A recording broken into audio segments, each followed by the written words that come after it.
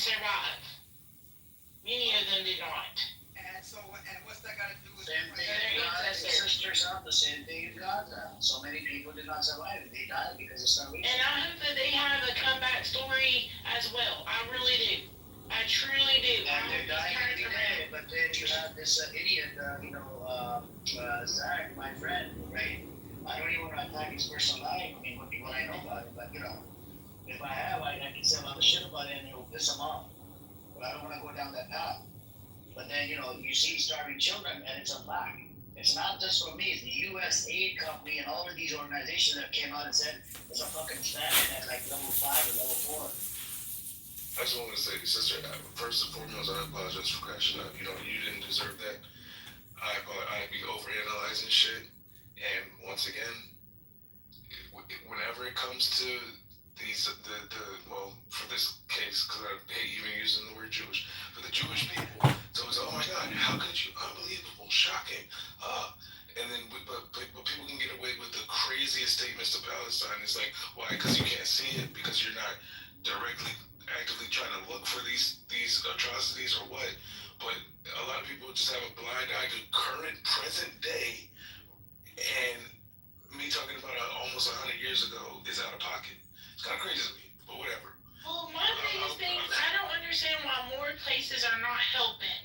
I don't get it. And Amir's tried to break it down to me, but I don't understand why their other Muslim brothers and sisters in surrounding countries are in bed with the U.S., in bed with Israel, in bed with everybody, and not helping them. I don't get it, and that's what frustrates me. It makes me very angry, and I also don't like the fact that I don't feel like there's nothing I can do. I'm not a person who believes in protest. I'm not wasting my breath, and I'm not going outside standing with the freaking sign.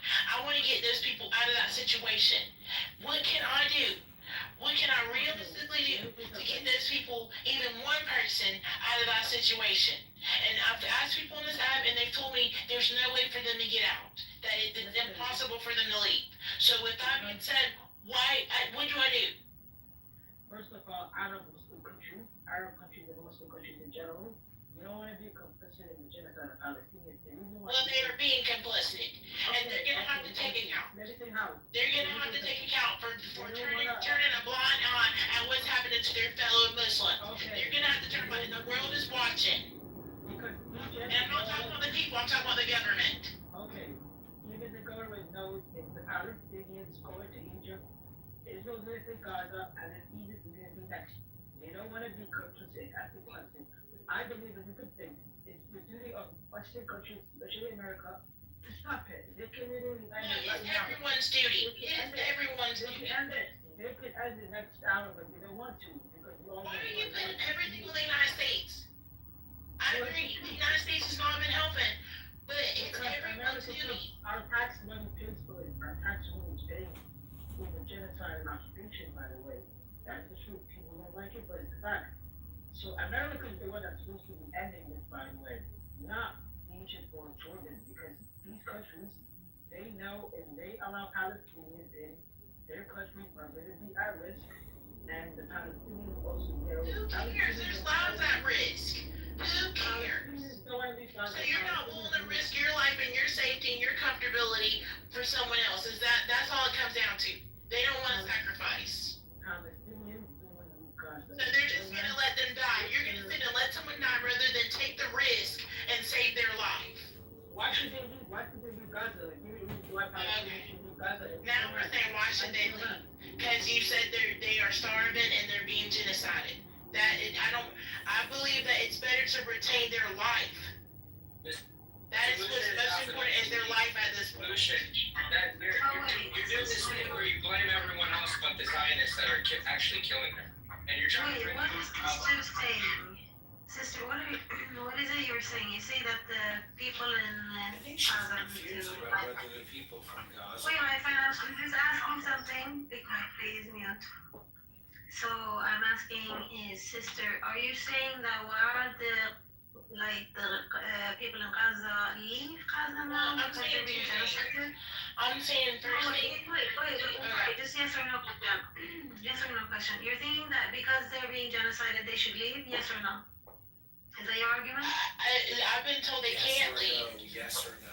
I don't know. I've been told they cannot leave. That is not an option. But if it were an option, then yes, they need to leave. So you're saying that fact is that they cannot leave, even if they would want to leave, right? And if they could leave, you say they should leave. But right now, they 100% can't. save their lives. So where we are in this situation now, they cannot leave, they're not allowed. What is it your argument is in this context that, what is it you're saying that Why you is should the what? government of Jordan and Egypt not doing more? Why are they not accepting them in? Why are they not fighting back? Because And they're supposed to be fellow Muslims. I don't understand that. Sister, they want this genocide to happen. They don't want the Gaza people to go leave. Wait, who wants it to happen?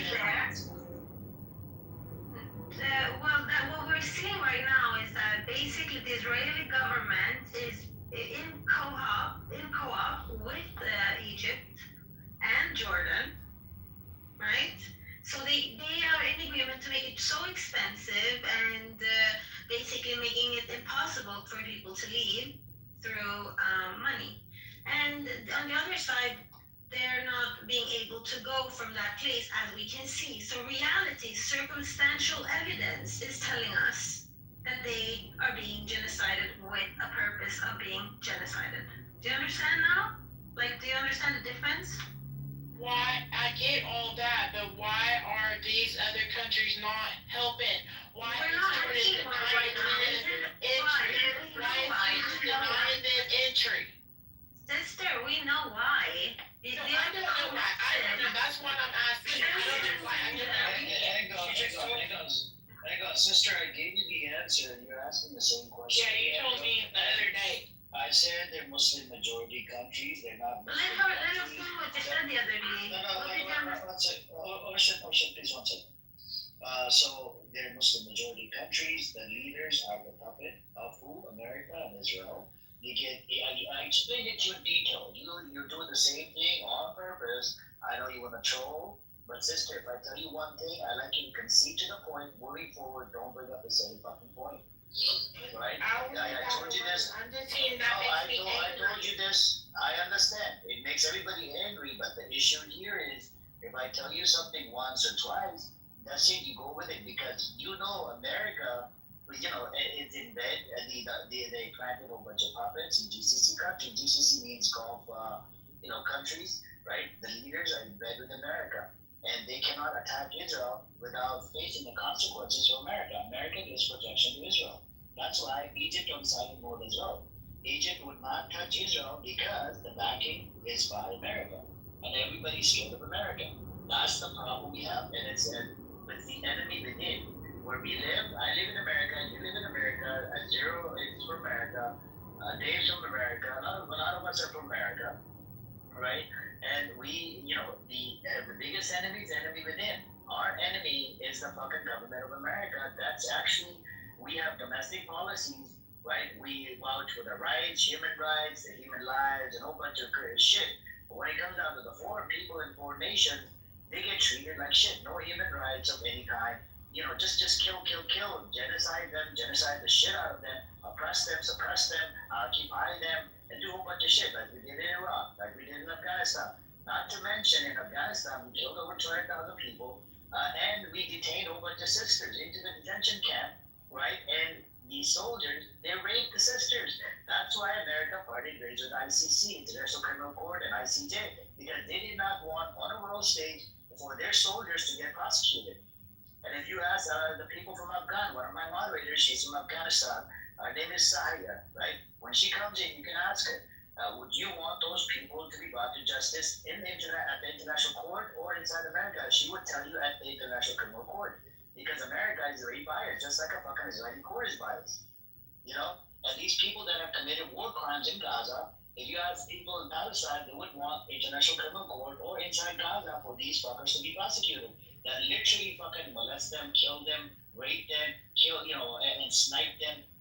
They kill a whole bunch of journalists, even in the recent news.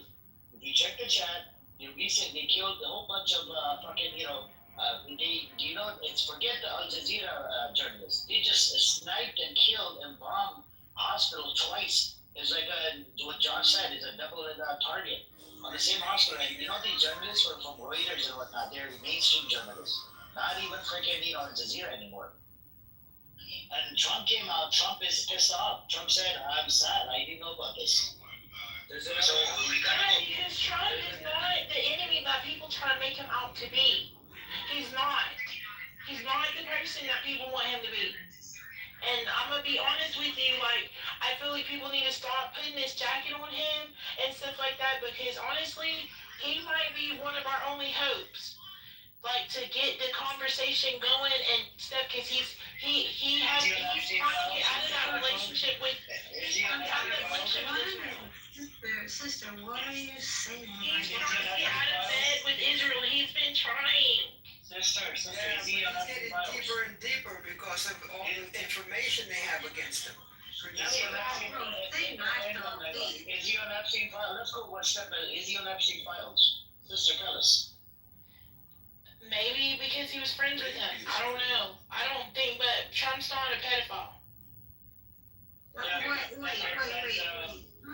And Dave, brother, please don't call, sister to be with. I was doing something. I was on another call when you did that, but respectfully, don't call. You can apologize. I don't take it personally. I can be bad sometimes. Yeah, but it's I not appreciate you taking that from me, Amir. It's just like common sense. You shouldn't call anyone a dick. Yeah, it's more so being offensive to the other women in the room.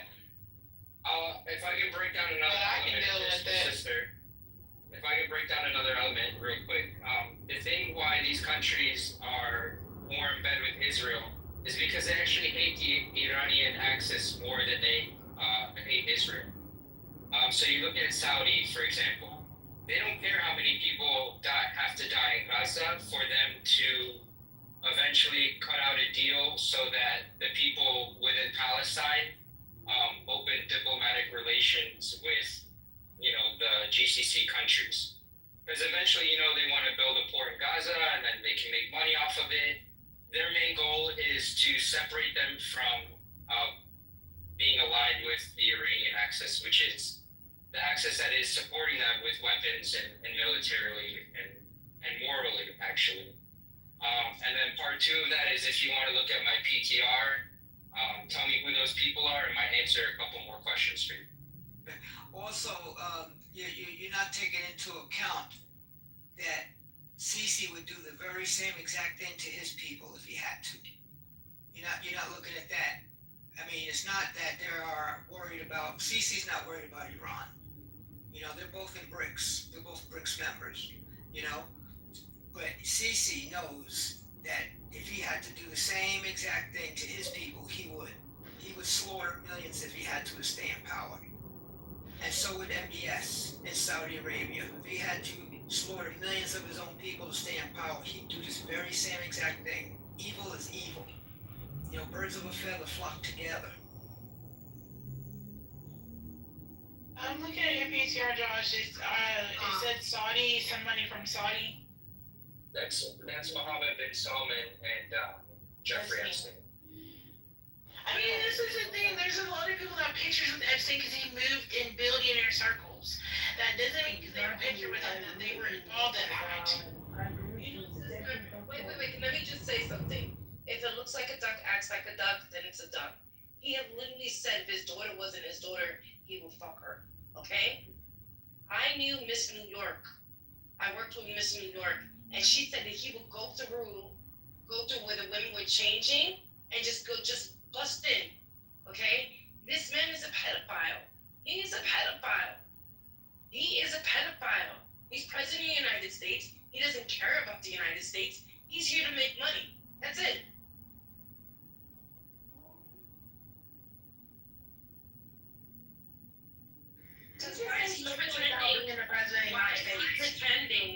Why is he pretending as if there's no Epstein list? Oh no. Well, by the way, the White House just opened up a TikTok, White House, official TikTok White House. They got trolled so bad saying, where's the Epstein list? But even his base is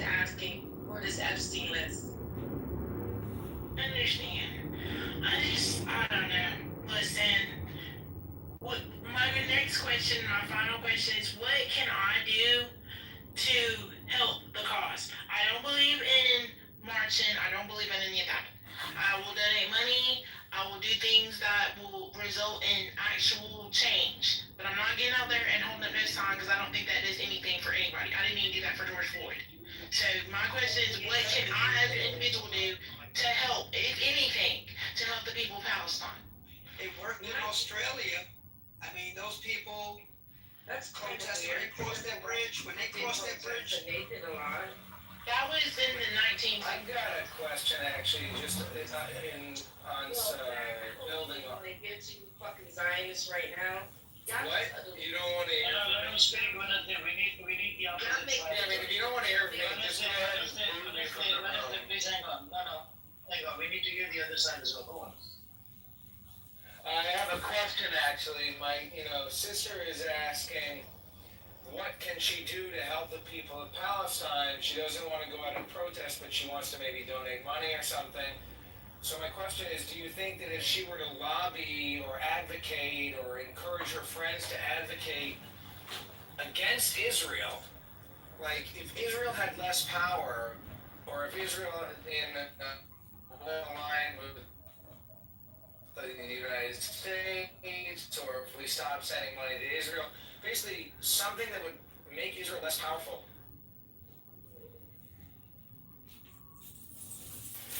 Well, we're about to elect, inshallah, the new mayor of New York, who's not taking any APAC money.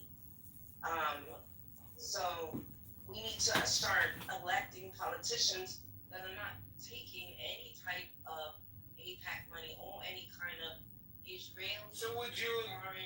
Is this your intent to answer my question? Okay. I just said it. So what? Can you repeat the question, Zach, so we can dive into it? Pain medicine or anything, first aid, everything is set here. They have everything they can possibly. So are you part of HR or in some way you administer this kind of stuff or no? I'm kind of, but I'm not really. I wouldn't say officially. Because you could just give everyone, like a $20 gift card a week for snacks or whatever, and then people don't have to. Stop. Didn't they tell you to keep down out your mouth? See, You see every day from this shit. So what shit? What's the shit that does? People killing people in the city. 14-year-olds carjacking. So what you're telling me is all the kids that are dying in rural neighborhoods, right? Rural areas in this country, which is a lot, by the way. You saying like you're not gonna count any of that. You're just gonna talk about blue states and blue cities, right? You see how you do that? Philadelphia. That's a rich state. Sorry. Okay. California was almost red. California was never red. Sorry. Close. Not close. No, not in my lifetime. Sorry. This last election was close. No. Okay. Yeah. Never mind. Showing y'all. Why do you think Governor Newsom wants to gerrymander the state, and what happens if it reverses on them? So this is how it So started. what happens? So What happens if Governor Newsom buddy. gerrymanders up the state? Actually fucks up the state. Okay. and it So becomes red. little boy, listen. Are you saying that's how it started with Newsom? Is this what we're gonna go with? No, That's the story we're gonna go with, right? Okay, so- because No. Let's see if you have any. the last time honesty. it was better was under Let's see if you have any honesty. Answer me this, young Arnold man. Schwarzenegger said Yeah. it changed since he was in office. Okay, young man, answer me this question. Why did Newsom decide to want to do the gerrymandering this time? Well, why did Because he wanted to get a few more votes in the state. Okay, yeah, but why? Because he figured Texas was going to take some away from him. Oh, okay, so you got some honesty. Yeah, he figured that Texas is doing disservice to their own But constituents. Pennsylvania By is doing stealing it too. Other states are doing it. That's Okay, the only do state. you know how to But focus? what happens? Do you know how to focus? When it backfires on Newsom? What happens when it backfires on Texas? What happens when it backfires? It'll It's never not become going a red to state. backfire on Texas. It's going to be a red state. You don't understand. Texas will become red.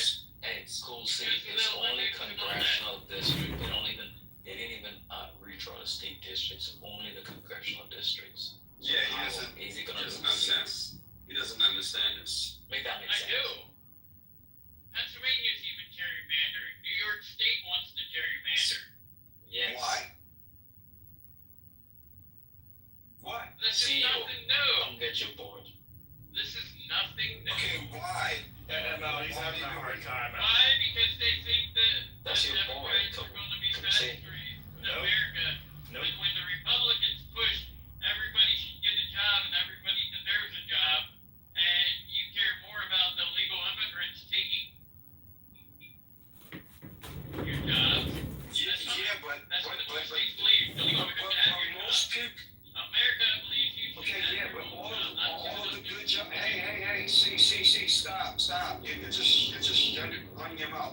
good jobs, right, that were held by people in this country who worked for the government, they were losing it under Donald. Donald made them lose their job.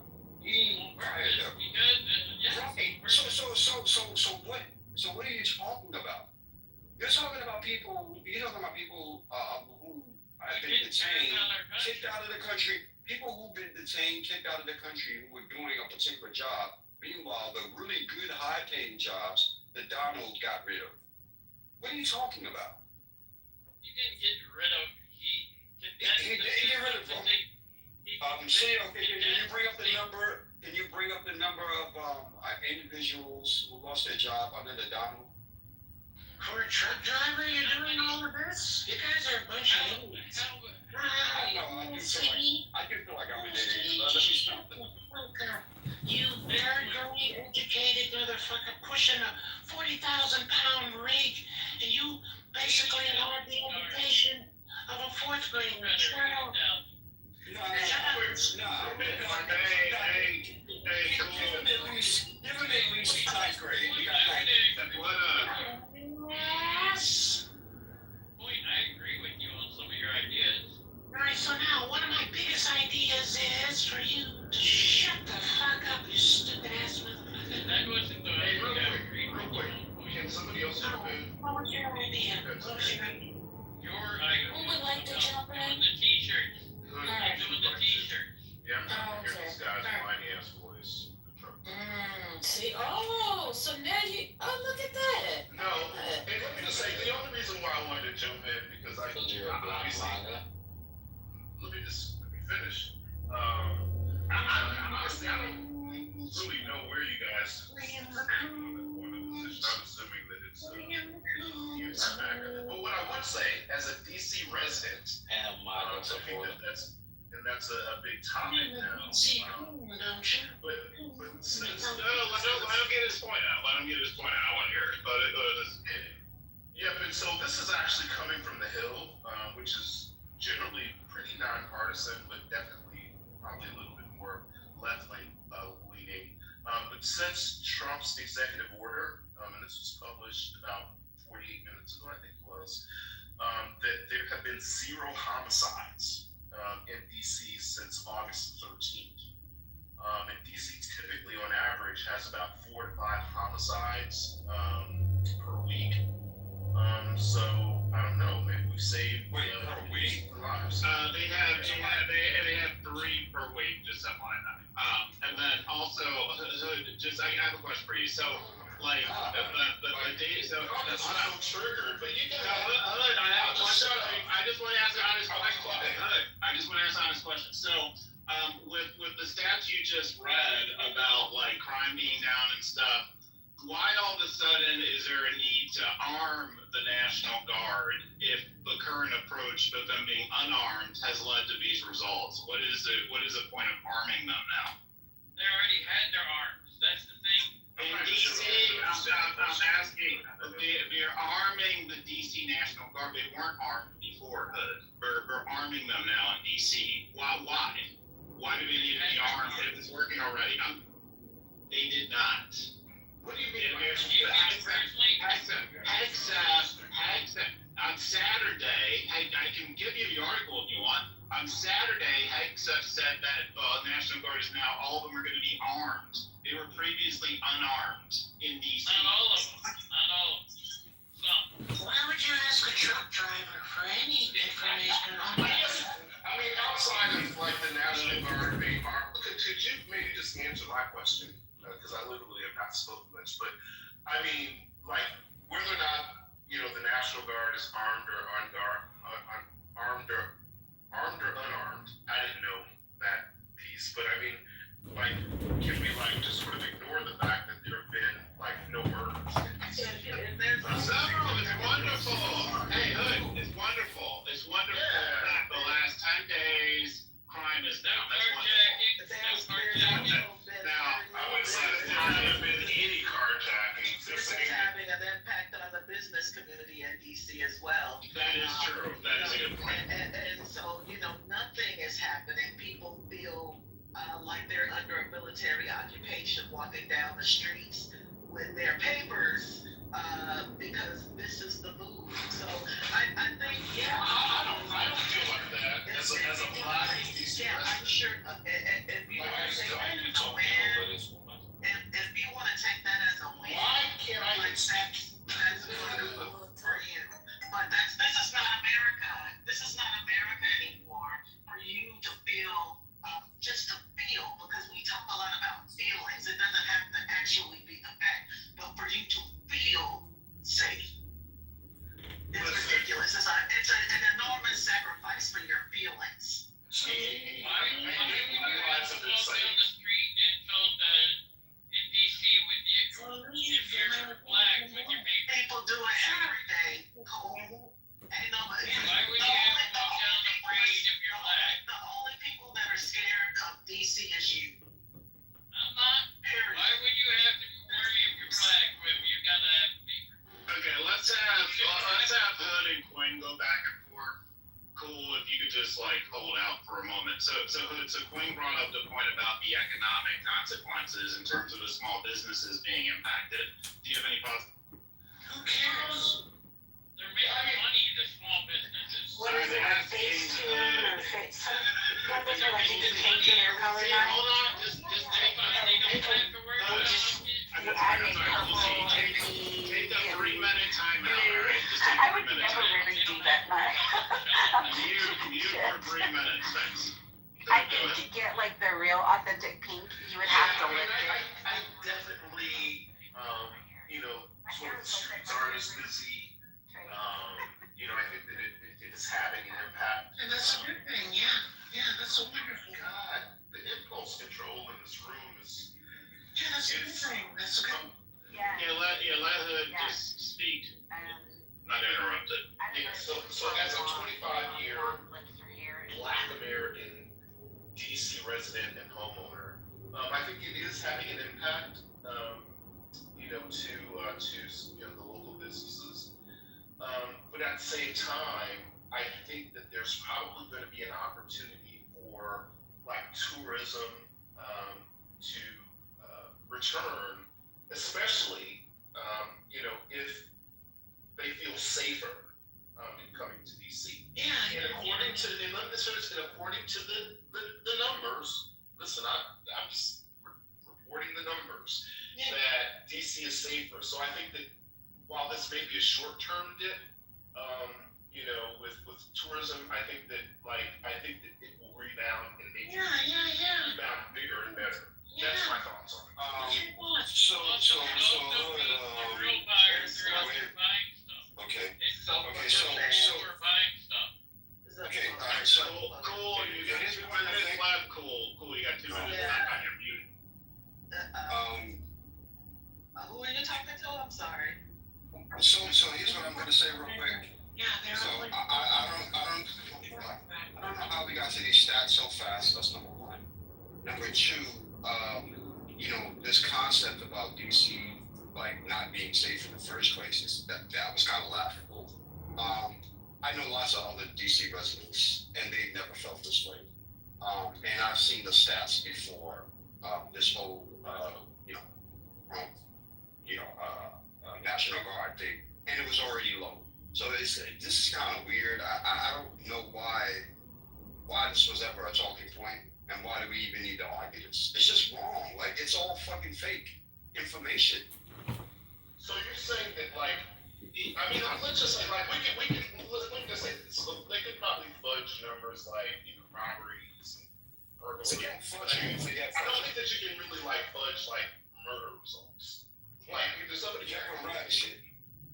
So I don't know. But what you're ignoring is that what people are reacting to is being occupied. So all the time, you remember when motherfuckers was going, popping their heads off about the lockdowns and what if the National Guard was deployed to make sure that people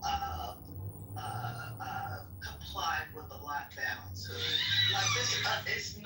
This is not an emergency situation. People's freedoms, their sense of freedom, you talk about their sense of safety, their sense of freedom is being impacted. It's impacting your local economy, right, negatively, as it would impact our economy in Chicago, while we're still getting major tourism dollars. Nobody's afraid, like, except for motherfuckers who only know Chicago from watching it on fucking Fox News. Yeah. That is it. Yeah. So I mean, like, you can feel scared. Like, it's a lot of scared, cowardly motherfuckers walking around here. I've never been scared even to walk through project buildings. I have done so in my life in this city. Okay? Like, give me a fucking break. And let's not ignore the fact that if you want to feel safe walking down the street, cool. How about walking down your college hallways?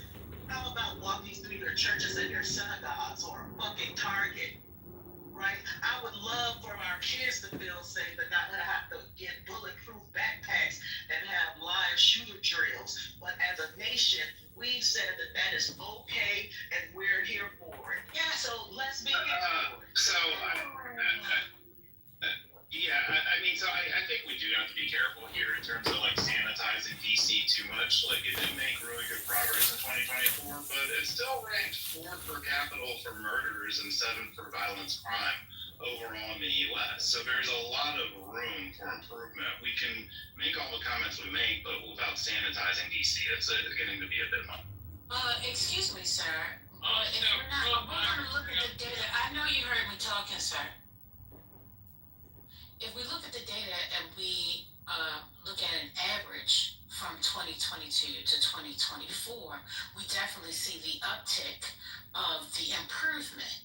Would you not say that as well? I said that. I said we can talk about the improvements, and there was an improvement in 2024. Absolutely. It's going in the right direction, 100%. So it is going in the right direction. So when you say sanitize it, like, what are we talking about? Yeah, I can say that. Of working it. It So doesn't happen overnight. So when I say like it seems like we're sanitizing it, it's like when people are saying like DC safe and all this and that. If you're number 4 out of every city in America for murder per capita and number 7 overall for violence crime, that don't count as safe. CEO. It just doesn't. CEO. As a nation, we know what our problems stem from gun violence. Yes, agreed. But as a nation, we have said through in the public square that we are okay with that. I hear that argument. Excuse me. Don't look at cities in the face talking about gun crimes when people have walked through preschools and blown fucking white toddlers away, and white folks did nothing. What's wrong with that? But I feel like Cole needs to shut the fuck up, because we see how y'all react to crime in your neighborhoods and your communities. You do nothing because you would rather have your guns, and so be it. There comes a point when there's illegal gun ownership. That's why all the mass shootings were by legal gun owners. Let me just say this real quick. If I could just say something real fast. Every day, Bro, murder in little cities and towns. And how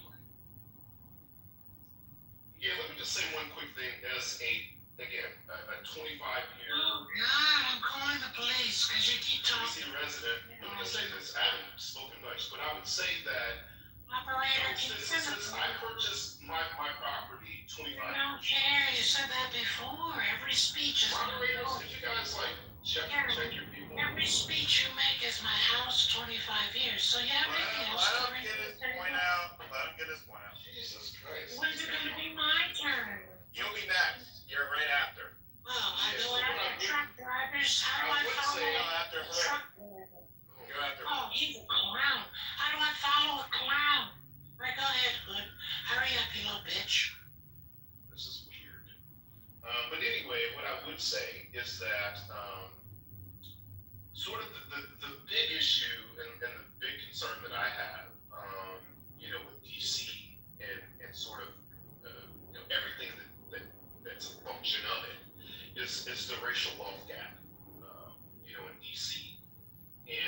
certainly, since I bought my property, and quite honestly, I didn't really know much about the neighborhood. Let's talk about your that I bought property again. Oh my God. No, we want to focus on. I think you need to shut the fuck up and let me finish. Like, you're not funny, you're not clever, you're not cute. You're just really annoying. And I think that you're preventing people. All right, so points not at stage right now. Go ahead. Yeah, so I think the big issue is really the racial wealth gap in DC. And as much as crime, since I lived in DC 25 years ago, and it was even worse before I moved to DC, that the reduction in crime in DC, it's not a function of sort of like the Washingtonians, the native Washingtonians, that they, the education improved or their wealth position improved or any of those things to sort of eradicate, a lot of the violence and crime in DC, but it's because they were literally gentrified out.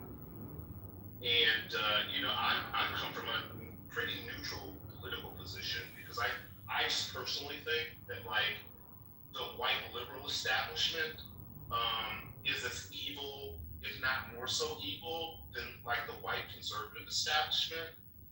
And I'm just a firm believer in the core of who I am. I think that white liberals, across this nation have been ethnically cleansing the black American population across all of our inner cities, which is why they're so pressed and will do anything to replace that population with illegal immigrants. So, let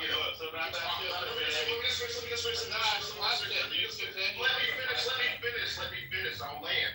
So listen, when we see people bragging about, DC is, the crime is improving, and that's only because wealthy white liberals are forcing and gentrifying black people out of their neighborhoods. And so that's it.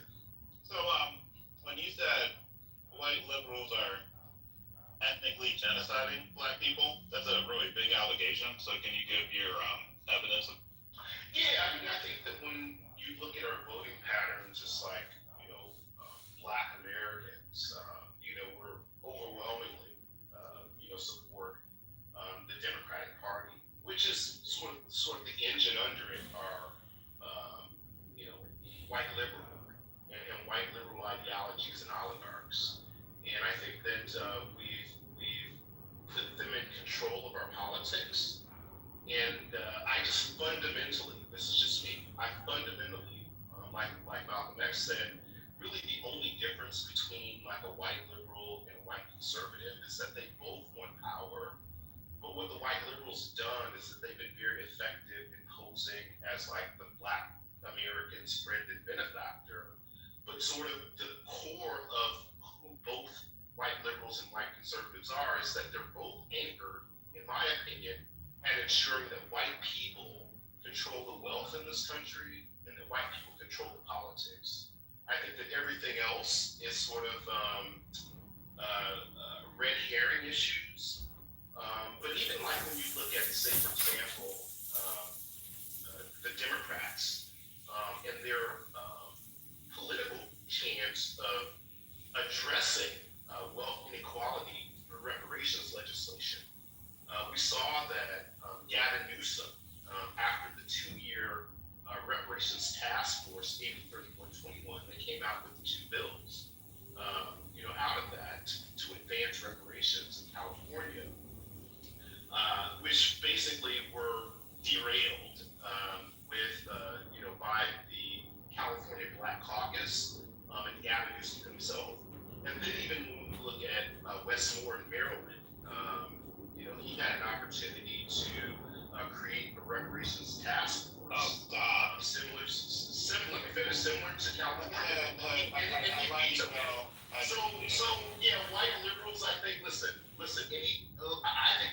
think that white liberals and white conservatives are just different wings of the same bird. And trusting our politics to white liberals is crazy. That's just okay. We're having a conversation. So, West Rushmore just said no to a study because they already had free studies, right? He said, come back with an action plan and then I'll do something on it. So what was your issue there? And then second, can you not say the whole thing about white liberals are committing ethnic genocide? Because I asked you for an example of I this. said the white liberal establishment. The white liberal establishment. Okay, yeah. So I didn't. Margaret Sanger did that. I didn't hear an example of the ethnic Margaret genocide. Sanger. No, not Margaret Sanger, stupid. Planned Parenthood and Abortion. Margaret Sanger Abortion. control, 20 stupid. million. Abortion. Control, Imagine if you had 24 Margaret million Sanger black advocated for birth control, not abortion, you assholes. Abortion. Abortion is essentially. wanted abortion. Read a book, Margaret Sanger advocated for birth control. Read And a abortion. book. Planned No, Parenthood. stupid ass. Planned White Parenthood. liberals have been genociding black people for decades. So y'all against birth control, Birth control, is that what y'all are coming for now? Yeah, because black people are the only one that use 20 birth million control. black and 20 million black people have And died. you don't give a fuck. Abortion. How do your black neighbors feel about it? Or do you live in a segregated community? Do you have any black Imagine friends? having more Get families. the fuck out. Yeah, abortion, in my opinion, is essentially Imagine the separation of ethnic cleansing that's been sold as a woman's right to choose. Just my opinion. Living in a police state is not a liberal issue. But Okay? the Democrats And you push know the what? Democrats. I think a generation from now, you niggas, kids probably. Oh, wow, we're niggas now. That's Yes, offensive. absolutely. Yeah, can we put a hat on the nigga on that? Excuse Yeah, me. don't call me a nigga. Democrats You push Someone's separation. got it on there. niggas I think we can have a civil discord without you people, shut the fuck without up. me calling But people the niggas. Democrats push separation of fathers from families. Yeah, can we, like, moderate Y'all- this space? Been called a nigga. Let's go.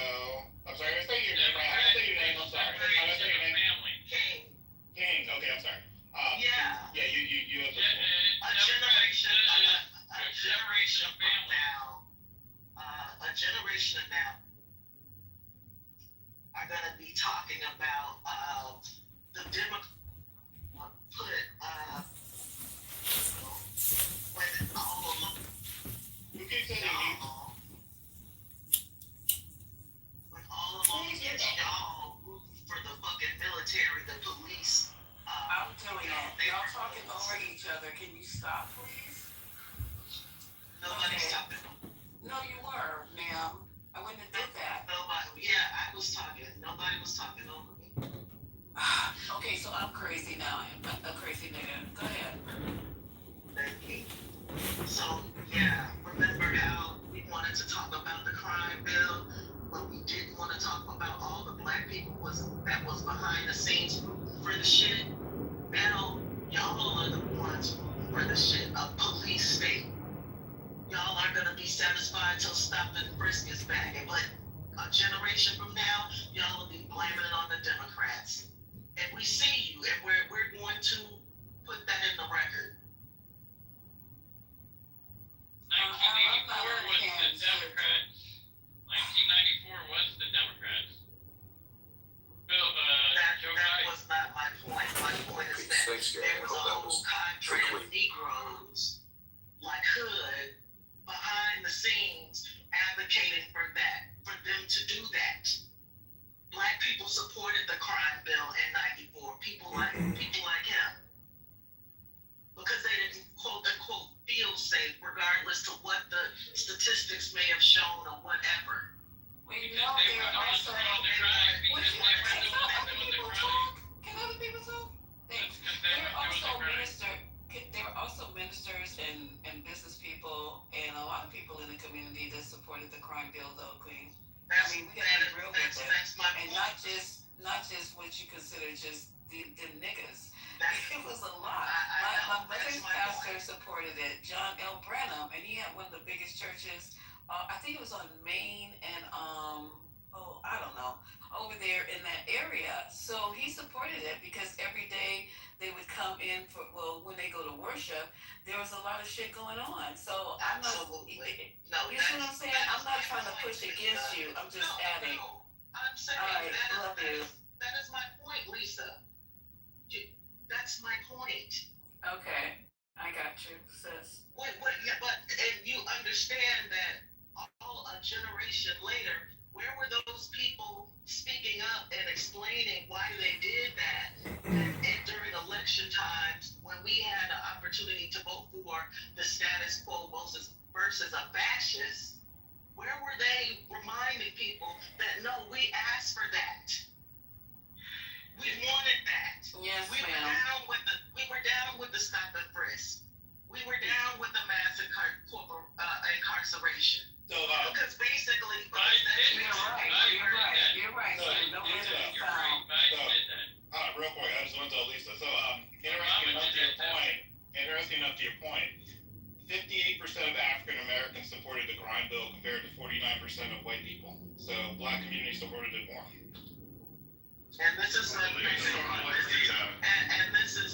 but a read. We have learned nothing. That is my point. We have learned nothing. Listen, let me just say this one real quick, literally. I think that, and just because you're black doesn't mean that your politics is anchored in like how politics can benefit the black community. If that's not you, that's fine. But I think that for those black people that want to weaponize and leverage politics to improve the black community, I guess sort of the message that I'm saying is that I think that we need, as black people, that group of black people, I think we really need to start envisioning a different way of doing politics. Because if we continue to sort of fight and banter, between supporting and advocating for Republicans or Democrats, I just think that we're always going to be in this perpetual cycle of like status quo, because neither of these parties are anchored in weaponizing politics to improve the black community outside of just using us for our vote. And I think that as long as like black people just see ourselves, fighting to defend being on plantation A or plantation B, I just think we'll never get anywhere. I think that we need to envision a bigger politics. Why anything that have to do with us is plantation? I don't know why you keep using that terminology, plantation. The plantation mindset. There's nothing about black people that are going to talk over me. Are you going to talk over me? Well, I think that you're trying to redirect. No, I'm not trying to do shit. I just asked for a minute so I can finish my. That's what it is. This plantation bullshit that you guys. Okay, I'm gonna mute you or either throw you down. One or the other. That's fine. You go ahead. One or the other. Yeah, my point is. But you coming in here and just loading on and shitting on the stage talking about plantation this, plantation that. You don't use that type of terminology when you talk about white folks. There's nothing about me being on a fucking plantation in 2025, sir. Not one fucking thing. Not my kids, not me, not my family, not my fucking community. So you need to find another fucking talking point when you start talking about, my community.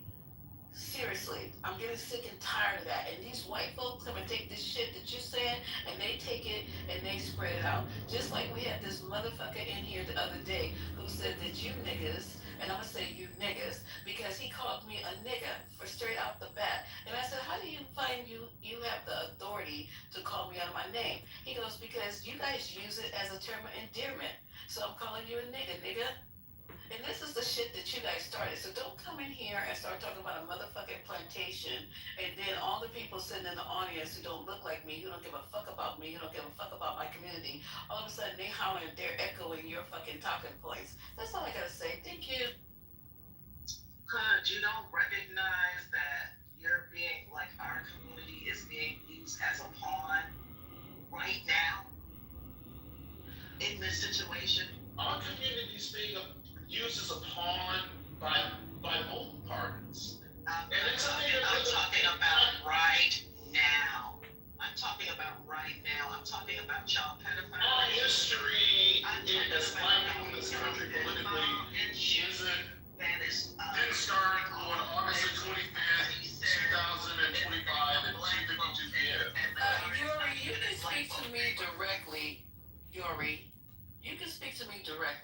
Okay, I said it. So what is the problem with what I said, Yuri? You're on stage. You get a mic.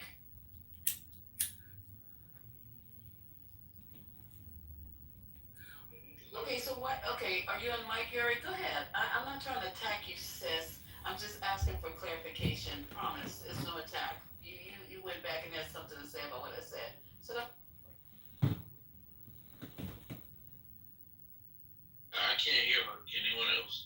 is there something wrong with your mic, Yuri? Are you trying to speak? You might have to come back. Well, I don't see anything wrong with plantation. I think you're. Hey, Al, I don't give a fuck what you think. I think. I don't really give a fuck, Al. Al, that's not nice. On a fucking plantation because you think that shit is cute. Go right ahead. Nobody's stopping you. I said me, my family, and my community. Where you live, plantation might be a thing, babe.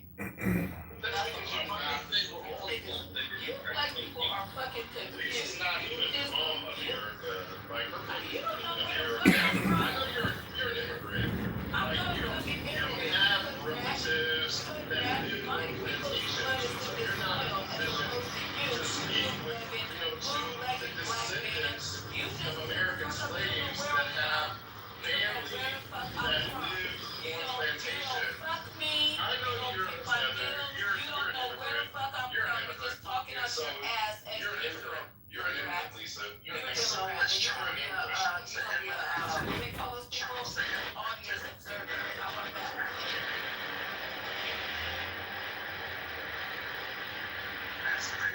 Go ahead, Yuri. It's on you.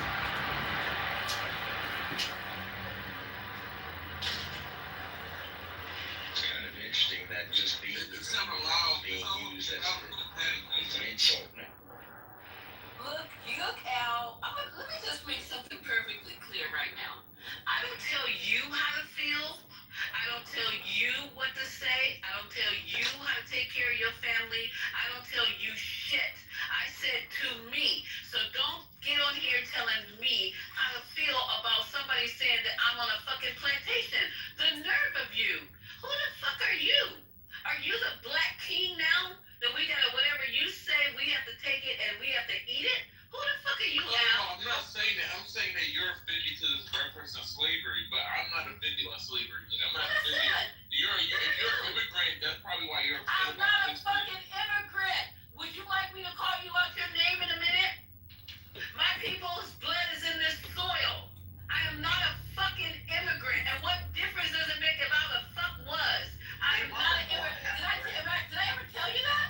Did I ever tell you that? Did I send you a copy of my fucking birth certificate and my passport? Did I send you my people's history? Did I do any of that for you, Al? For you to come out of your fucking ass and call me an immigrant? Did I do any of that? Are you listening to the hood rat because you both men?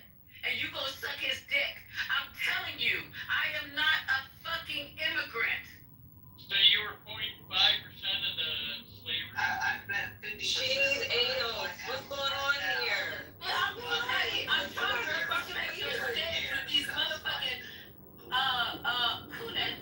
I'm trying to be nice. They don't know me well enough to be in here trying to tell me I'm a motherfucking immigrant. They don't know me. Them niggas ain't even seen me, never met me, probably never heard me come off mic. Now all of a sudden I'm a fucking immigrant to them two kunites. Stop it. I'm not asking you your heritage not one fucking time did I come off a mic and question where you from and who you are. Not one fucking time, Al. So what's your problem with me today? What is it? You want me to be an immigrant? You're attracted to spicy, indigenous people? Are you? What is going on today? I think you only got a little bit of a lighter color because your family mixed with a white person. What? Shut the fuck up. Light skin. There are a lot of people in this room, sir, who are mixed. Now what's your problem with it? What's your fucking problem with it? There are a lot of people on the stage who are more light of skin, like you want to say. So what's your fucking problem with it? I don't know what's going on. Sir, Strong like it when you're saying you're not a legal immigrant. Where are you from? Are you a recent immigrant? How many generations have you been here? Well, my family heritage goes back to a president. Which president? block your dumb ass. I swear to God, I have nobody on my block list. You're gonna be the first motherfucker. Lisa, do you think that my life revolves around like? Do you think my life revolves around you, nigga? Fucking clubhouse, like. Do you fucking no, I don't think it revolves around Clubhouse. Weirdo. I think you come in here and you think you gotta. You think that you got. So get out of my drawers, nigga. If you don't know me, climb out. Climb out. I know you like it there. I know you love it there, but climb the fuck out. Let's bring it back. Let's bring it back. He's a fucking idiot. Let's bring it back. Let's bring it back. So yeah, who said that? Who said let's talk about Trump? All right, so let's just stick to knowing what we know. If you have to ask a question, just ask a question. I don't know Lisa's background, but I don't think that she's an immigrant. So we can move along. Next on the docket, what's going on?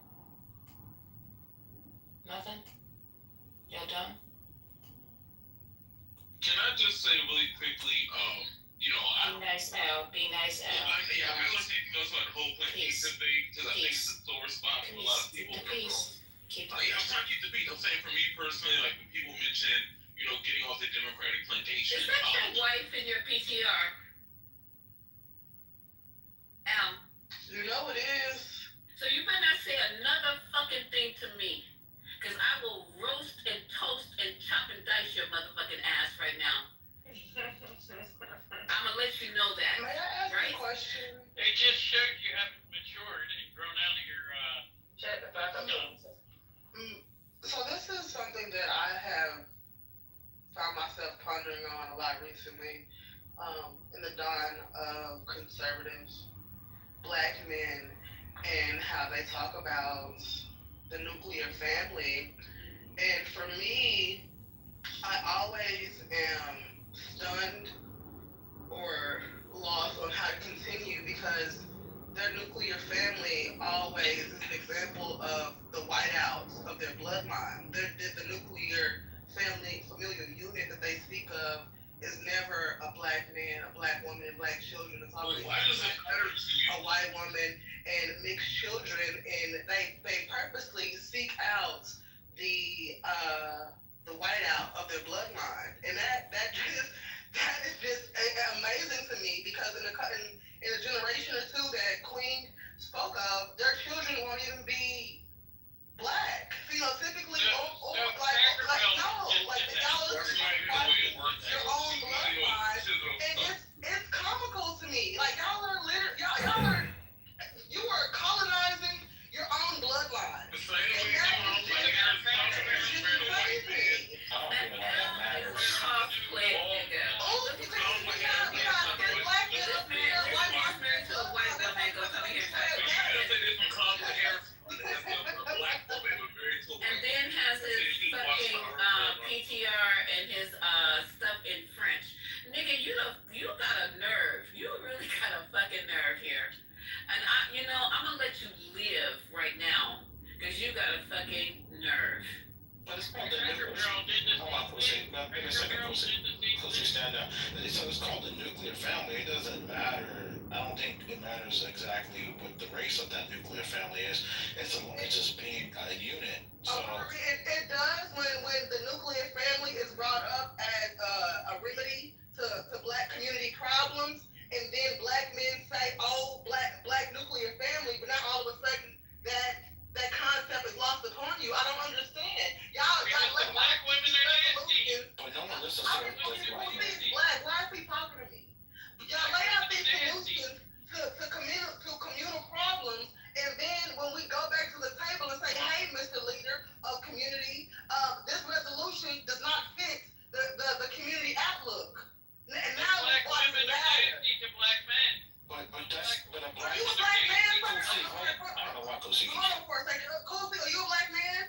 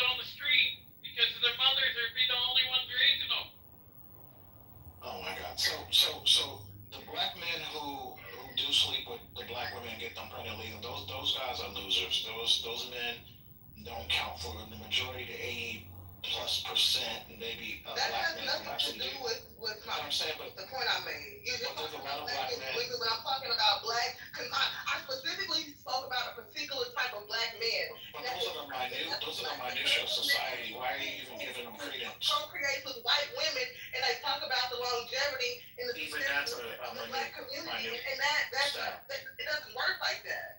Yeah, but why don't you focus on the majority versus the minority of people who do things? Because I'm focusing on what I brought up in the conversation. That's why. Yeah, but see, the thing is, people get. I brought up Why is Cool C still Okay, talking? let me help out real quick. Wait a minute. So wait a minute. Cool C. You're in the truck. I know you think that we're supposed to just pay attention to you because you lack color, but that's not going to happen. Omari and Oasis are having a conversation, and we're going to allow them. If you continue to interrupt one more time, that's all you have. You will be placed in the GOAT. Okay? Thank you. Go ahead, Oasis, Omari. No, I get. I'll go ahead and I'll let you go first. Well, because you're talking about why am I focusing on a specific sector of people as if I did not specify in my initial offering. So I'm focusing on them because that's the group of people I want to learn more about. I'm trying to get to the psyche of it. It's not about, oh my God, one bad apple, throwing out one bad apple that ruins the bunch. No, I want to figure out why that apple turned bad to begin with. Yeah, I think the men who do that, and I do see these talking points from some black men, and a lot of times they're men who particularly probably lean more right? But I would say, I always push back and say, look, why did the black man leave? He laid down with a black woman, got her pregnant, then took off. I think, what's his name, Tommy Sotomayor, or whatever the hell his name is, he got like a gang, he's been divorced multiple times, but he is the worst advocate, speaker for that movement, which is, what do they call themselves? Incels, whatever they call them? Yeah, whatever. And so, these folks they've been broken up, they can never keep a relationship, but they're able to talk, be able to communicate, and they get a big following. They just allow his voices on the internet, that's all. But most black men love black women. Like, I might not be married to, I've been with my wife since I was 15 years old, right? I'm 47. So, but before I dated nothing but black women. She's Hawaiian. So, doesn't mean that I don't love black women. Nobody cared. That's just You know what your wife since you was 15 years old? I mean, yeah, 92. So how the hell you loved any other black woman before 15? What's going on? But you was in love before 15? Oh yeah. Allison. Yeah. Well, her name was, so she was black. Her name was Allison. But anyways, that's Yeah, I didn't either. One whole black woman in my child life. This is the thing that gets me though, because you don't have to put a silver lining in. The silver lining when y'all give y'all responses always, y'all had that one black woman 6 years ago, 6 years old. But oh my, like that's the silver lining is not needed to justify your point. Just stay on the fact that you're the If I was divorced, I would marry someone like Lisa. I would probably marry another black woman like her. I do not give a fuck, Omari. Your dick is not big enough. First of all, nigga. Fuck if you would marry me or not, because I don't need you, Negro. You're not a prize. You're not a fucking prize. I'm raising one. And let me tell you what the caveat is. It looks like your dumb, ignorant ass. Okay? I don't know why you niggas is in my panties today. For what? I don't know. I ain't said nothing to you. Winding, white worshiping motherfuckers. I ain't said nothing to y'all. So get out of my lane. Shut up, trucker, and drive. I just took a stray. This is what I'm telling you. I don't need you, Omari, like you some fucking prize, like I gotta marry your fucking ass. You nothing. You and this other hood rat at the end are Al. Like you guys are fucking prizes. Okay, he was just saying. Look at me and then look at you and make a decision. Okay, so if I'm not mistaken, the conversation, somebody asked him about marrying a black woman. He said if he were to get married again, he would marry a woman like Lisa. That wasn't a He said not like Lisa. I said like Lisa. Oh, I apologize, Omari. I'm sorry. Oh God, I'm so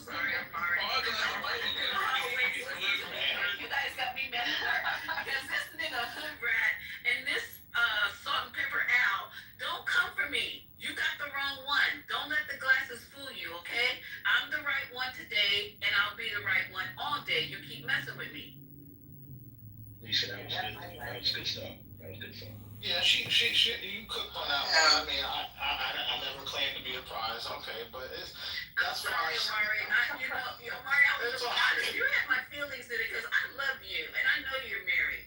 And I'm your side piece. And all of a sudden, you gonna get up here and start disrespecting me? Nah. After all we've been through? What the hell? Nah, never. I was like, damn. That's what I figured. I blame Al anyway. I was gonna punch Al and Kosi for that one anyway. Hold on. And listen, at this point, I think that Lisa and Mickey are evil fraternal twins and don't even fucking know it.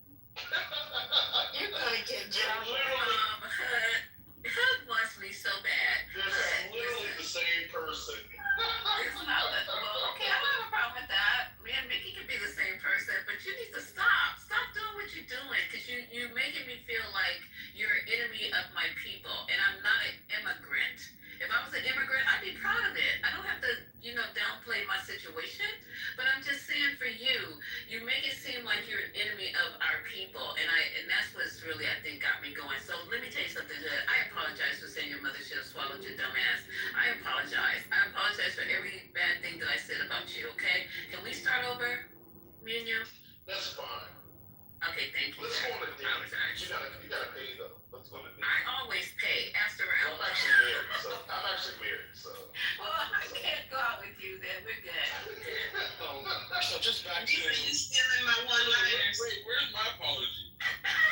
I apologize. You remember, Lisa, you remember when I told Man Kennedy that his mama should have swallowed him and he had a fit?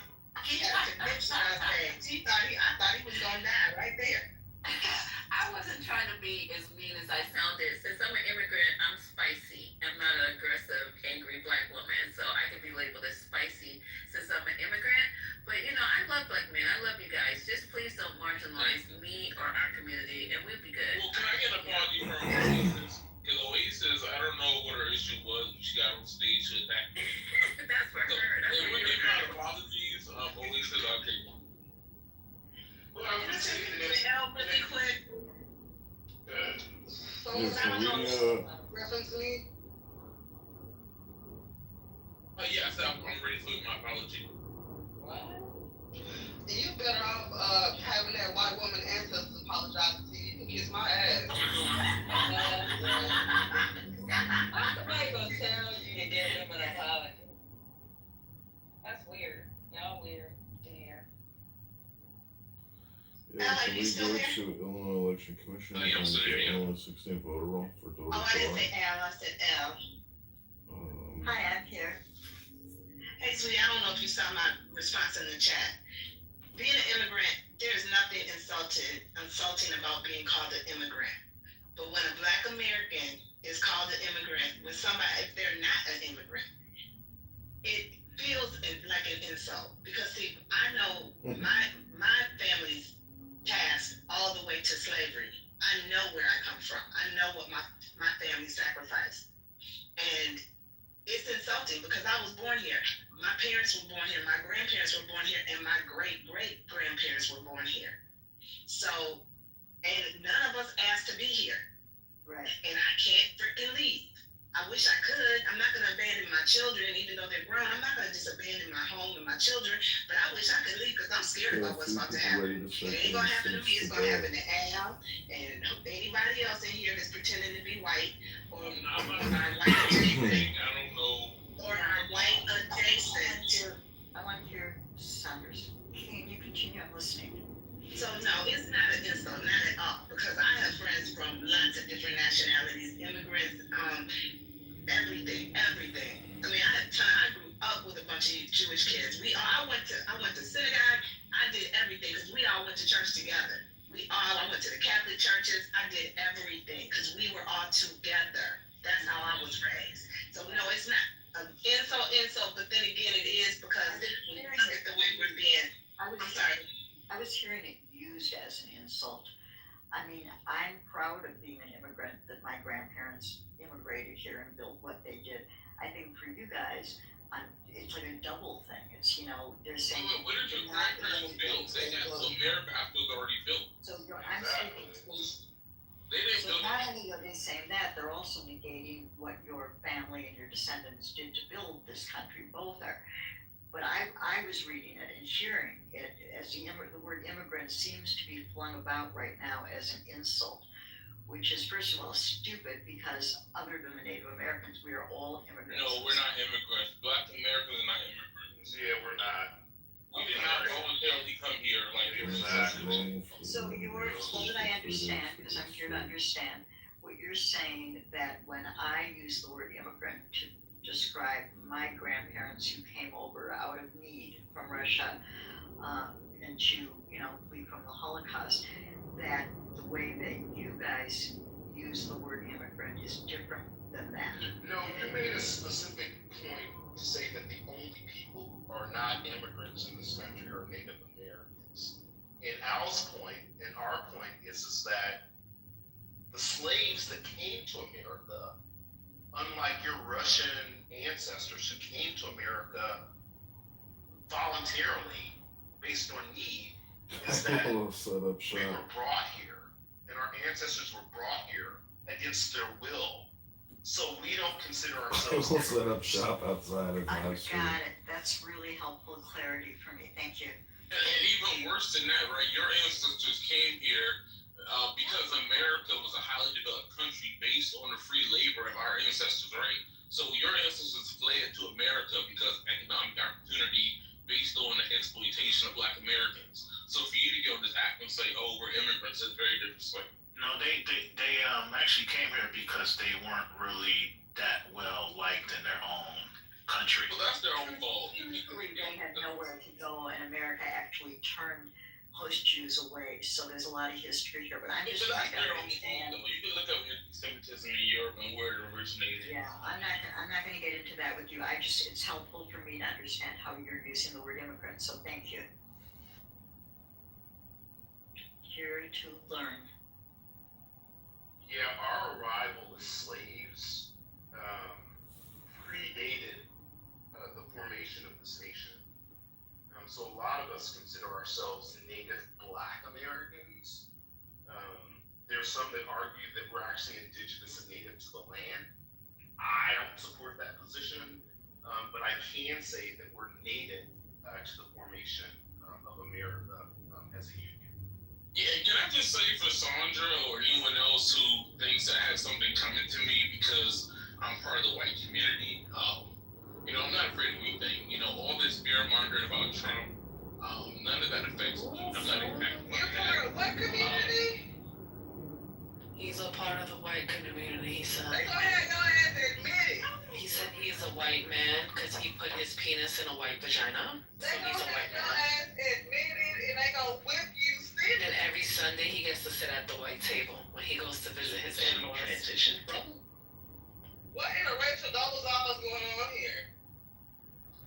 Oh, Rachel. He eats chicken with pepper and salt with mashed potatoes and corn.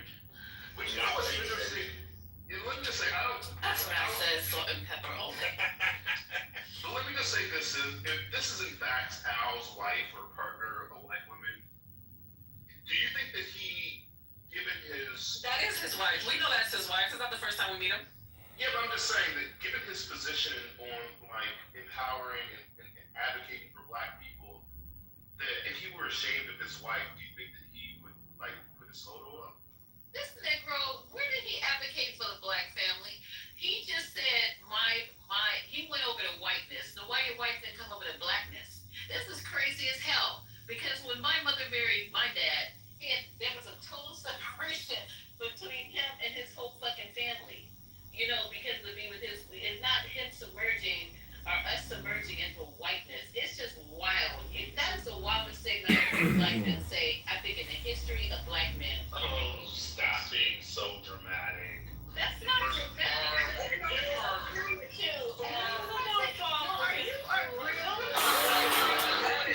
And I have to say to you, the other person aside from Aaron Delmar at the Barrington event, it forwards to Joe Severino. So he actually doesn't know Joe Severino. So there he goes again. Boom. Now at the break, and he said, I know. Of course he knows who Joe Severino is. But that's just lying, and that's just disingenuousness that people are fed up with, and that's right. The reason that we lose all these elections, the reason that we're constantly losing is our party. You have what, $1,000 in the bank, or something like that, in the Cook County GOP. You have no money, no resources, and what you're doing is you're losing the big builder. So it's just about getting a very great job on the radio. How about to saying we need to run elections actually, and you haven't done it for 10 years. If you just admit it or do something like that, you won't even be on here because nobody cares, because nobody knows what's going to realize, and nobody knows who you are. What they know is that we failed. We know that the GOP losers, all of this is thank you in Cook County, we're getting 23% of the vote. Is that funny? To get 22% of the vote, it's funny in an election? You have 50 wards, and of the 50 wards in Chicago, what do you have, 5 precinct captains? I mean, you're an abject failure. You've been an abject failure for winning elections, and you're talking about winning elections. That's called protection. And most people can see it. Most people know that. You're failing over and over, and we'd like to change that. So here. Shut the fuck up, nigga. I was trying to be a little fucking respectful. Now you gotta be out my body. His dad got him. You fucking clown. Shut the fuck up. Go back to your fucking rat hole that you came out, you fucking. Now who's fucking next? I guess I don't get this argument though. I mean, didn't they fight for that? I don't know what year was it, 1967 or some shit like that? What year was that? Loving v. Virginia. Didn't they fight for interracial marriage and for that equality to be able to marry and be whoever you want? Like, why? Don't say them. You are part of them. Say us. No, We. All. I mean, Iron Omar loses but crashes out of debate with congressional candidate Mark Rice. Yeah, that's what I'm saying. What is the big deal if you find someone that you love and she doesn't have the same skin as you? Like, I don't get it. When That's what I'm kind of confused too, because Kamala Harris has 2 immigrant parents. I don't care That got him. They're saying my kid won't be black. Kamala Harris is a black woman somehow, even though both her parents are immigrants, and they're from, they're not even black themselves. So I'm confused how Kamala Harris is black. This whole thing is very, very strange. The way they try to manipulate. Still be like an outsider to your own body and see yourself doing it, but be powerless to stop it. You know, I understand just a physical drug addiction. You know, you're sick and making you feel like shit if you don't take the drug. But, you know, gambling is not palpable like that in the same way. So anyway, I will mute. I've been talking. Omar. No, that's fascinating. Omar loses and crashes out in debate with congressional candidate Mark Rice.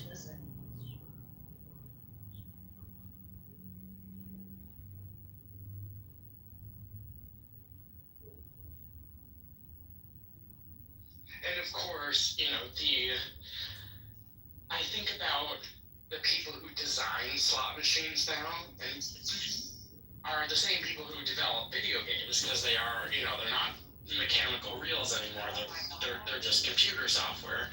So I think like they must have the best video game developers in the world and the best psychologists in the world, all working in tandem to make the experience as addictive as possible.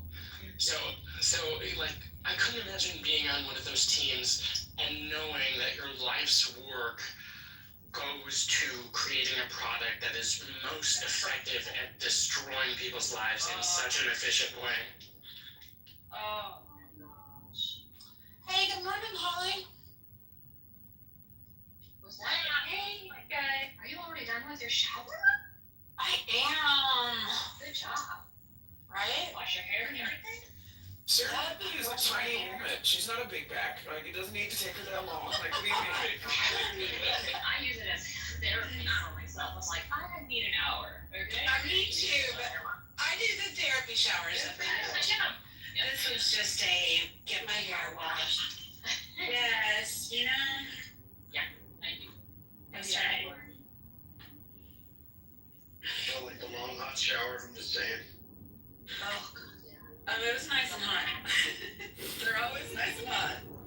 can. I make it super freaking icy cold for like a minute and a half, 2 minutes to cool my body temp. Oh yeah, it's good for you. My house is cold enough that like getting out of the shower, you step into freaking icebergs. Yeah, that's the best. I live in a condo, and somebody had the brilliant idea of instead of putting the bathroom where the windows are, they put it in the middle of the unit, like in the middle of the box, basically of several units. So it's on the inside of the building.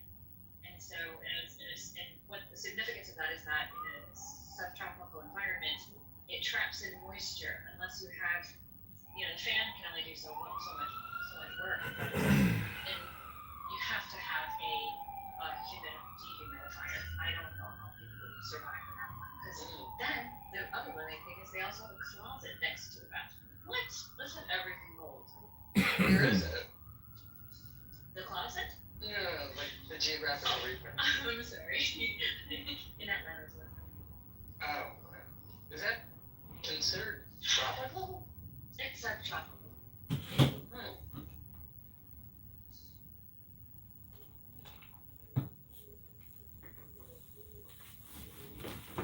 Now I want a nap.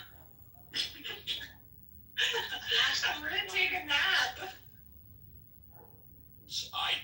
I don't know. I don't know if they can.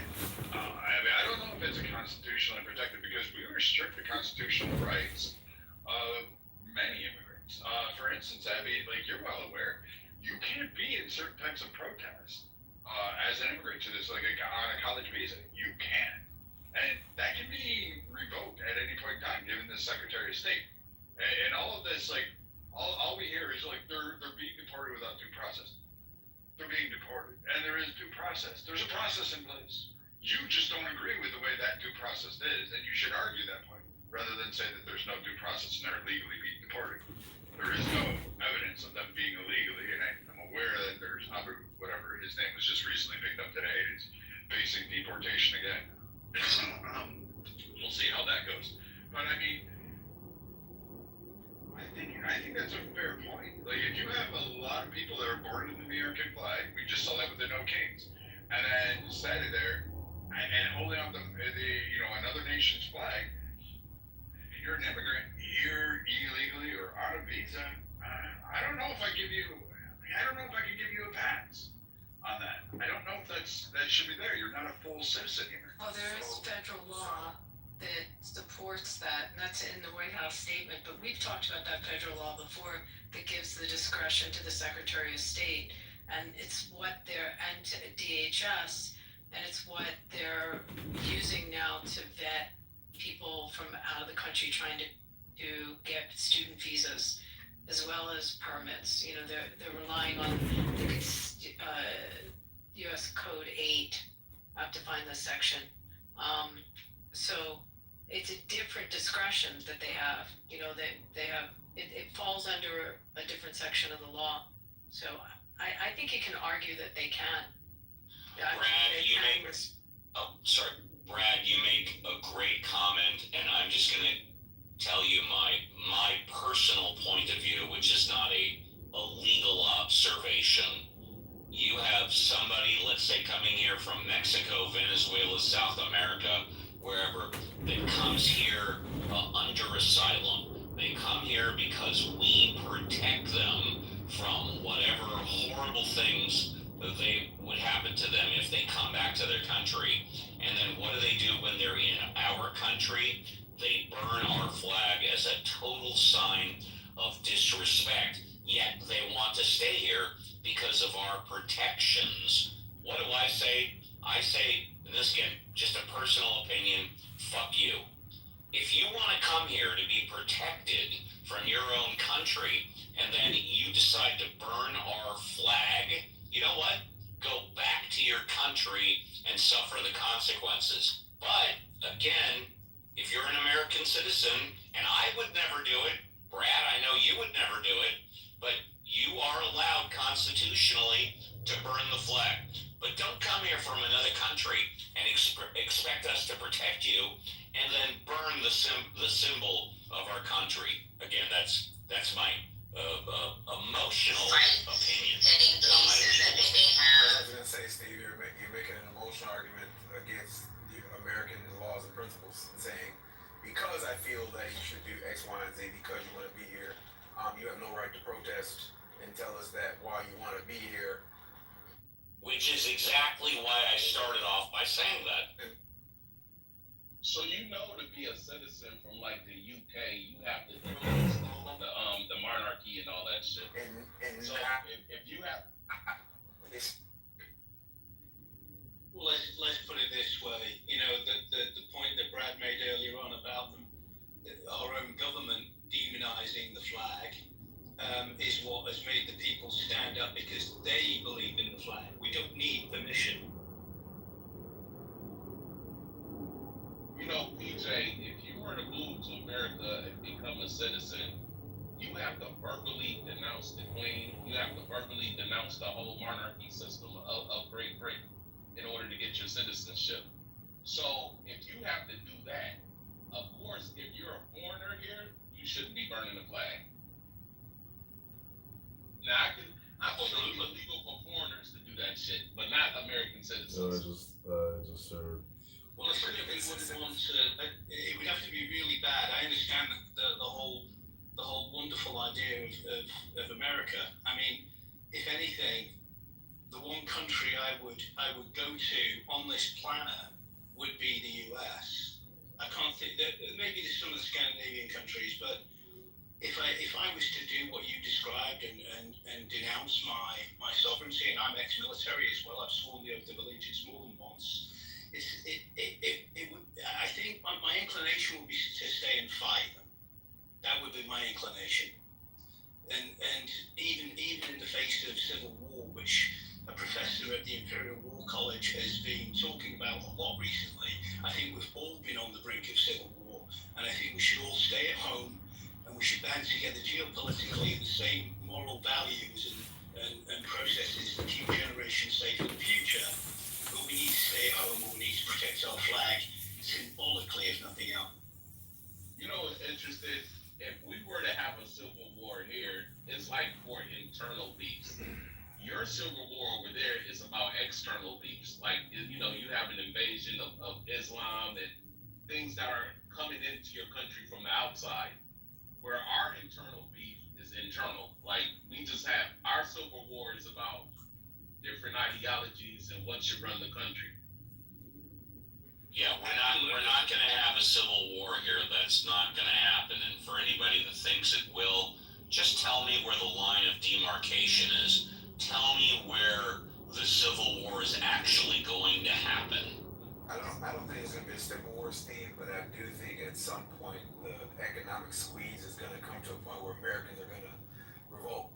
The economic squeeze is already happening, baby. I'm saying, right, but we're still, for the most part, credit is pacifying us, right? Credit pacifies us, right? Because you pay bills on time, you can loan yourself to the teeth, right? Or borrow money to the teeth. So, but I think that... No, actually you can't, because at some point someone's going to say, screw you, I'm not going to loan you any more money. That's fair, but I'm saying, but my point is that I think that at some point that's when there's going to come a point which, like, we're going to realize the culture wars aren't enough to distract us, and there's like a revolt that's coming if major economic change doesn't happen. Well, if you're talking about loaning money, that already happened this year, because last year, 2 of the 3 credit ratings lowered us from a AAA to a AA. I mean individual. I'm talking about individual. Oh, individual credit. Okay. Yes. I'm not talking about the country. I'm talking about individual credit, because right now, and there's bubbles. There's like a used car bubble happening right now. Credit card. There's got to be a credit card bubble at some point. But there's a used car bubble happening because freaking car loans are like 84 months, and your average car loan I think in this country is like $800, which is insane. But again, Americans, the only reason that we're comfortable is because we can borrow to live, and it's gonna crash. I don't know. The market's been too. I hear this, but like, take a look at the market. It's really been performing. Yes, well. the New York Stock Exchange is higher than it's ever been. So, Please continue it. Trying to understand that, like, take a look at your stocks, and then explain the bubble on with respect to where the market is right now and where your stocks are performing. I did want to say I put in But the chat. actually, when y'all say that, the average person is not concerned with the stock market. Well, That's how I was gonna say. Most of the they stock have market. taken their savings and invested them wisely. I hope so. But here's the thing: most of the stock market is owned by like a small majority. But the majority of Americans live check to check. They did a study that said the average American can't even afford a $400 emergency. Like people, like so yeah, it's like, and that's why you always hear about the wealth gap just widening. You know, the rich are getting richer, the poor are getting poorer. Pretty soon, all of America is going to be like a third world country. You're either really rich or you're really poor. There is no middle. I don't know, DJ. Do only rich people have stock? I mean, people have 401ks that are invested in markets. I mean, if you work in a job, you have a pension account, you know. Well, excuse me, Rubaya, you think it's stupidity? I'm sorry that you don't have a 401k. Like, sorry for you.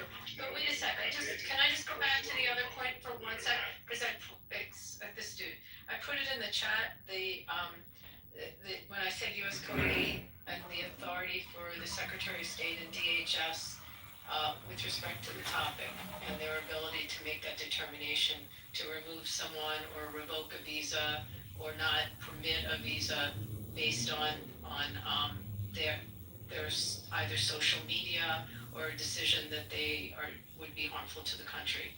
So that hasn't been overturned by that statute is in place. It hasn't been, to my knowledge. I don't know if it ever came in front of SCOTUS. It'd be interesting, but it hasn't been overturned. I'm just asking. I was saying with that. I was saying with the average American. I was just saying with the average American. Remember, the average American can't afford a $400 emergency, so they're not paying attention to their 401k. They just hope that that's something that they can access when they in their 70s. But they're not sitting there. You know, they need their immediate needs taken care of today. They want to make sure that they're able to feed their family tonight, pay their car note, all of that type of shit. Now, I'm sitting in my car at a restaurant, and I just placed a futures trade before the market closed in 2 hours. It's already up $400. I'm not the average American because tomorrow, if I don't close this trade out at 5 o'clock, I could wake up tomorrow and this shit would be negative $6,000. And I'm okay with that. I'll just close the trade and go trade again the next day. The average American can't do that. That's all I was saying. I hear you. I was also going to say that we had how many rooms back in early April of everyone attacking Trump because the market had been, so volatile and had gone down so much, and everyone was trashing Trump and the administration, and everyone was focused on the market. And now that the market's performing, it's just funny. The same people all of a sudden think the market's irrelevant, but they surely didn't think it was irrelevant on Clubhouse in early April. I'll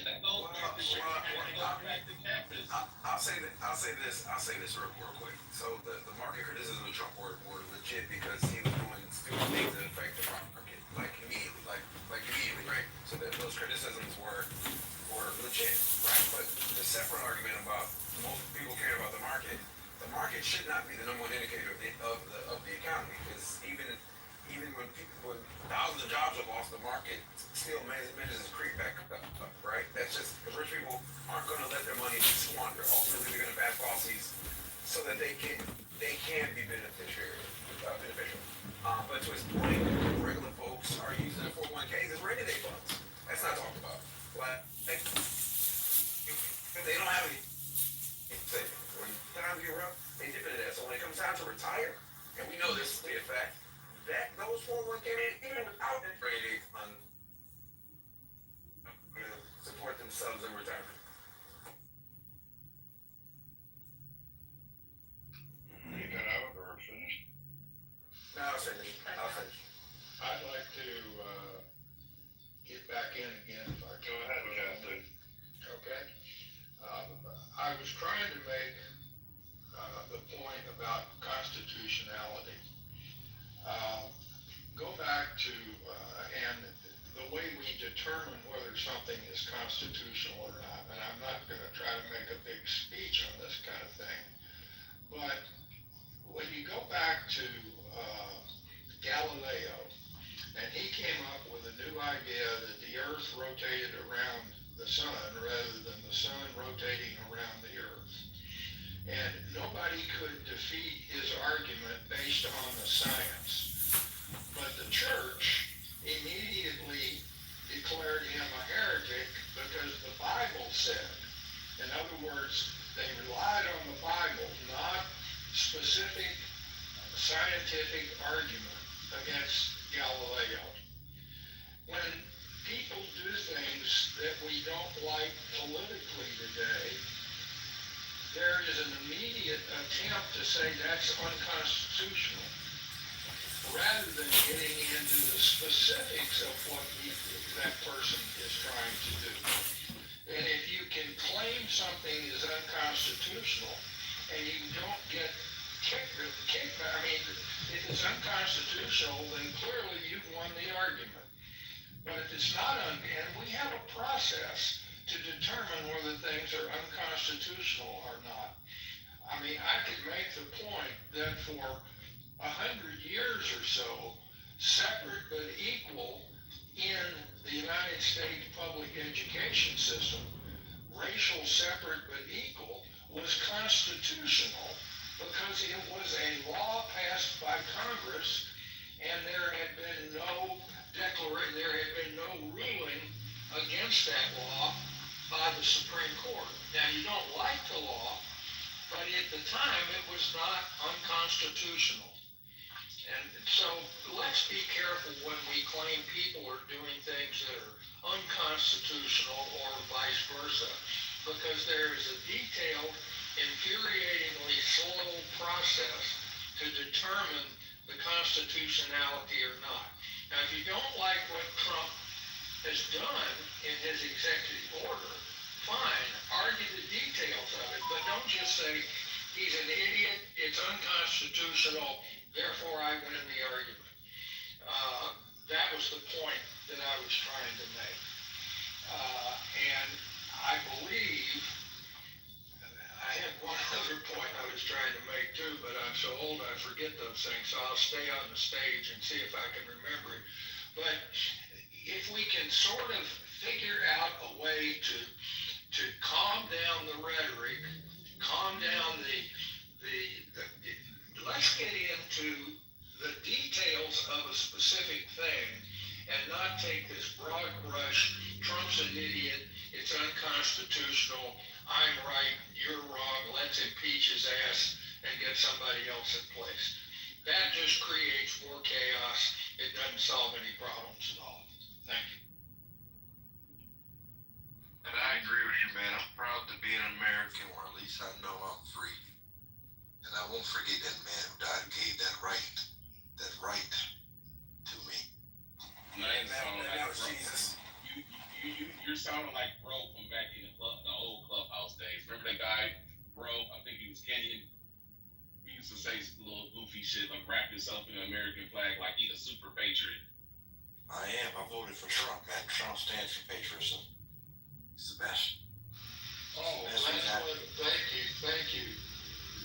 But that was the other point that I'm trying to make.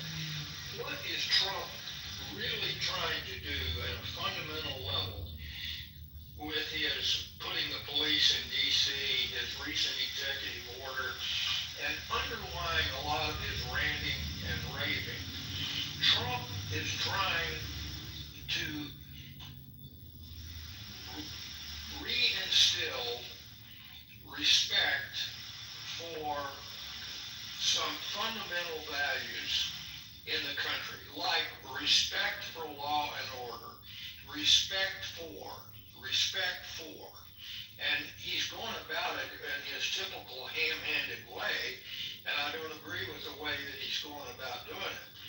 But I'll guarantee, I referenced it earlier, when I was serving during, I had nothing to do with Vietnam, I was on submarines, but when I was serving during the war, the Vietnam War, the American flag was being burned all over the place, and I really hated it. And I would argue against it. and I didn't join any protests or anything, but there ought to be a law was my mantra at the time. We got a lot of these niggers running around here doing all God knows what. Oh, wait, Come on, wait a minute. y'all Wait a minute. bro. Y'all remove them. Now we gotta be niggers, bro. Alright, everybody mute up. Everybody mute up. So I'm gonna give this warning and I'm gonna leave this idiot in the room, but you're gonna just stay down in the audience and I'll let the others strike your words out. First and foremost, this is the political compass. I am a conservative. I am biased. I'm an Irishman. I'm an American first. I would bomb the hell out of the leprechauns over in Ireland if we went to war. But I'm gonna say this. In this house, in this room, everybody from every background, regardless of race, regardless of religion, regardless of culture, I don't care if you're Native American, to African, to Indian, to Asian, to Japanese, to Russian, I do not care. I don't care if you're Palestinian and Israelis.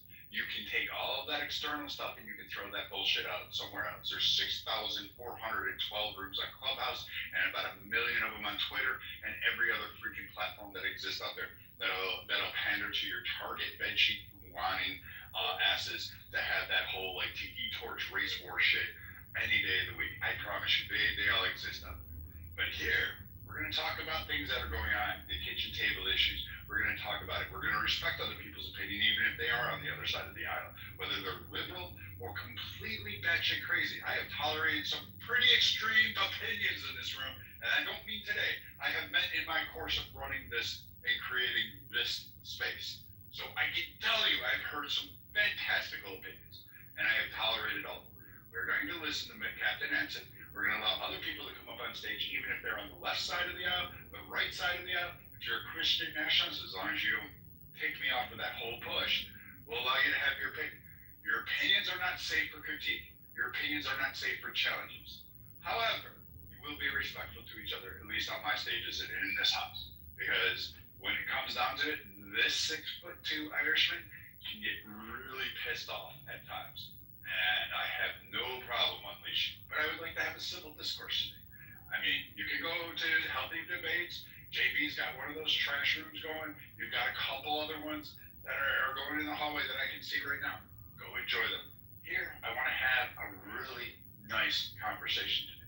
So let's please get back to that.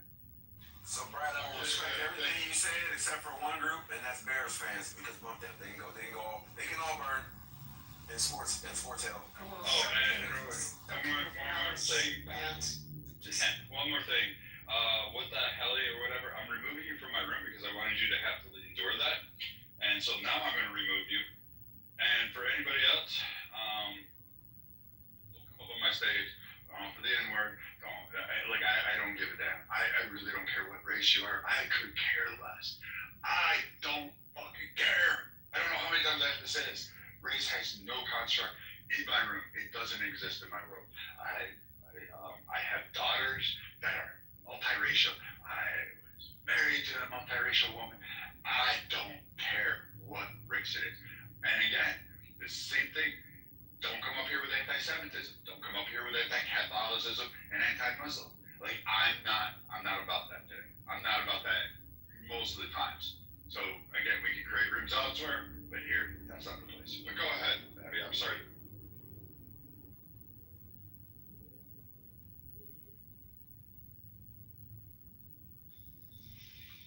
Abby's not responding. I'm just going to try to put a period behind the final point that I was trying to make. Trump, in his ham-handed way, is trying to demand more respect for what I would call traditional conservative American values. He's going about it in a ham-handed way. Sometimes he may be doing it illegally. But that's what he's trying to do. And there are a significant number of people, I don't include myself in it, but there are a very large number of people that believe that radical desecration of American values and symbols like the flag are being desecrated, and they want to put a stop to it. That runs counter to our ability to have a free and open debate that, as PJ, the Englishman, was alluding to,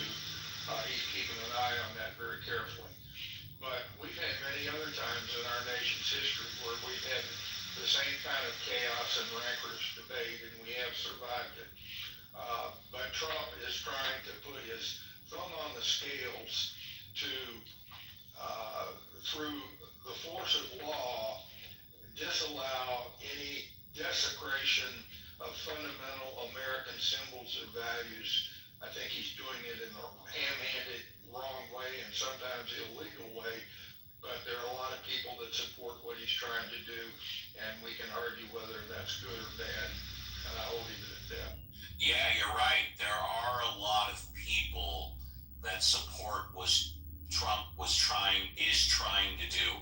Over 150 million people are supporting what Trump is trying to do. Unfortunately, there's 200 million people that are against what Trump is trying to do. Traditional American values, I'll just name one. Where do you draw that number out of curiosity?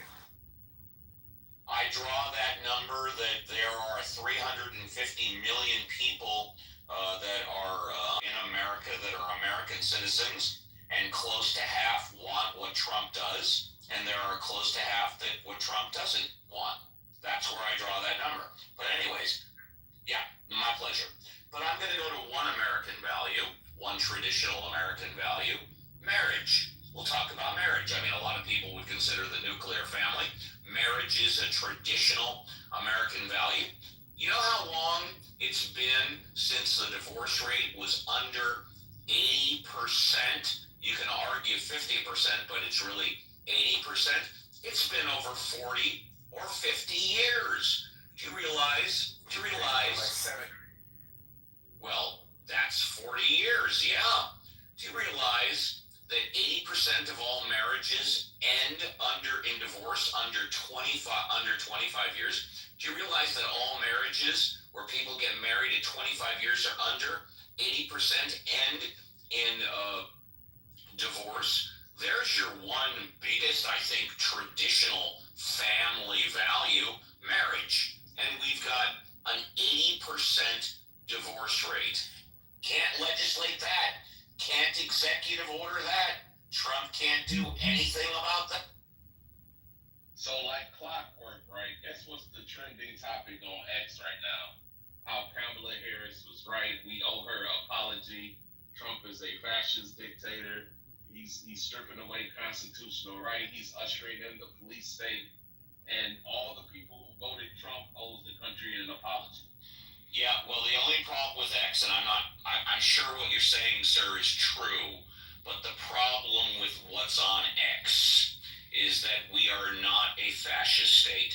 We will never be a fascist state. And the reason is because you can go on a street corner right now, you can have a sign, and you can say whatever you want, and the government cannot arrest you and throw you in jail. You can talk about whatever you want, and the government cannot knock down your front door, tie your hands behind your back, put a hood over your head, drag you into jail, and torture you, find out who your sympathizers are, and then kill you and dismember your body, and so you'll never be seen again.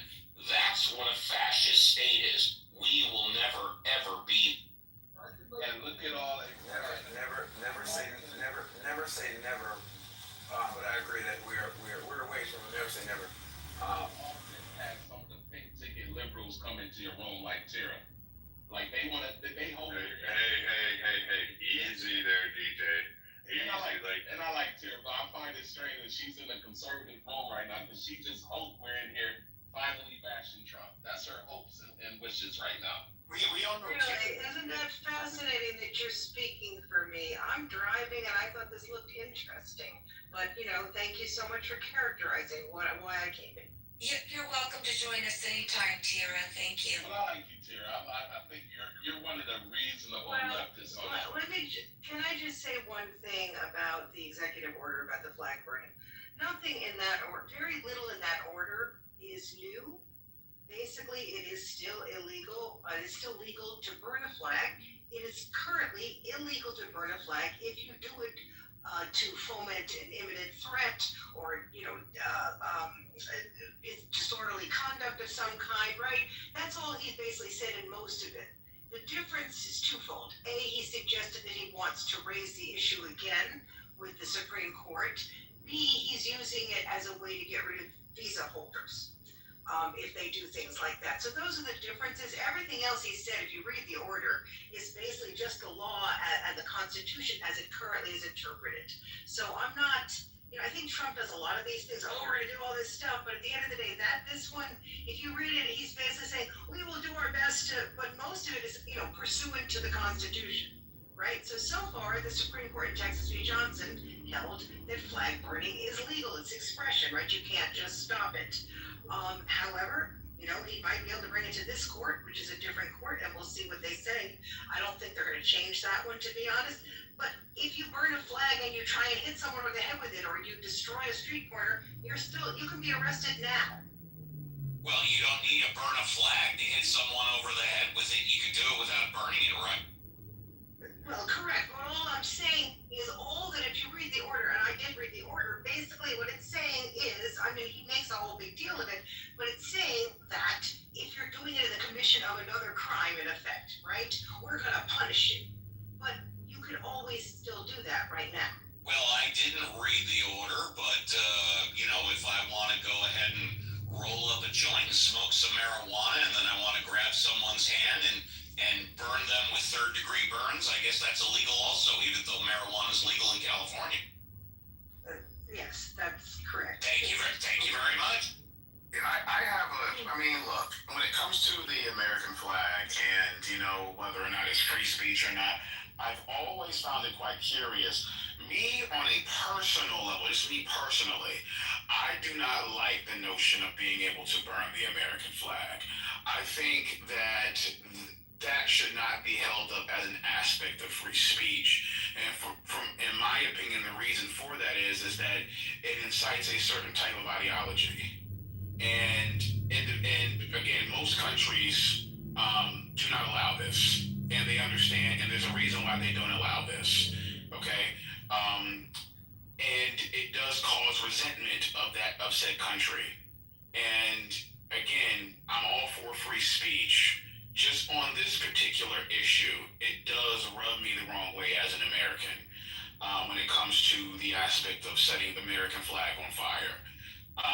Because you want to make a statement on how your grievances. But again, we're blessed living in the United States of America because that's the only place that you're able to do that. Exactly, Thomas. And I totally appreciate and respect what Thomas said, because he differentiated fact from opinion. He gave his opinion. He doesn't like it, and that's cool. I totally respect that. He also made another factual point.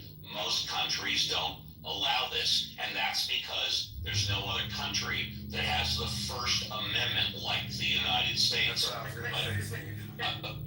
just going to say, I respect what Thomas said. He's absolutely.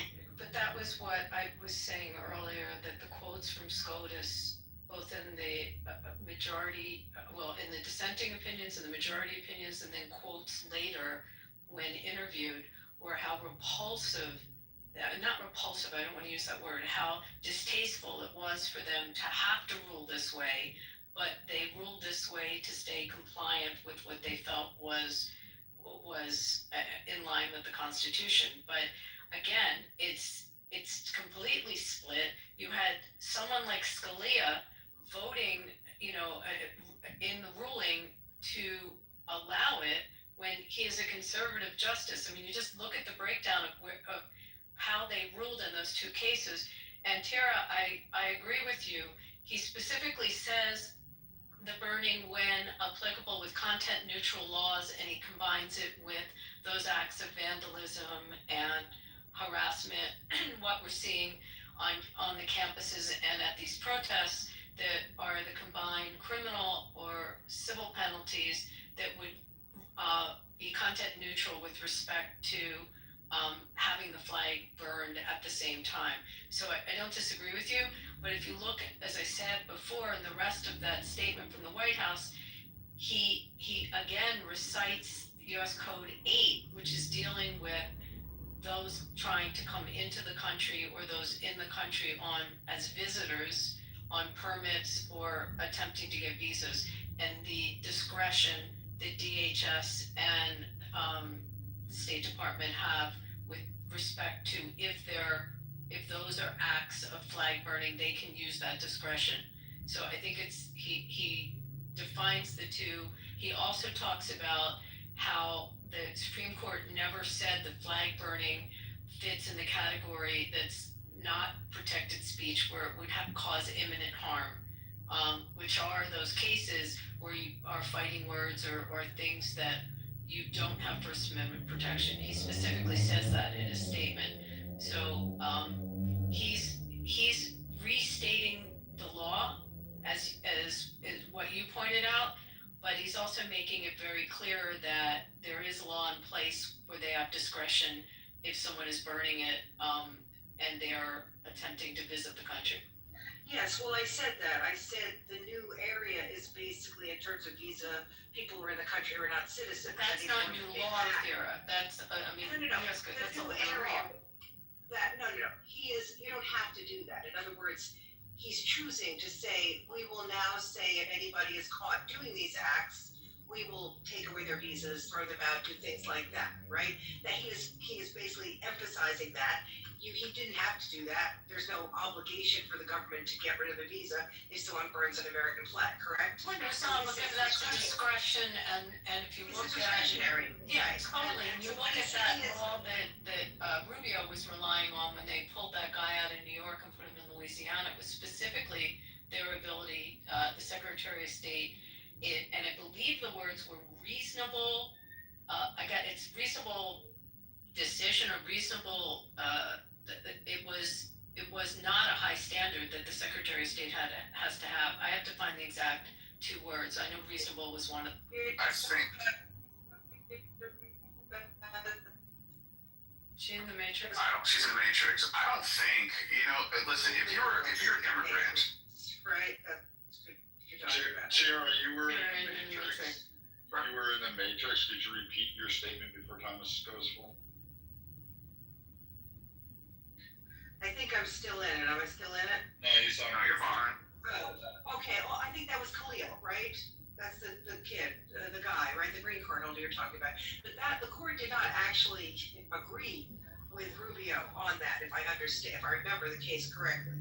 So They never went all the way, that one has. I know, he was trying to use that section, but I don't necessarily think that was ever adjudicated the right way. But yes, I believe, look, visa holders have no rights, okay? If you have a visa and you're here and you do something we don't like, we can get rid of you. So Trump is prioritizing that is actually within his discretion. Well, yeah. Listen, not just Trump. I think any president should be able to do this. If you're here and you're burning American flags and you're here on a visa, they should get you up out of here immediately. I mean, most of these people are literally fleeing countries that if they burn their own flag, they would be, punished pretty severely. Okay? And they come here. This is why I say I don't like the ideology. Because they come here and they want to sit back and push certain ideologies that they couldn't get away with in their own countries, that they're born residents, and they come here and try to infect our country with certain ideologies, and I don't like it. And I'll land here. I honestly really do want Trump to go into not California, I'm sorry, but Chicago. I want to see screaming and gnashing of teeth. It's got to go. I mean, if it was up to me, I would be dropping napalm on some of these places. So, I'll end. That's wild, but I'm curious if you want freedom or do you want this oppression, this oppressive, forced nationalism and patriotism? Because I don't want that. Yeah, exactly. And then as far as I hate when y'all bring up Chicago, bro, because if you look at crime statistics, Chicago ain't even in the top 20, bro. That's a Why is Chicago always the topic of discussion when it comes to violent cities in this country? Because Fox News says it every 3 minutes. Yeah, it's not even the top 20, as far as violent cities in this country. Places like Milwaukee, Detroit, Gary, Indiana, Memphis, Birmingham, Alabama, those are the places. When But you know why he won't go there? Because those are Republican states. Chicago's highlighted because out of the major cities as far as crime waves, and this would be top tier cities, so it would be Dallas, Fort Worth, LA, Chicago, New York City, DC is actually when he's doing something about DC. But Chicago is often do have I think they have the loudest voice, at least on the south side. You have the residents screaming for the loudest voices for something to be done in their neighborhoods. They're not happy. They're not happy like having to organize safety events to get gas. Like this is some of the extreme levels there. You have to admit, like yeah, it's highlighting Chicago. But Chicago has a long history of being not a nice, like the Valentine's Day Massacre, El fucking Capone. Like it's not a nice city. It doesn't have a historic like eminence of like, hey, it's been a great safe city. It's always been a halfway point for moonshiners, gangsters, mafias to the west, to LA or Las Vegas. It's always had that kind of savvy, salted image of an element there. And the residents on the south side, you know, they're kind of upset. You know, like I mean, have you been to a White Sox game? Have you seen the fans in the White Sox baseball games? Just click it out one day when you're scrolling through. Look at a White Sox home game. The 12 people that are there, and they have an amazing security system around the whole park. Like this is the Chicago White Sox, a historic club, old world baseball. Not that they were like great or anything in their past history. Kaminsky was a jerk, but these guys like they, you know, like it should be fun. It should be a family event. And yes, they suck as a team, but I mean, it's unsafe. Brad, you're talking about the White Sox. You know, the Chicago people, it's just like LA Clippers versus the Lakers. They're not at the Clippers games, but they're at the Lakers game. Chicago, they're not at the White Sox games, but they're at the Cubs games. But it's where the stadium is. It's not a safe neighborhood. That's what the businesses are saying. And it's the same, it's similar dynamic that's going on in San Francisco right now. Like I wouldn't call San Francisco as safe. We're not all like San Francisco's in the news because I mean you had a fecal matter map attributed to San Francisco. That is an image that I'm pissed that it's an American city. It's an icon. I ate at the restaurant that Humphrey Bogart used to go and get his steak and tomatoes at. I had the same exact fucking meal he did, and I was ecstatic about it. I went out on Pier 59.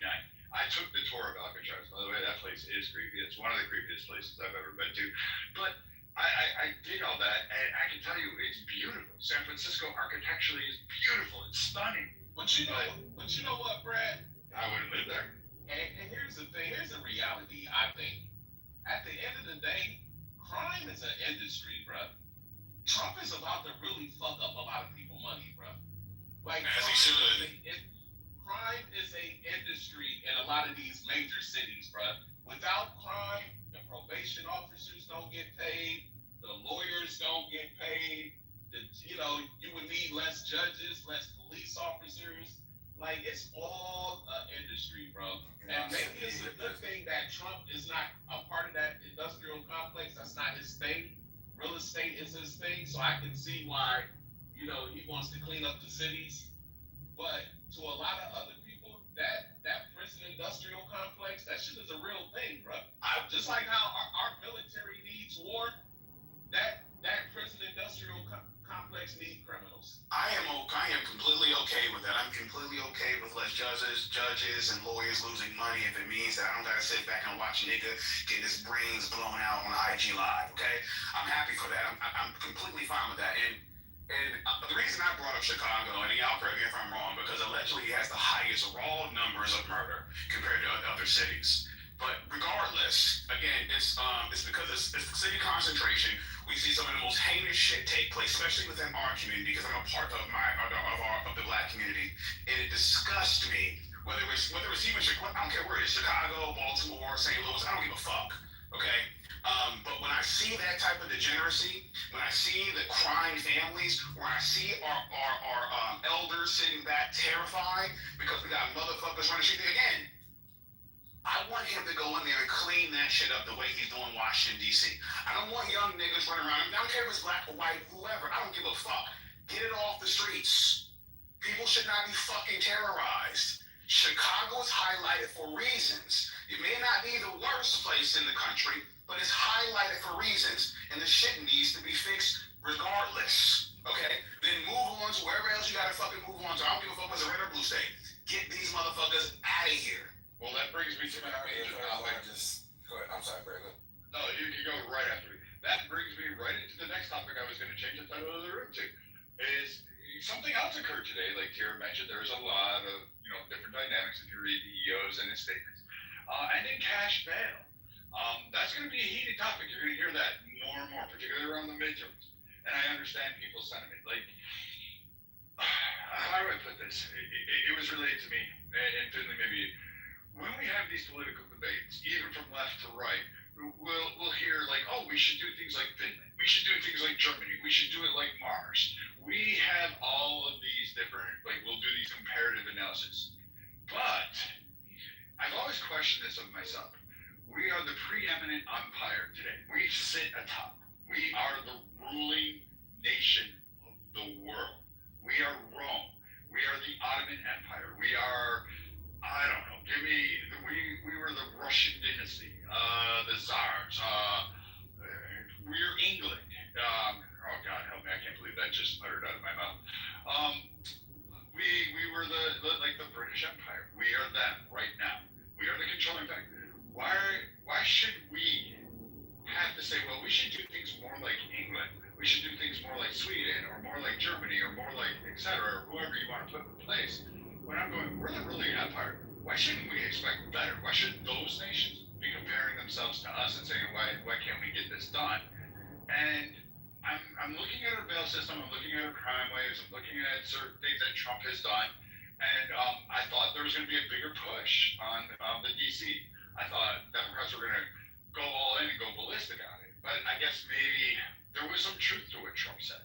And there's been a large positive reaction, and the timing couldn't have been more perfect to support Trump's theory in adding officers, military, National Guard, and people to the streets because of Bowser's Send Kids to School Safe campaign. I forget the actual name of it, but there's an actual program like that. They attribute extra officers, they ask for extra volunteers to help make sure that the kids can get to school in a safe manner through DC. This is a program she implemented. I think it's going on in Philadelphia and Abby's estate. So I'm confused that these two cases are in there, and Trump actually timed it to go in there a little bit earlier, clean up some of the areas, and then he's actually bringing more in to enforce or reinforce that safe passage to school program that was enacted by DC. And the people on the ground, the parents, the families, the other officers, other interagencies, even the homeless, are saying, we really appreciate them doing this. And we actually are having a positive experience. The outcome has been positive. So I'm confused as to why what seems to be the Chicago. Yeah, Brad. So, Brad, I just one quick point. So, hold on a second. I was going to say this with respect to Chicago. Chicago's the third biggest city in the country. So, of course, in terms of raw numbers, you have more murders than a lot of other places, right? Because you can only compare them to New York or Los Angeles, right? And so that doesn't make any sense. That's why they're the talking point of Fox News. Because even though, the 90s were like horrible, right? I think people forget that. The 90s were horrible for crime and murders specifically. And we've come way down. We have 60% less murders in the 90s, but Americans have believed, even as crime has been dropping over the decades, Americans still believe that crime is on the rise. Why? Because you know what's big business? Reporting crime on the freaking news. If you talk about a crime, you're right, they're gonna watch it, right? In my neighborhood, now I live in a very posh freaking neighborhood in Central Florida, right, where the freaking average house price is freaking double the national average, right? So there was one incident, and it wasn't a crime necessarily. The guy ran over a couple signs coming into our community, and everybody freaked out and said we should hire police, we should get the community. That's how people respond to stuff, and it's not real, right? And so I hate that we have this idea that we're on a crime wave. when cities like Baltimore, the crime has dropped like, murders have dropped like 50%. There's a Montgomery, Birmingham, freaking Alabama, same thing. But people that crime still happens to don't feel that way, and people watching the news, even though in their neighborhood crimes don't happen, they think that they're crime street. Because again, my opinion, I think we have an amazing sheriff here in Polk County, Florida. I think he's amazing. He does a great job of law enforcement, right? And like, we don't have high crime in this county, but some of the residents think that we do. And so that perception is not the reality. I think Can I it's some the points? same with Atlanta, right? Let me- in Atlanta and feel like you in the suburbs, but everybody act like Atlanta is just off the chain, bro. Well, yeah. Well, here's the thing. Let me respond to Mr. Finley, and I respect his points, and I respect your points, DJ. Thomas, who's the young lady that wanted to chime in as well? I didn't. It was Tira. That was Tira. So Tara, go ahead after Thomas, I think it'd be good. After Thomas, okay, thanks. I appreciate that. So here's my thing, and I hear where you guys are coming from. Now, my biggest issue with this is that it dismisses the individuals that feel like they are not safe. For example, I grew up in Tallahassee, Florida. I used to live on Bourbon Street. I saw niggas get their skulls kicked in on sidewalks, shaking and seizing and bleeding out. Not just one time. I'm talking about from elementary school to high school. And it wasn't just me. These people didn't feel safe within that community. I then moved to Duval County. I know what it's like over there, okay? All right? I've been to Miami-Dade as well multiple times. I've been partying out there. These people don't feel safe, and I understand that you people say crime has gone down, respectfully. Again, that does not matter percentage-wise when you're talking about people's lived experiences and what they're experiencing. You can't go up to a motherfucker that just had his brother or sister or cousin get blown the fuck away in broad daylight and nobody know what happened, and then come up with crime that's going down. Why are people feeling this way? People are tired of seeing blood on the streets. It's not as if violent crime, especially within our communities. You have senior citizens or elders saying this, that crime, even though people say crime and gold has gone down, they don't feel it, especially in our communities. That's number two. Number three, if you're talking about other like well-to-do environments now, yes, that's true. But because of the sensationalism that is happening on the news, these people that are seeing this is not being necessarily made up. As for example, so-and-so that got killed in broad daylight doing Facebook Live or whatever the fuck it was, that really happened. Whether or not it's happening as often within the quote-unquote well-to-do neighborhoods, they don't want to experience that at all. Point blank, period. I understand the 90s were rough. They had Uzis were on the streets at the time, okay? We understand that. And again, I'll land here. When we're talking about crime coming down, from what point? Okay, was it that much of a shit show, okay, back in the 90s that it's come down, some people say 40, 60%, and people still feel afraid? I don't think it has I don't think it's all sensationalism, respectfully. I'll go after Tyra. So, the reason why Democrats have not pushed back at DC is because DC is a special entity. It is basically subject in many respects to federal control. I think it's the Home Rule Act or something like that. I can't remember, but basically the federal government has authority to do lots of things in DC, and the DC government doesn't have much authority to resolve. That's because DC is federal land. Thank you. I know that. Thank you. Can we allow her to finish, please? Yeah. So basically, that's why no one is pushing back, because there's very little you could do legally. Number two, however, that is not necessarily true of the states. So, for example, can Trump order active military into states? Well, that's sort of illegal under Posse Comitatus Act, but he can say there's an insurrection, but that's going to be challenged in court. Obviously, I think it was challenged in California, etc. He can't actually even federalize state National Guard without saying it's an emergency. These actions in various states will be challenged, and I think that's why, it's unclear how far he's going to go on that, because people are going to rush right into court on these things. It is true that basically in many of the states he's talking about, this crime has gone down. And I don't know what he plans to do, because crime will come back if he doesn't have troops in the streets all the time, and I personally don't want to live in a country where there are troops in the streets all the time. I don't feel that that's a really good way for a democracy to work. And I suspect a lot of even conservatives feel that way. This is not really what we want to do. We cannot have this go on forever. I mean, what is the end game here?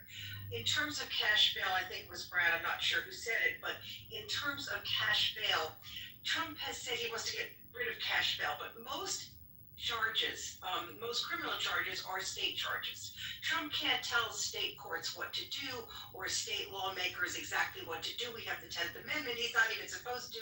We do respect states' rights. What he's trying to do, I believe, in his executive order, is to say that he won't give money to states unless they get rid of their cash bail system.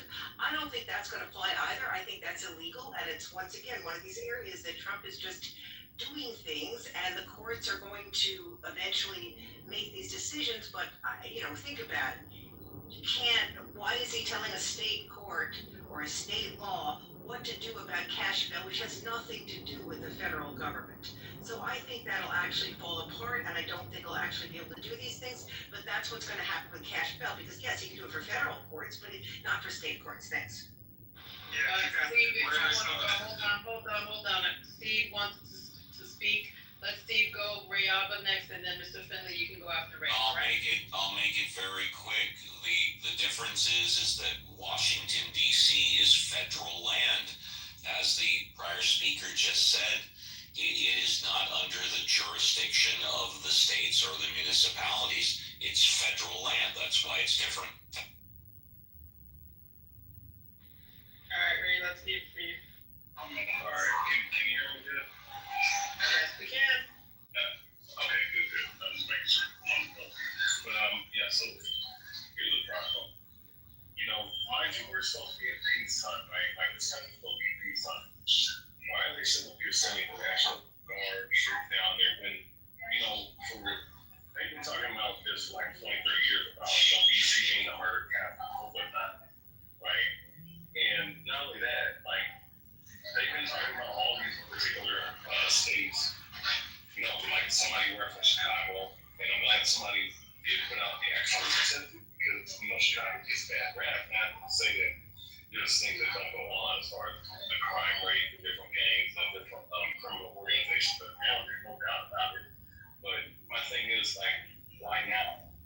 Why were these things done back in 2020? Because that's mainly what they're doing. They're doing for riots for political purposes. Speaking of the current president right now, why are they doing this authoritarian type style government type takeover right now? You know what I'm saying? And my thing is there's to me it's more of, if anything, inciting a fight with the civilians. You're not supposed to have Marines or the National Guard in places where it's populated, where people are just walking around, with their children and whatnot. This was going on. If anything, this is looking like a police state. Not only is it looking like a police state, it's looking like this is a fascist state that this man's trying to create anything. So I'm really trying to understand the logic into saying that this is something good, because what's good for the gander. If they're willing to do this, then off of a whim, off of this dude who's acting like a goddamn child, he can do this off of a whim of anything. How the fuck is that a good fucking thing? Please answer that for me. I'll answer it. If nobody else is, I really don't. I say it's Mr. Finley's next. So Thomas, I'll let you answer because you can answer. Is it you longer? I don't know the mod name. Thundercat, is it you longer than me, or am I the only one? You're the only one. Then Thomas can go after you. Okay. I was just gonna let him go jump in front of me so I can answer the question, and then I'll go after him. You can go ahead.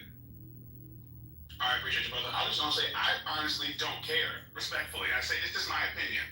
If it means that people are going to be safer, and to be honest with you, if I want to take a deeper look at it, if we start doing this now, and we in certain places that need it, not all over the place, because everyone doesn't need it, then and you start seeing that the level of safeness and people feeling safe in their own communities was on the rise, that behavior that want to go out there and be disruptive might end up deteriorating.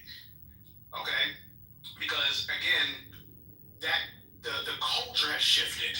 And because the culture has shifted, that means that they no longer have to have the National Guard or whoever out there.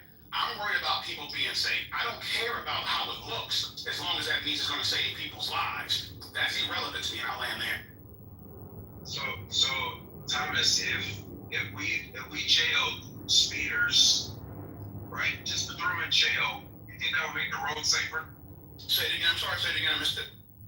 If we took speeders, people that were speeding on the roadways, and we threw them in jail, do you think that would make the road? Sure, but I'm not saying that I want that, but sure, it would. Technically, it would. Right. If I took people that speed and throw them in jail, it would technically make the road safer. Absolutely. It would. It absolutely would. Right. You just start locking people up for speeding, right? But that would be rather draconian, right? It would be an overcorrection to the problem, and it really wouldn't solve the problem, because as soon as you roll that back, people will go back to speeding, which is the point that Tyra kind of made with respect to like militarizing the streets, right? I disagree, but go ahead. Temporary safety. Well, respectfully, I study criminal justice. This is kind of my thing, right? And I think we don't understand crime, and we don't understand how crime, like how it spreads. We think more police and being more aggressive is going to solve the problem, and that doesn't work anywhere, right? Unless you're in an oppressive place like, I don't know, Saudi Arabia, where they don't have any rights, right? Or maybe the wrong country choice, but you get what I'm trying to say. The problem because literally all the crime in Chicago is literally concentrated in maybe a 4 to 5 mile square. It's just a small area on the southwest side of the city that accounts for almost 90% of the violent crime, right? If you go there, there's a few things that you'll see. There's a lot of divestment in education, extracurricular activities, and so there's many parts of this. And what the mayors, and I point out again, Baltimore's mayor, Birmingham, there's another one I can't think of that has brought crime down dramatically. They noticed something, right? They looked at it from a nerd perspective, right? And they really got to the root of the problem, and they're dealing with it. And they didn't have to double the police force. They didn't have to get more aggressive with aggressive policing, right? Because it's not as simple as people think it is. And with respect to your comment about people feeling safe, and then I'm not downgrading, victims, right, or victim shaming or downplaying how they feel, because certainly they have a right to feel safe and be safe. But it's you have to be pragmatic in your approach. Because again, I find planes for a living, right? People get out of there all the time because they feel unsafe. But the reality is they are very, very safe. And that's what I'm saying about public perception versus reality.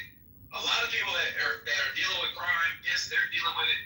But a lot of people that are responding to it don't deal with any of this stuff. And that's causing the overcorrection and overreaction. Is anybody in the queue, or can I respond to them? No, you I don't want to overstep. Okay.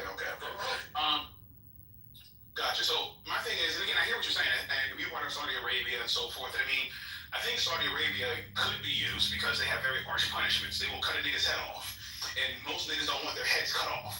So again, I'm not saying we should do this. I'm just saying what they do works. Okay. For example, I know some of my thoughts are extreme when it comes to trying to fix certain things, and it may put a sour taste in some niggas' mouths. I get it. I understand. I don't have any power to implement this shit. I'm just saying that I do believe that some of this stuff will cause crime to go down, because for example, when people commit crimes, a lot of times, especially individuals that feel like they have nothing to lose, and they feel they might be better when they're in jail anyways because they get 3 hots in a cot or whatever it is. They'll commit crimes because they know that U.S. jails are not that bad. You go to a jail in another country where shit gets real, a lot of people, it deters a lot of people. We got it very comfortable here, okay? If you start really, and again, I'm not advocating for this. I'm just, responding to what you're saying based off, saying that some of these things don't work. And I'm like, well, some of these other countries, when they fuck people up for committing crimes, it does deter motherfuckers from wanting to commit more crimes because they don't want to get fucked up. You really don't get fucked up out here in the U.S. Not like that, and it was like by going to jail. Okay. But that was just kind of my point. It's like I do think that if people are afraid of consequences, it does deter other people from committing certain crimes. So again, we're comparing a monarchy where they have like very few freedoms to a country where you have freedoms. I mean, we want to be under an absolute monarchy where one person calls the shots. I mean, if that's what we're advocating for, then fine, right? But this idea of being harsh does not work. Like there are Latin countries, right, that have harsh and terrible prisons, and they still have crime problems. Why? Because poverty. Corruption. Because poverty is a big driver in that. And corruption is another, right? But America's biggest problem, because our safest times, right? Our safest times were also our most prosperous times. Look at when American prosperity was soaring, right? Crime was like unheard of. It was unheard of, right? And crime began to rise as economic equality began to rise and poverty began to rise. America's only problem during our prosperous time, Brexit. But like now, that's a problem. It's divestment. The neighborhoods and the areas that have high crime don't have investment. Simple things such as giving teenagers like activities and like clubs to do things bring down crime rates. I use an anecdotal example of myself. I grew up in a small town and I was very mischievous, got into a lot of trouble. And I stole an ATV. I didn't go to jail. The police were called, but the cop who knew my dad, because being a small town, took me to my father and they dealt with me accordingly. Now, if I were in the city, that would have escalated into something terrible. But my parents decided to take all that free time and energy and they put it into programs. And I'm a straight A student. I was a straight A student then too, but straight A student didn't get any more trouble because, again, and this is a very oversimplified, explanation. Or sure, one of the issue with crime, but that's how you deal with the problem. You don't deal with it with harsh punishments because, again, if that were the case, because speeding fines are high, especially when you have multiple speeding tickets. If you look at the stats of people that speed over and over and over again, like tickets are not a deterrent and punishment is not a deterrent. Because states with the death penalty don't have lower murder rates than states without it. Okay, so here's my thing. For example, and again, I appreciate what you said. I'm saying, well, the difference is, well, let me start here. And again, I don't know all the information. I'm claiming ignorance to a certain extent. But throughout the corridors of time, niggas have been broke. Niggas have been poor. And based off that, I don't think the society, degraded into a point to where niggas were just causing chaos and committing crimes because they were fucked up. There's a lot of poor people. I grew up poor. So a lot of poor people that grew up in the trenches that do not engage in criminal activity. Lots of them, millions of them. Like me. Okay? So with that being said, I'm not going to sit back and say that poverty doesn't have any role to play, but I argue what size or what percentage that role is. Also, to your point, again, you're right. Your father dealt with you according. Mine did too. I remember when I was younger, I wasn't necessarily that bad, but I stole something. It was I stole a pack of some gum out the store when I was a lot younger, and my dad made me pay for it. Not by bringing it back, but in other ways. I've had friends that, broke into people's houses and wanted me to come along with them, but I was afraid that if I got caught, because it was my luck, I would be the nigga to get caught. So I didn't want to have to deal with my father and other people within my family for getting caught. The problem is, I think a lot of times when it comes to this crime stuff, these kids don't feel accountable to nobody. They're not scared of their parents. They probably don't even have fathers, okay? And if they do, they're not afraid of them, and they're not even afraid of the state itself by executing certain punishments. With that said, Mr. Finley, I do believe if you made certain crimes harsher, and I know this is un-American, I'm just simply having the conversation with you. If you start, like, for example, and me personally, I think some of these niggas need to be strung up by two horses and pulled apart. I think some of them need to be beheaded in broad daylight for some of the heinous things that they do. Okay? I'm not saying if you get a speeding ticket that you need to be shot out of a fucking cannon into a brick wall. I'm not saying that. What I am saying is, some of these situations, if you're killing people, if you're going out here, causing like bloodshed and tears in your communities and things like that, there should be harsher punishments than sitting in jail, working out, and converting to Islam. All right. So again, other countries, they will cut your fucking head off, and most people don't want to have their heads cut off. That's all I'm saying. Well, Before anybody goes, there's a gentleman that's been trying to get in. Hold on, Finley, I'll go to you in a moment. But I want to let Alex offer his 2 cents on this topic because he's been trying to get in for a hot minute now. So go ahead, Mr. Alex. Hey, Brad. Hello, everyone. It's been a long time since I've been on Clubhouse. I don't know the etiquette. I was like, flashing mics, I guess, is a thing of the past. Yeah, you just been in this room. You kind of have to get in, especially on smaller stages. If not, you just raise it and say, hey, can I get in after this? Yeah. But I mean, people are on one. I let them go on one. This interesting topic for 4:30 on a Monday. I think a lot of people should look at history when it comes down to things that have been done within this country.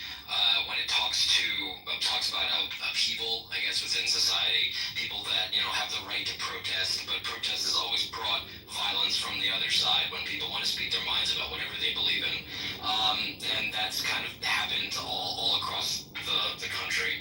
I remember reading articles about the Bronx is burning and how President Ford told New York to go to hell. So if you look at what New York looked like in the 70s, it was really, really bad, and that we've had a million different types of epidemics, like the AIDS epidemic, the crack epidemic, which have destroyed neighborhoods. But obviously, if people would look to see how that ended up happening, drugs were redistributed through poor neighborhoods, and then that created crime, which then made the police go in, and then obviously, like the gentleman was talking about crime being a business, that is absolutely a thing. But in regard to what's occurring now, with the action that's been taken by the federal government going into the cities with National Guard and whatnot, I believe it's a little troubling because the state should be held accountable to work within their own forces to handle the issues within the cities, and for the federal government to come into that is kind of an overreach of power in my belief. I understand that some of the areas obviously needed to have improvement, that there are police forces that are lacking with resources, whether it be manpower or equipment or anything else that they can use in order to fix these problems. They've been going on for a very long time. Maybe the federal government might be fed up and thinking this would make it better or fix it, but I don't believe that there is any right way to fix it. I believe that these things will continue to happen even if the federal government marches in these cities or not, but when they withdraw, things will just continue to go as they were before that they were there. I'm not exactly pleased with it. I feel like when they come for New York, I think New York is going to have its own answer to the federal government, because as what I know from living here for most of my life is that each borough can handle their own, and the NYPD is one of the most expensive police forces and most manned police forces in the country. It's not exactly something that I'm looking forward to, but the government's going to do what the government's going to do. The Republicans are in power, the Democrats are weak, and nothing that President Trump has put forward has been stopped. Obviously, when it comes down to the branches of government and checks and balances, it doesn't seem like there is any anymore. So what's going to happen? Well, I think we'll just kind of have to watch. If people want to be civically active, then they can go to the streets and protest, as is their right in this country. But the repercussions of that, of what can happen from the other side, will be seen to be peaceful. If not, then you mess around, you find out. Just make sure if you do get caught up, have a good lawyer, be aware about what the ACLU can provide you, and protect yourself. And people that don't have the means to get a good lawyer and fight within the system that's already constructed, which is already corrupt, as has been proven many, many times over, you're going to get some real just desserts. And that's just, white collar crime and blue collar crime. Blue collar, sometimes if they don't have the money to handle it or get good representation, they get locked up, and white collar crime gets a slap on the wrist.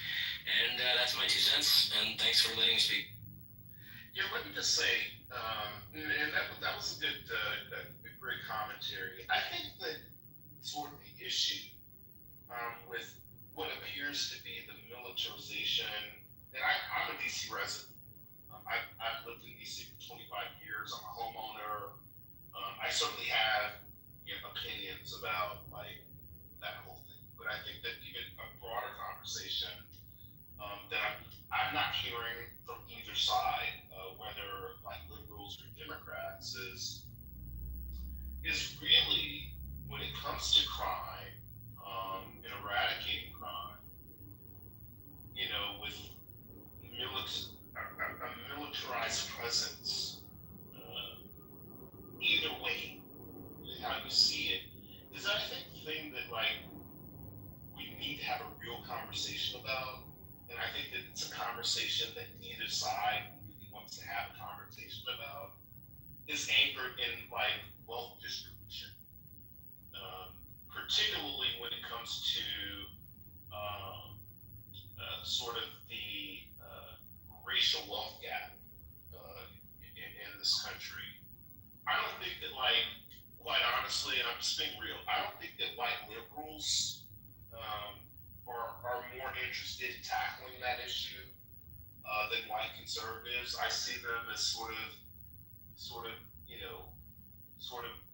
different wings of the same bird on the issue. But let me just finish. And I think that, like, sort of the core of like poverty, violence, crime is anchored in the fact that the reason that people do it is because they don't have the wealth.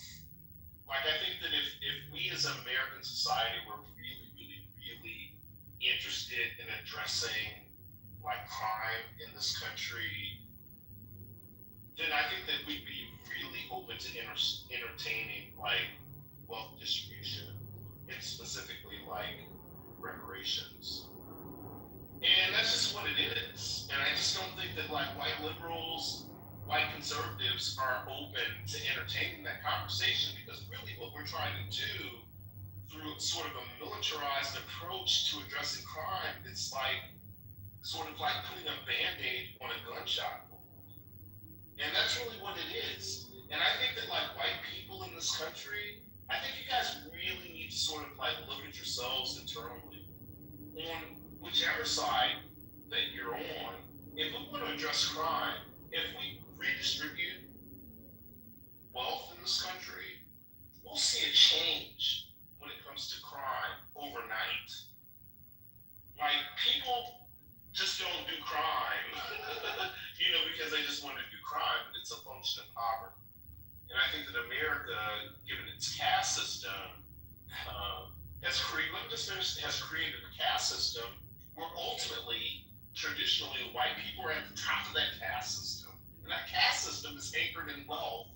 And black people, especially those that descend from slavery in this country, are anchored and tied to the bottom. And it's been very intentional. It's been very purposeful. So that's my 2 cents. I appreciate you guys giving me an opportunity to share my position. But yeah, that's what it's about.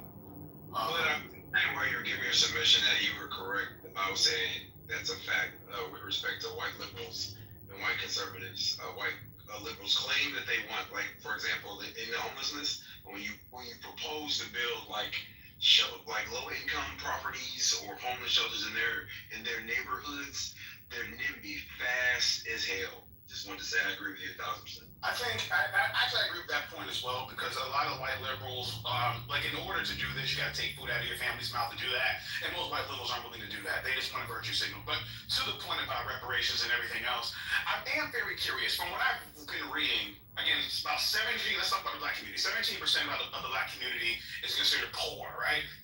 And of that 17%, I was very curious. What is the percentage of those that do commit crime? Because we're always saying that poverty and crime go hand in hand. And everything that I'm looking at, I want to see anywhere from 2 to 5%. 2 to 5% of the 17% of individuals that are considered poor.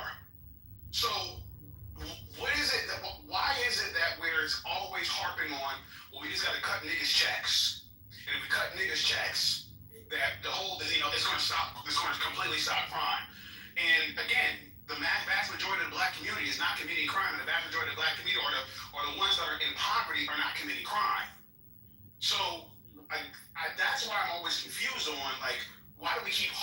is if the magic, again, we know about a lot of these entertainers that end up coming from nothing, getting a large sum of money, and continue to commit acts of degeneracy.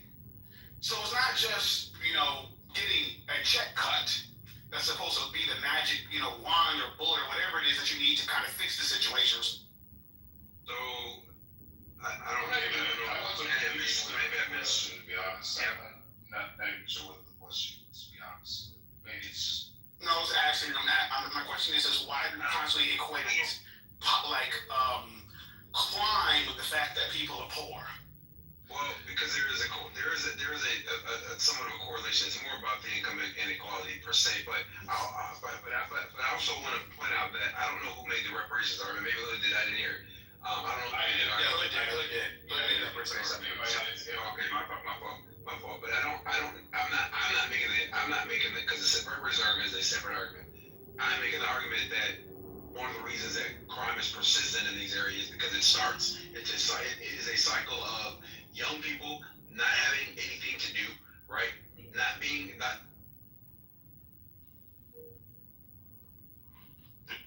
a phone call? Did he go out? Yeah, he dropped. Yeah, you know, I I'm think- going to end this. And I get like people often try to draw this distinction, like a correlation between poverty and crime. Yeah, more people live in depressed area where crime is more prevalent because those are economically not viable homes. It doesn't mean that the poor are overwhelmingly committing the largest section of crime. That really doesn't equate well. Yeah, I haven't been seeing the numbers to back that up. That's what I've been looking for. Yeah, that's I should teach you that stuff. I can point some other crimes too. Yeah, hey, stock force, the here stock exchange alone. I'm pretty sure I can point out. You guys should really watch The Wolf of Wall Street. That was pretty criminal there. But I'm going to say that just because there's a correlation does not actually mean there's a causation. For instance, I do not believe that all crime committed in America is done by black people. Now, can you find stats that say, hey, 55% or 50% more of violent crimes are committed by blah, blah, blah? Maybe. You could probably find a stat. I'm sure you can. You can find some narrative. Now, I could deep dive that and actually look at those numbers and say, all right, well, there's ambiguity here. 55% of all murders are not solved in the country. Also, we don't have states responding and reporting in any kind of unified framework. So these stats are already automatically off. And we have a problem correlating data and coalescing data to actually get it to a centralized source that we can actually be sure is stating that this is a direct problem or this is the direct cause. So, I mean, again, asking to redistribute people's wealth after a lifetime or even a multitude of people's wealth, you understand that taking that is not just coming from white people. That's coming from black. It's coming from Hispanic. It's coming from Muslims. It's coming from Indian. It's coming from Asians. It's coming from Native Americans. You're asking to take the wealth of America and every section and facet of society and say, here, I want to redistribute it for one political entity. And my belief is that once I redistribute this wealth, crime will immediately go down. Well, if everybody's equal, what makes you think crime would actually go down? Because that's statistically, I haven't found anything in history, and I can't recall anything in history that actually has happened. Like that doesn't go anywhere. There's always people going to commit crime, murder, rape. Like how does poverty fix rape? Like you don't have that. Like rape is rape, and it's done by rich, it's done by poor. Sexual abuse to children, rich, poor, middle income happens. What else is there? Oh yeah, theft, rich, poor. You have rich fucking kids that are stealing. Like trust me, we know they're out there. And in significant numbers too. It's just they may have better lawyers. So I don't think redistribution has shown it, and you should look at that because the Bolshevik revolution was supposed to be redistribution. There was a whole lot of fucking murder going on during that time period. Well, I think sort of the core of your argument against redistribution is, whether you know it or not, is sort of anchored in the fact that you think that redistribution is a handout. And that's sort of, based on your submission, your contributions, that you think that I don't think that's what he's saying, Hood. I call redistribution an actual fact. I don't call it a handout. I think it's theft. Okay, so how do you define redistribution then? Well, that's like affirmative action.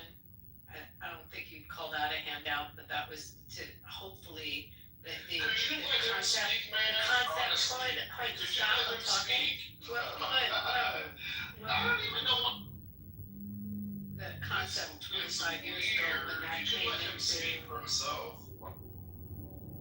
the concept 25 years ago when Why that can't came you let him in speak for was the himself? shut the fuck up and let her down. I'm just asking, like, I She's a mod. Hood. She's a mod. You have to agree. She's a mod. Bro. I don't care if she's a mod, but it's just. Yeah, well, I'm answering him. Anyway, the concept of affirmative action, if you read when that came into play into through the court system and also into schools and used within our culture, was for exactly that purpose, to ultimately create a redistribution and the ability to give opportunity. So I mean, it's not necessarily, you want to call that a handout, I wouldn't call that a handout. That's not what its intention was. So, and Thomas, was there something wrong with what I said or anybody else on this issue? No. Both sides. I call redistribution based on the guise of what he said, and the framework was we take it from the wealthy and we redistribute. Am I missing something here? Is there something that I wasn't adding up? No, not at all. I can't read it. That's theft. I'm stealing from one person, but I'm wrapping it up so my morals and my pillow at night feel better. So I'm stealing, like, I'm gonna pick on Abby here because I can't pick on her. She's lovely and beautiful. I'm taking Abby's shit. I'm taking her stuff, and I'm saying, you know what, Abby? I'm giving you 20%. That's what you get. You get nothing more. Like, this is what I say. I am freaking king here. Like, first off. And then I'm gonna give it to, I don't know, Hood. I'll give it to this guy, Hood. And he now gets to take, I don't know, 40% of what Abby did. Redistribution is literally theft. You're just trying to give yourself a moral framework and a nice word to hide it on. You're Yeah, let me just say this. Let me say this. The issue. Relax. Hood. You don't speak. So relax. Quickly. It's so crazy that like that you're not listening to me. I said Thomas and Finley, and then you can go after it. You advocated like whatever you think you have in this room. Thomas, Finley, then you would. So let me just say this. It vexes me, this type of behavior, because I want to hear his argument. But this is when I started believing, because this happens all the time. The motherfuckers crash out.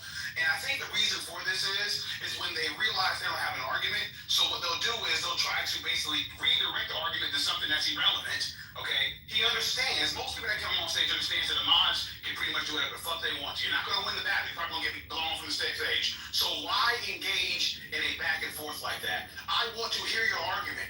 Why put yourself in a situation where you're not going to be able to have the argument and your point's not going to be able to be heard by crashing out that way? I don't understand this shit. It vexes me, it really does. But you know what? Go ahead, Phil. You got it.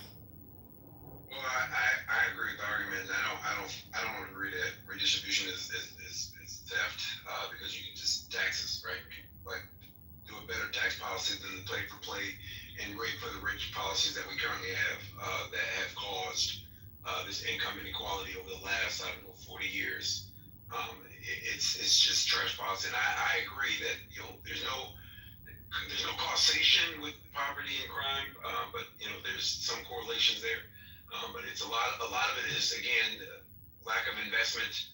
And again, we see it. We see it starting very young. And I agree. There's no magic bullet to crime because even if like we were the rates in the 50s and the 40s when the economy was more equitable to everybody except black people.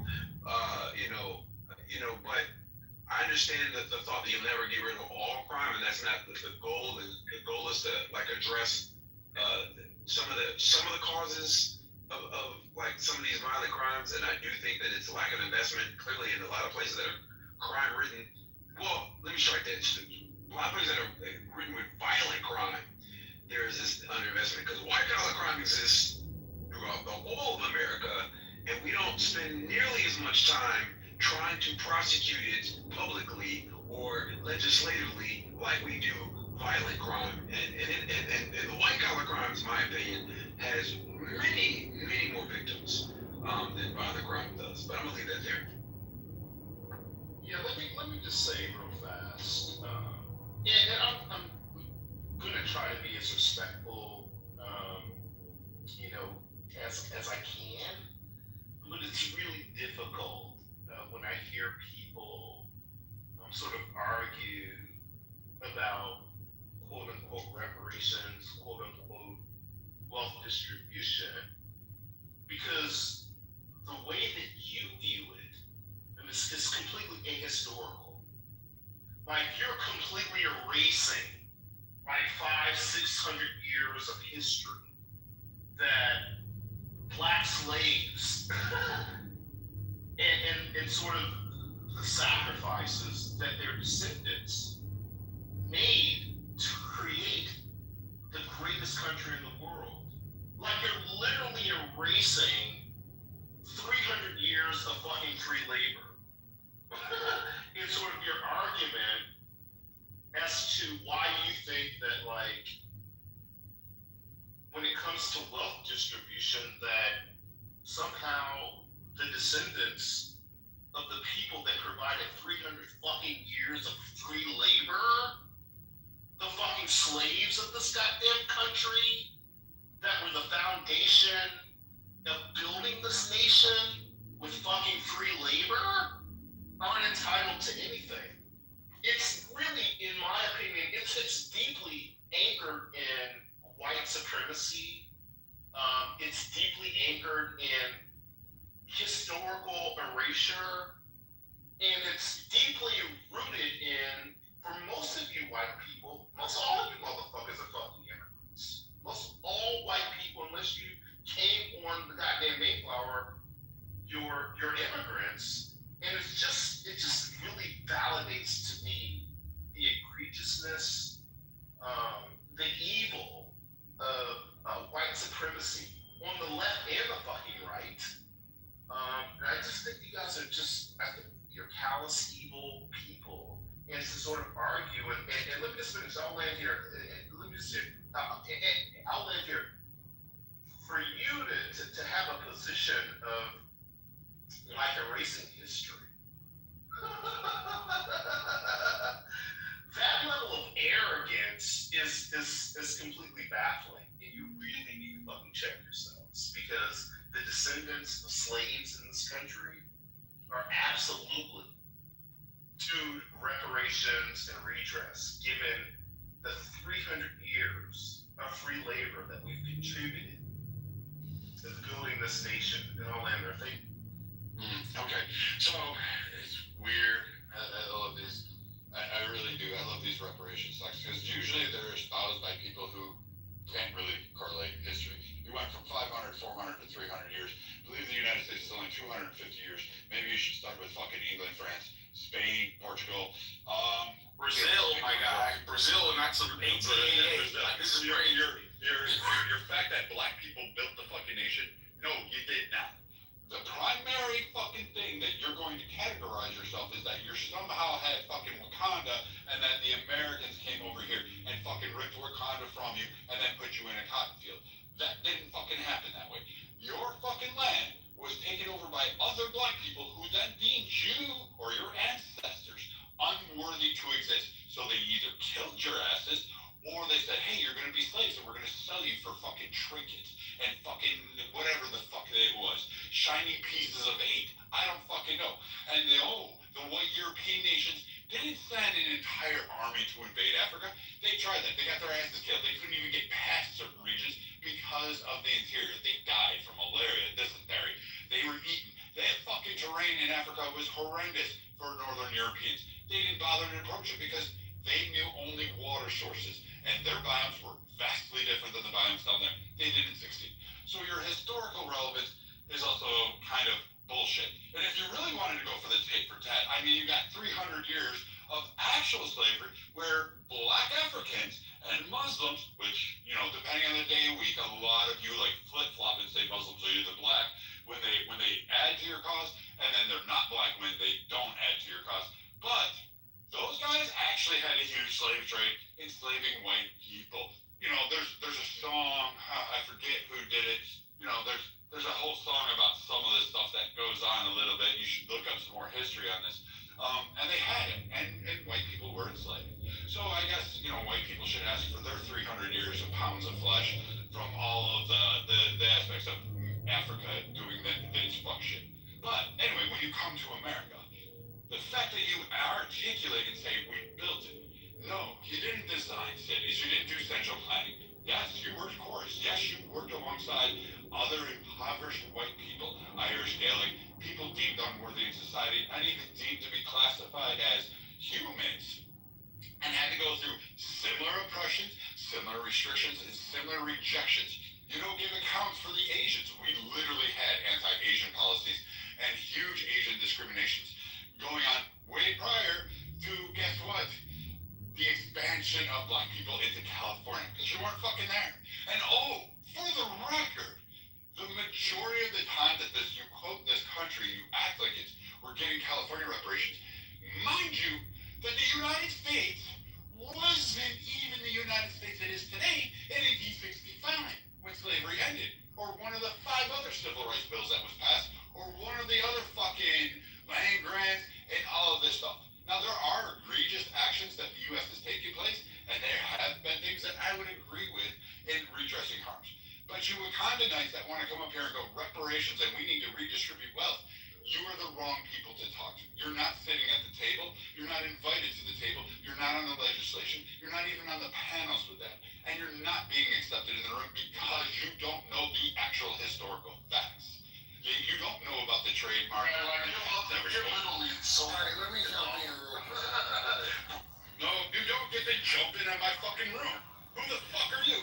I'm JR, bro. Fuck you. I don't care who you are. I just wanted to jump in because you're saying a whole bunch, bro. I got a couple questions for you. You can wait. So we get it. So you just gonna talk wild too? I can talk any way I want to.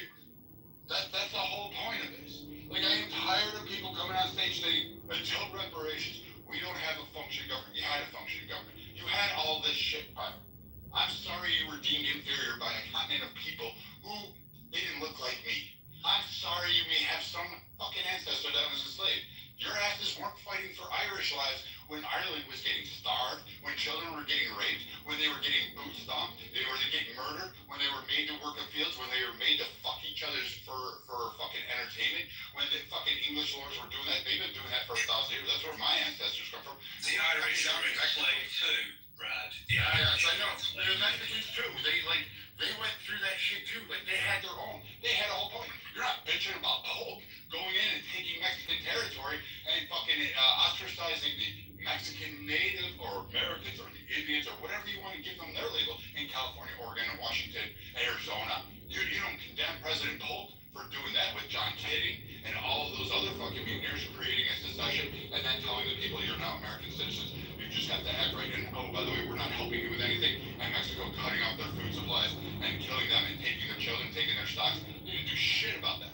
Spare me your outrage, because yours is just fake. You're full of shit, and you don't even know the questions, let alone the answers to them. Now, who wants next? Well, the irony, I just always ask this people that push for reparations, who do you think's paying for these reparations? It'll be taxpayers. And I wonder if the people that are asking for it also pay taxes, because they're going to be paying for their own reparations. Like, do they understand where the money comes out of? It's going to come out of their pockets, and are they comfortable with that, or do they pay taxes? I think my argument is never. I don't argue for the U.S. Treasury. Guys, civics. Let's get back to civics. I don't argue the slavery reparations. But who pays into it? My taxpayers. My argument would be for reparations from Jim Crow, because I think that's an easier argument to make. It's more traceable. You can certainly make the argument with redlining, segregated schools. Like, there's a ton of arguments they made there. Freeways being bulldozing through black neighborhoods and destroying black wealth. You can make that argument a lot clearer. And yes, I would argue that the government that wrote these laws is responsible for paying these people back because they weren't Where's building. that come from? It comes from the government, the same government that did the harm. Wait, I understand, but just basically, just get me there. So I'm a who taxpayer. funds the government? You do, right? We do, yes. My tax dollars will go back to pay back the people whose property and wealth was stolen from them. I'm good with that because when police brutalize people and they get sued, guess who has to pay for that crap?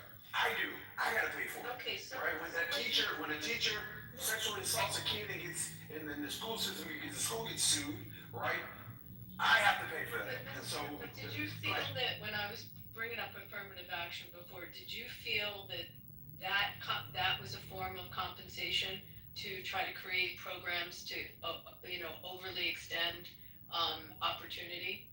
Did I feel that affirmative action was that type of program? When that came into law, when Justice O'Connor wrote that famous opinion, did you feel that that was something also in line with what you're talking about, where the redlining caused the harm, that was to undo that harm by giving opportunity? Kinda. It was an attempt. It was an attempt, okay. I don't know that it was a sufficient attempt, but it was an attempt. I always, again, the slavery argument always baffles me. A lot of these arguments baffle me because I understand it, but it's hard for me to wrap my head around it. For example, like Brad said earlier, for whatever reason, we always hyperfixate on the U.S. as if U.S. was the only place that harbored slaves, and as if the U.S. is the only one that treated their slaves badly. First and foremost, slaves are very expensive in the United States.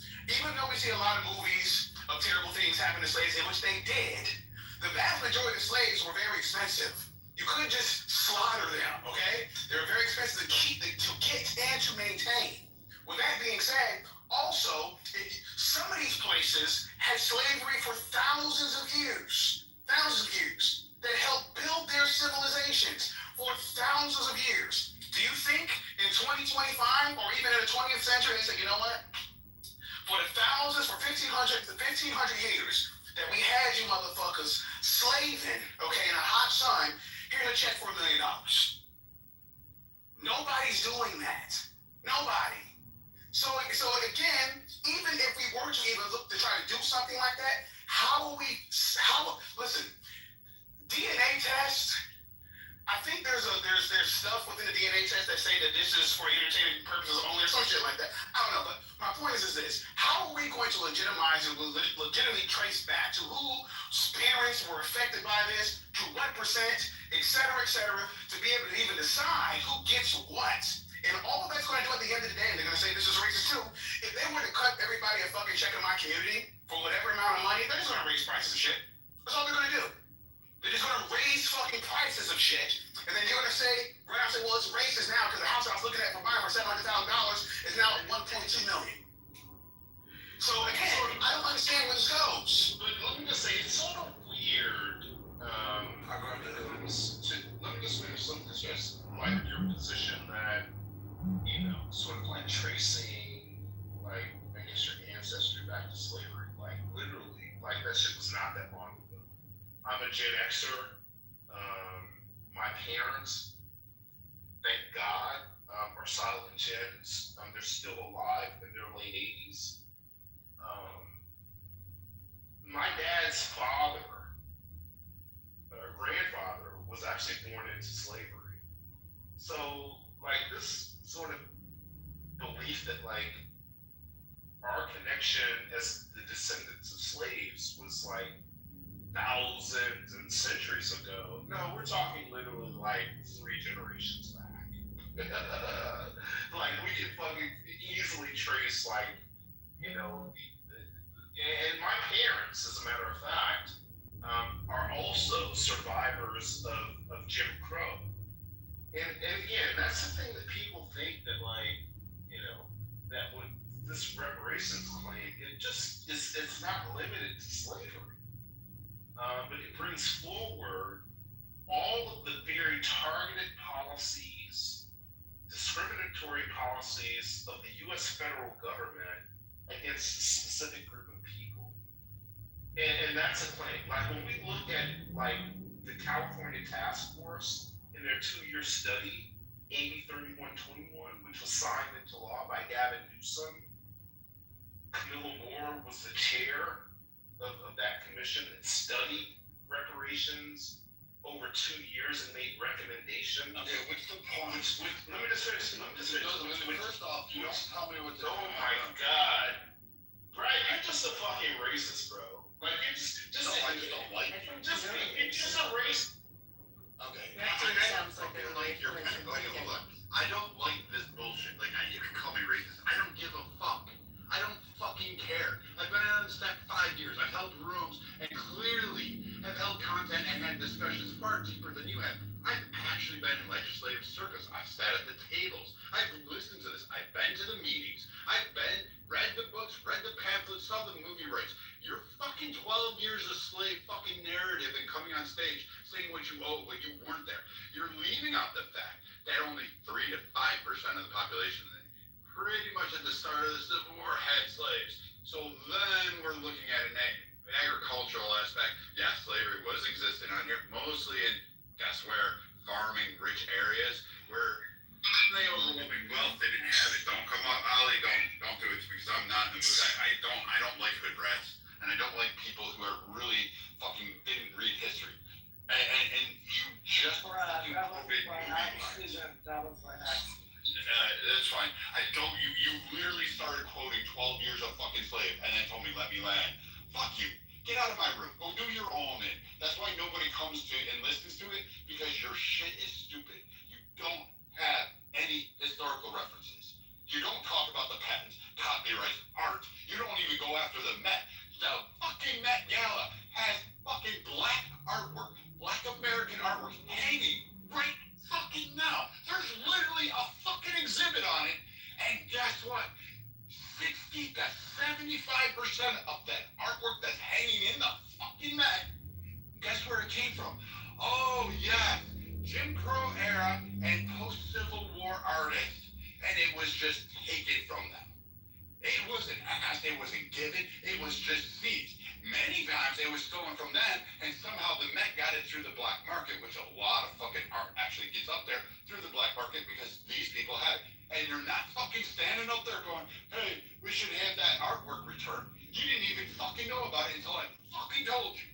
Again, you don't even go down to the Smithsonian. How about the Black Museum of History, slave history in fucking D.C. that everybody was bitching about? Oh, those artifacts, Trump pulled them out. You're right, he should have fucking returned them to the original families, because a lot of those exhibits that went up there to have this natural museum were stolen from fucking families. But you had no rationale, you didn't know about these certain things. So when you would kind of lights, which I'm going to call you that, and I wish Gerard was there because he would have backed you up a lot sooner than I would have. But he and I are under the same assumption.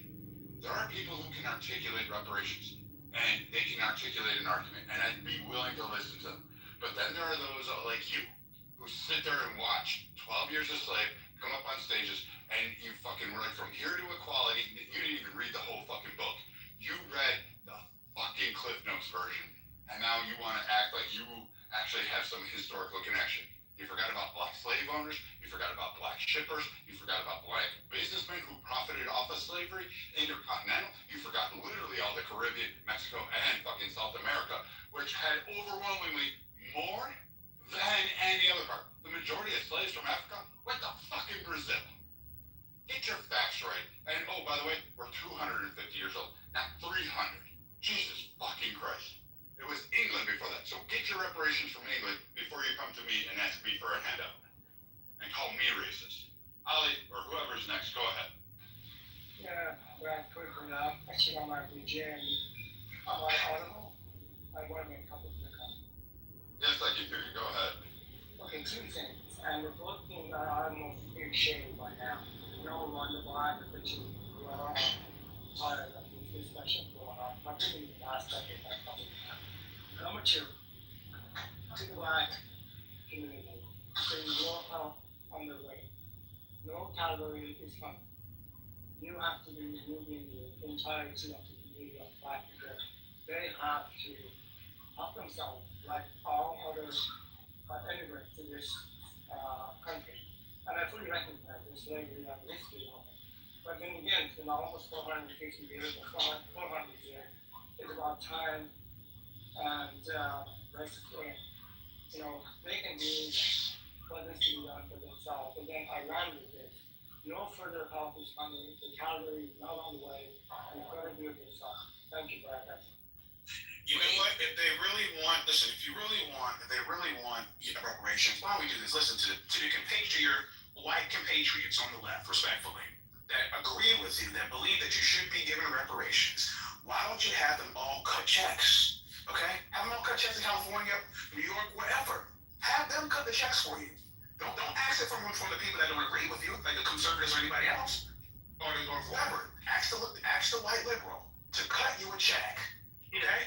That's all you gotta do. Yeah, just to be clear, because I know you guys, it's hard for you guys to keep up with the argument. Nobody's asking you to personally cut checks. It's a stupid argument. I don't know where you guys got this from. It's the government. The government did a crime. They pay for the crime. It's that simple. No person, especially black people, are asking for individual. Oh, Jesus Christ, stop. What do you? You said some dumb shit. You were wrong. You were fucking wrong. The government just cut the check. Where does the government get it? You were fucking wrong. You didn't know what the fuck you were talking about. What do you mean you're wrong? It doesn't change anything, bro. Yes, it does. It means you're stupid. Because you said you. Oh, Jesus Christ. This is That's from the government. Who pays the government? He doesn't know. You know what? Listen. Here's my problem, Thomas. This is the part. That motherfucker, I can promise you, does not pay fucking taxes. What the fuck you want me to redistribute out? I'm not taking money from Thomas and giving it to, what is this ass's name? Fucking Klingon, whatever your fucking name is. I am not taking Thomas's money and giving it to you. You clearly don't pay fucking taxes. Why? You got tax-free. You're an EBT warrior. I'm not fucking giving you more money. You've already suckled at the government dick. You swallowed it. I'm not giving you more. Cutting a government check is akin to saying, let me tax the people, let me create more money, let me print more, let me cause inflation, let me cause a whole bunch of other issues that you haven't even accounted for. So your dumb fucking hood rat ass can get a check. Spare me with it. Not happening. We'll vote for it, hands down. And oh, by the way, even the people that are in the fucking reparations argument don't want you to have a fucking check. The black people who are arguing for reparations aren't wanting you for Klingon, fucking whatever your name is, to have a fucking check from the government. How does that make you feel? The ones that are actually pushing legislation don't want you to have your fucking check. You're a moron for screaming, I want a check from the government. Can I ask how this conversation went from is burning the flag, free speech, cash bail ban to slavery reparation? Yes. So what happened? I've been on this app for 6 years now, getting ready to be 2026 in 6 years. You know, brothers have been talking about reparations and slavery for fucking can you please just shut the fuck up about it? Like, at this point, right? Who the fuck cares, bro? Like, if it's gonna happen, it's gonna happen. And the only thing I disagree with, to be quite honest with everyone in the room, like, my tax dollars are going to fucking trans surgeries and fucking goddamn overseas and for gay ass fucking Sesame Street fucking plays. So if we want to talk about what taxes are being spent on, we can really have that conversation. As far as is burning the flag, free speech, absolutely the fuck it's not. We don't have the right to burn our fucking flag that our soldiers fought for, the fabric of our fucking country, or you can say company. You people in here scream about slavery, well, let's have the conversation. Didn't your so-called ancestors fight for that very flag? So why would you be advocating for it to be burned? I don't understand it. And lately I've been seeing it burn in defense of illegal immigration. That is 100% where I draw the fucking line. I don't give a fuck about these illegals. They all need to be fucking deported. All of them. I don't give a fuck if you've been here 20, 30, or 50 fucking years illegally. You need to go. Right? That's just a side note. But that's why this conversation came up anyways, because we're seeing this at protests. As far as cash bail goes, I mean, if you got enough money to get yourself out of fucking trouble, I guess go ahead and handle your business. Most of those people are going to reoffend anyway. The universe knew not to make me a fucking judge or magistrate or police, because a lot of jail. The prison system would love me because I would literally just get mandatory minimums for everything, and you all would just rot in fucking prison, honestly. So, I don't know. These conversations to me are just getting fucking old, honestly, because I mean, how many more years you guys can keep talking about reparations, bro? Like, the Clubhouse is not going to help you get reparations. And the other question I have is, how close have you gotten to those reparations since the first year I heard you guys talking about it on this app? Again, like I said, 2026 is in 6 months. Where's the progress? I don't see any movement. I don't see what's going up. FBA is essentially labeled to me personally as a bunch of fucking domestic terrorists. You all sound like the fucking Klan member. You know, you tell me just because I have a Jamaican father who came from Jamaica who also fought for this fucking country that I'm not black. So, you know, the question I have is, why would I give a fuck if you get reparations or not when you don't even deem me to be you? So I'll land there. And you know, Brad, good to hear you. And Nice to see you again. Yeah. I don't make that sense. Go ahead. Go ahead, Finley. Go ahead, my bad. Go ahead. No, you good. Yeah, and I concur. So again, like, we got to this point because a gentleman came on stage and decided to take the aspect of, because we started talking about crime and poverty, and then he started talking about how we need to look at it from the perspective of people committing crime because of racial inequality. That's how we got there. Now, again, I said earlier, some of these niggas need their heads cut off. Again, at the end of the day, like I was trying to bring up earlier before homeboy came off his mic and started crashing out, was if you really want it that bad, hold these liberal compatriots to the feet to the fire. Have them start dropping donations like Dr. Umar Johnson, asking for donations, okay? Start asking I'm an FBA member technically, but have your compatriots that agree with your ideology start asking for donations from your white liberal compatriots. And let's see how many of them really believe and stand with you. And that includes the ones that you voted into office, Gavin Newsom or anybody else. Let's see who's all willing to put their money where their mouth is. And the government trying to cut you a check is stupid. Because I don't even want to address it because that was fucking retarded. Okay, let me ask you a question, Thomas. That's the one argument that I fucking hate, right? That somehow because people are racial inequality or poverty or whatever is why people are committing crimes, and it's why, like, that is the stupidest fucking argument that I've ever heard in my life. You're broke and dusty, so you want to go pick up a gun and kill people. I've never. Listen. I brought. No, I know you haven't. Where's the correlation in that argument? I've been trying to think. Listen, I've been asking you that thing. I've asking that question of the argument, though. I've been asking this question since the jump. I'm willing to take out. I've been asking because all the studies that I've been reading, when it talks about poverty and crime, I was looking at specifically the black community because I'm a part of it. Out of the 17% of the black community that is considered to be in poverty, only 2 or 5% are the ones that commit crime. So where is this correlation coming from to such a degree that we think that if we just, I'm not saying Mr. Billy's saying this, I'm saying in general, because I heard his argument over and over again, that we start cutting niggas checks, then crime would just miraculously disappear. You know, so I don't know where it comes from. Yeah, so some correlation. Drills and $2,000 for pre-Jeep Bezos, that doesn't sound like a group that's impoverished to me, right? A lot of these fucking killings are personal, right? They're not because of poverty. I'm gonna be completely honest with you, a lot of it stems from, you guys are gonna believe me, this sounds cliche, but it's music. It's not music. Eternal beats. It's not music. That flooded the streets, It's not right? music. Yes, off of top. It's not music. Okay, well, go ahead.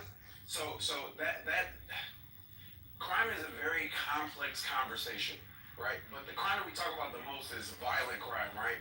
We never talk about white collar crime ever. And I don't want to speak out of turn, but I believe there's more white collar crime than there is violent crime. I think white collar crime affects more people is what you're trying to say. Yeah. Right. No, I'm saying, but I think there's more though. Like physical number of crimes is more white collar than there. But even I digress to that point. I wanted to address the point about music because there's this belief, right, that music causes the crime, and that's just not true. Violent crime in this country began an uptick in the 70s, right? It peaked. In 1991 was like the worst year ever, right, for crime. And and then it began to drop. Gangsta rap, which is the culprit, as we like to often call, did not go mainstream in America until like the early '90s, and so it doesn't correlate because as gangster rap kind of rise to early to mid '90s, crime was on the decline. Violent crime was on the decline, a sharp decline. So it doesn't follow. Violent crime was on the rise. Hold on. So like, I hate when we do this because like when we talk violent crime, we're talking specifically violent crime. It's usually murder, rape, and what is the other one? Assault. And so we often categorize anything with that type of crime in it. But you can't do the direct comparison to white collar crime, which is wage theft, like fraud, art forgery, copyright infringement, like that's all. Yeah, you don't see people's brains splattering a little bit of concrete in white collar crime. And they say like crime went down. I'm like, I always say from where? From what point? I want to remember. People will often like the 80s, the late 80s, and the early 90s. They'll say, oh, it went down from that point. Well, it did to a point. You have it, but there was a reason why it went down. There was like a reaction. The pendulum swung the other way, and the people of this country said, I don't give a shit. I want motherfuckers either iced out or I want them locked up. And that was pretty much what they did. Remember, they all went to Clinton, said, give me the '94 crime bill. They cheered that shit on all sides of the aisle. They pushed that through. There was no, oh my God, this is going to disappear. No, they wanted stop and frisk in New York City. You forget that shit. Like now you're calling back Trump's like ladder going, oh, he's going after the Central Park Five. But Trump was a private citizen at that time. He was responding to news reports that were coming out of the city. Those were your leaders at the time. They're saying, we can't do this. And the people wanted this push.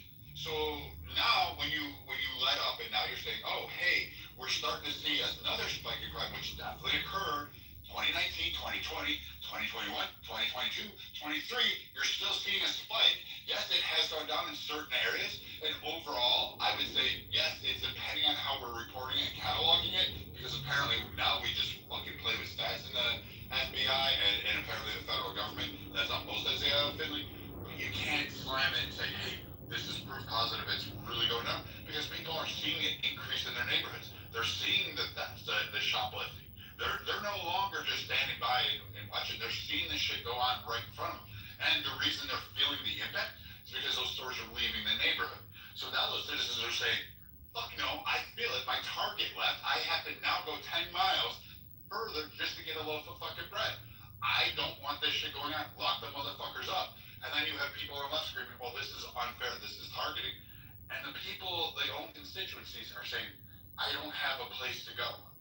You have to do something about this. You have to correct this. So I'm kind of looking at the stats going, white collar crime, not the same as violent crime. So on the point of it, right, Mr. I'm not saying it's the same as crime. I'm saying I made the point earlier. We're not as aggressive with it as we are with violent crime. And if you want to include like theft, we're more aggressive with like petty theft than we are with like corporate theft. We're way more aggressive. They serve way more time for stealing like a radio versus someone that freaking stole half a pension fund. So, mister, I will agree on your point earlier, halfway, that it's not about music, right? In the earlier times, your argument would have flown, right? But I'll use examples, right? We have Jacksonville, Chicago.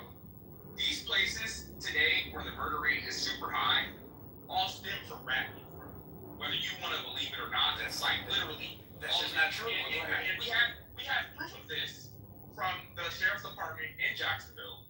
He's gotten on press conferences on numerous occasions and has admitted that is the reason why street beef has, uptick is because of the music. Now, yes, back in the day, I'll say, no, it really had nothing to do with it. But today, in 2025, yes, a lot of it does stem from the music, 100%. Do you think it does? So the quick response, real quick. Real quick. So, respectfully, I have great respect for sheriffs in Florida, great respect for the law enforcement. I'm former law enforcement, great respect for law enforcement. I have two siblings that are law enforcement, great respect for them. But sheriffs, respectfully, are political. They are political. They don't want to say what sounds good, right? But if you I wish I could think of some links to put in the chat to kind of where your whistle to study criminal justice. It's not that black and white. And to Brian's point, yes, there was an overcorrection with locking everybody up, right? and it had a negative effect. But that wasn't the key thing. The only thing that brought down crime. The economy during the 90s also exploded during the 90s. And so two things happened at the same time. You had a lot of economic development, and you had an over-aggressive like police force. And like those two would show that the economics are necessary to kind of stop the cycle. But that Holocaust that you did with like black men and men of color kind of hurt because a lot of the crime now is youth crime, which is a whole nother conversation. Mr. Finley, is there something you'd like me to look up to give the friend? I'd be happy to. You can send me something in the back channel. So here's my problem, Marshall, because I still do study a lot of criminal justice. I listen to a lot of podcasts by people that do it. I read a lot of like articles and stuff like that. So I can't think off the top of my head like a particular study that I've read. A lot of stuff that I did in college, I don't remember any of that stuff. I remember excerpts from it, but I don't remember like specifically like this study, that versus that study. The Innocence Project puts out a lot of stuff as well, and the Southern Poverty Law Center does put out a lot of stuff as well with respect to this particular study. I think that here's my thing. Again, I haven't studied. I'm not a scholar in this at all. I'm just kind of trying to put pieces together here. So bear with me. When you think about the influences, especially of the youth, and we'll say either it does, like music does affect them, or it doesn't affect them. I believe that it does, and I think because of the era that we live in, it does a lot more than it did prior. For example, look at social media. That's what I was saying. We all can agree that social media affects the mental health of a lot of individuals. Even though social media back in the 90s was in its infancy. So now, currently, but we got TikTok, X, and everything else, where people are living on social media. A lot of people have conformed their lives to social media. For example, if you look at some of the kids coming up now in like first grade, et cetera, and they ask them, what do you want to do when you grow up? I don't want to be an astronaut anymore. I don't want to be a doctor. I want to be Kai Cenat, okay? I want to be a streamer. I want to be Ninja, that's a gamer making millions of dollars. QVC, whatever the nigga's name is. I want to do these things. So I think there is an influence to some degree. I remember coming up, and when I would hear certain things on the radio and hang out in certain environments, a lot of the individuals, and again, we've heard this some other argument that people say, I identify with, the reason I like this song is because I identify with that. It resonates with me, okay? I really never liked drill rap. Why? Because it doesn't resonate with me. I can't relate to none of that shit them niggas are talking about. I'm sorry, I can't. You know what I'm saying? So I really don't care about it. But at the end of the day, I do think it does have an influence to a certain degree, especially now since you have an easier access to it than you had back in the early 2000s and the 90s. Okay? Like today, in our generation, no. Like it's all influenced on social media and our music, right? Like, and I'm not saying what Mr. is saying is completely wrong, right? There are points there, but because it is true that I guess certain deputies are political, but bro, today it's like we've evolved from Bloods and Crips to now everybody is beefing over blocks, like especially here in LA. Like it used to be just Bloods and Crips, and now it's what block do you live on? Blocks that they don't have its own anymore. That's blocks that they don't have its own anymore. That's always about colors anymore. That's always right around seeing people that's claiming to be impoverished. And again, this is a stupid argument, right? But it's just like you guys don't look impoverished to me. And I know looks can be deceiving, right? But a lot of these guys that are doing the crimes and doing all this stuff, they have opportunities to change their lives and fix their lives, right? Like, so I don't buy the arguments that, well, because we're broke, we're putting switches on the back of our guns and going out here committing crime. Like, no, the judges are not telling you guys to go out here and commit crimes for you to live in the courtroom. You're doing that yourself. Yeah, but so like I don't buy the argument that poverty is why these people are doing this, and the judicial system is against us. Well, I mean, I've managed for 28 years to stay out of criminal trouble. So I mean, again, I'm an anomaly, right? Or it's anecdotal. But I'm black. If I can do it, why? I don't know. So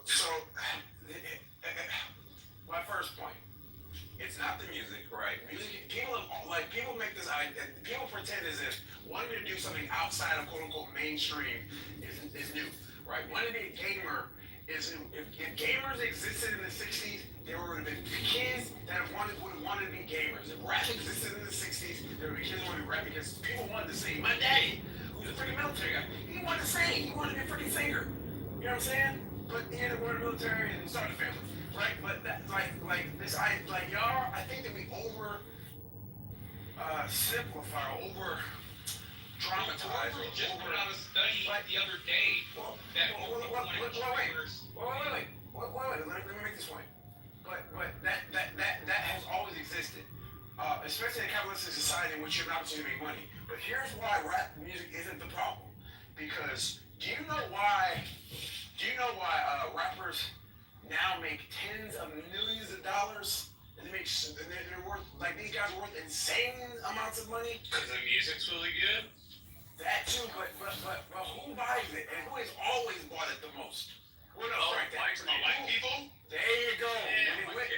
Yes, they buy more.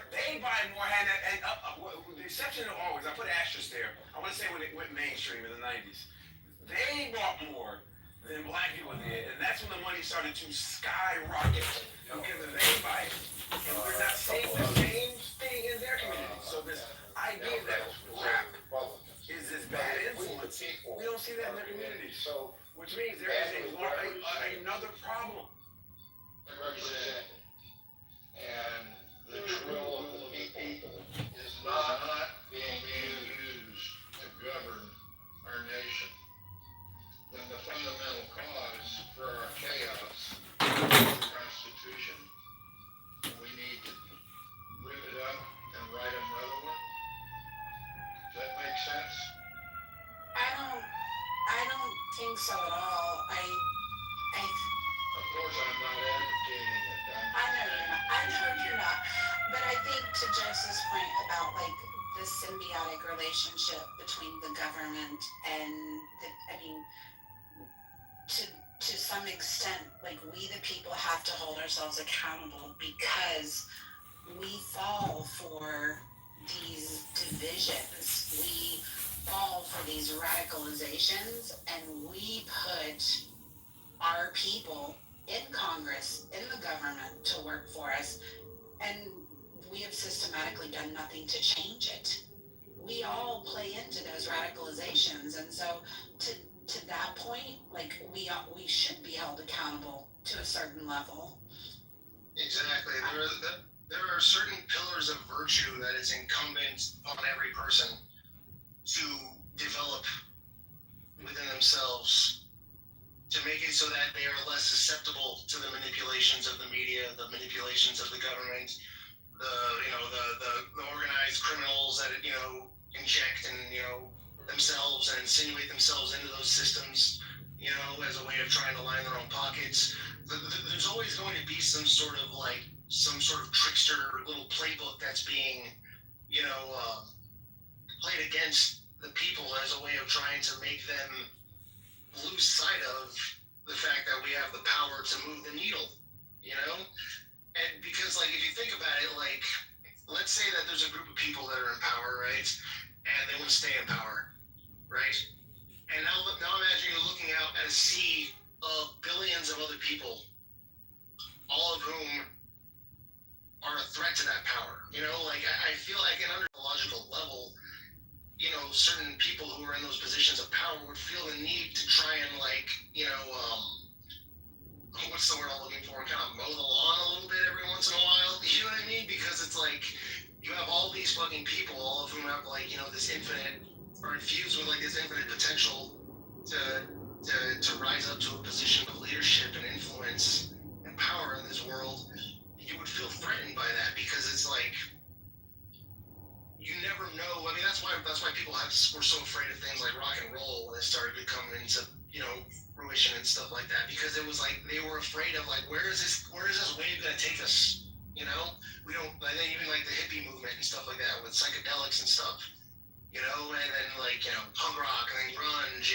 It's like there's like these constant like upsurgence of like the people finding a voice and having a leader who has the strength of will to represent that voice artistically or otherwise, and then they cap them.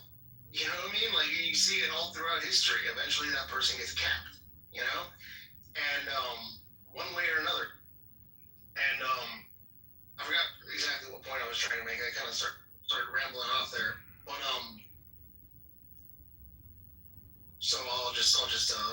plane for now. I'll let somebody else. Let me give my take. I think I don't agree with John. The people are responsible for the Democrats being extreme right now, looking as being extremists right now. The media, where they're consumers of their products, and we keep consuming, so they keep delivering it. We're 100% responsible for this. We have turned our heads away from patriotism. We've turned our heads away from religion. We've become greedy and self-centered and materialistic and selfish.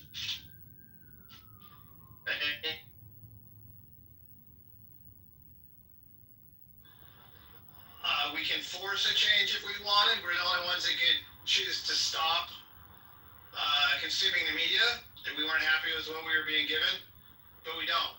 We just give in. We're lazy, and we only care about ourselves. And so I would say that the correct answer, what's causing the chaos, is selfishness and greed among the people of the United States of America.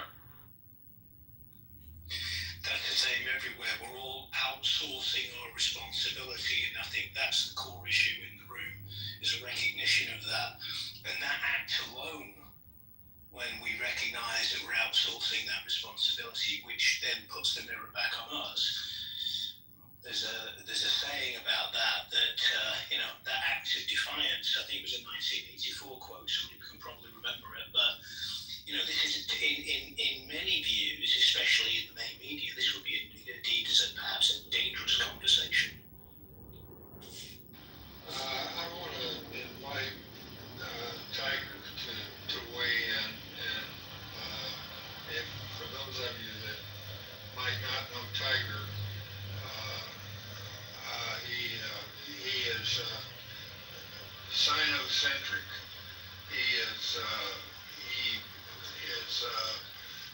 He focuses on what is good for the Chinese nation, and he looks with critical eye at some of the things that are going on in America. Contrary to my earlier accusations that he was a paid agent of the Chinese Communist Party, whether he is or isn't, he has some very valid observations. And he made a comment in the chat, and that's why I invited him to the stage. He said nobody's in charge. So Tiger, you want to weigh in and comment on who is causing the chaos and what we the people in America should be able to do to calm down the chaos? Yes, thank you for the invitation, and as always, thanks for opening this room, and I have nothing but respect for you, regardless of whether you think of me as a CCP spy or not. But the reason I said nobody's in charge, that has long been a joke between the two of us. I do not accuse you of being a paid spy, because if you were, you'd be in jail.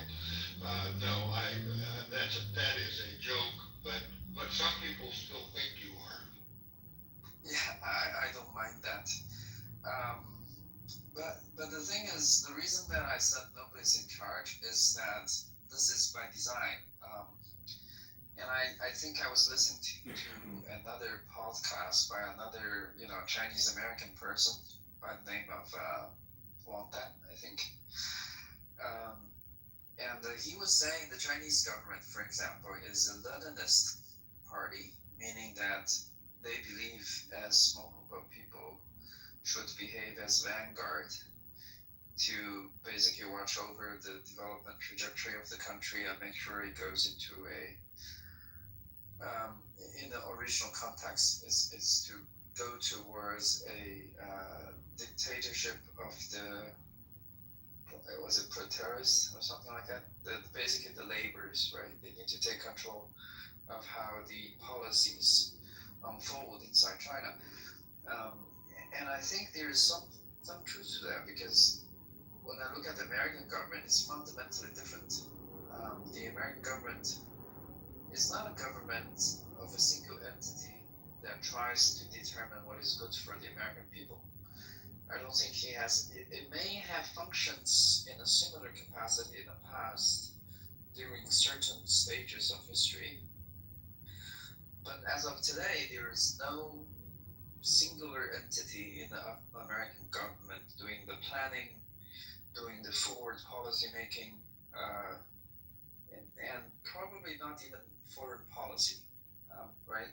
So what I see in America is a conglomerate of, or actually not, it's a battlefield of multiple interest groups, all trying to carve out the space for themselves and their capital, mostly capital interest, and a somewhat detached masses of people who do have some shared interest with these capitalists, mostly in the form of employment and 401ks, but largely those outside of the decision making, and also being heavily manipulated by the media, which are often under control of one or a few of these interest groups.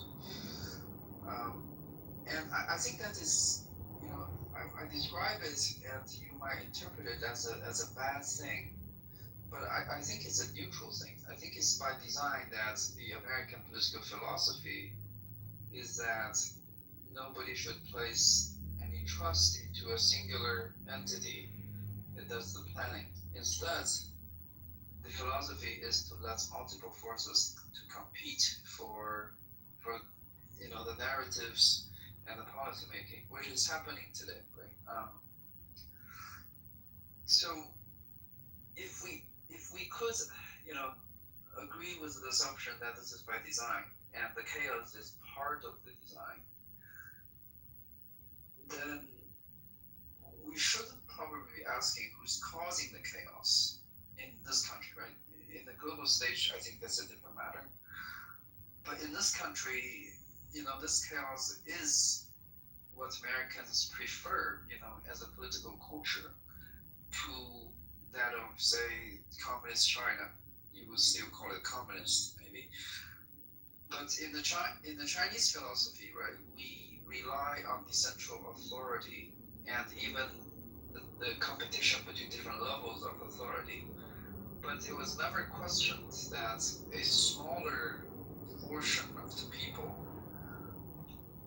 actually have the power to do the decision making and the planning, and the rest of the people, while do not have input into the system, will score the government authority based on their performance. So it's a very different philosophy, right? And from the Chinese perspective, yes, there are a lot of chaos in the United States, and I personally believe, the Chinese system today is functioning better than the American system. But I think that's by choice. Americans have given up some of the rationality and the certainty in the decision-making process, and in return, they gained a security of mind, let's put it that way, that the powers will not be abused to the extent, too severely. I should just put it this way. I don't mean to say that there is no abuse of power in the American system, and I think that's quite rampant.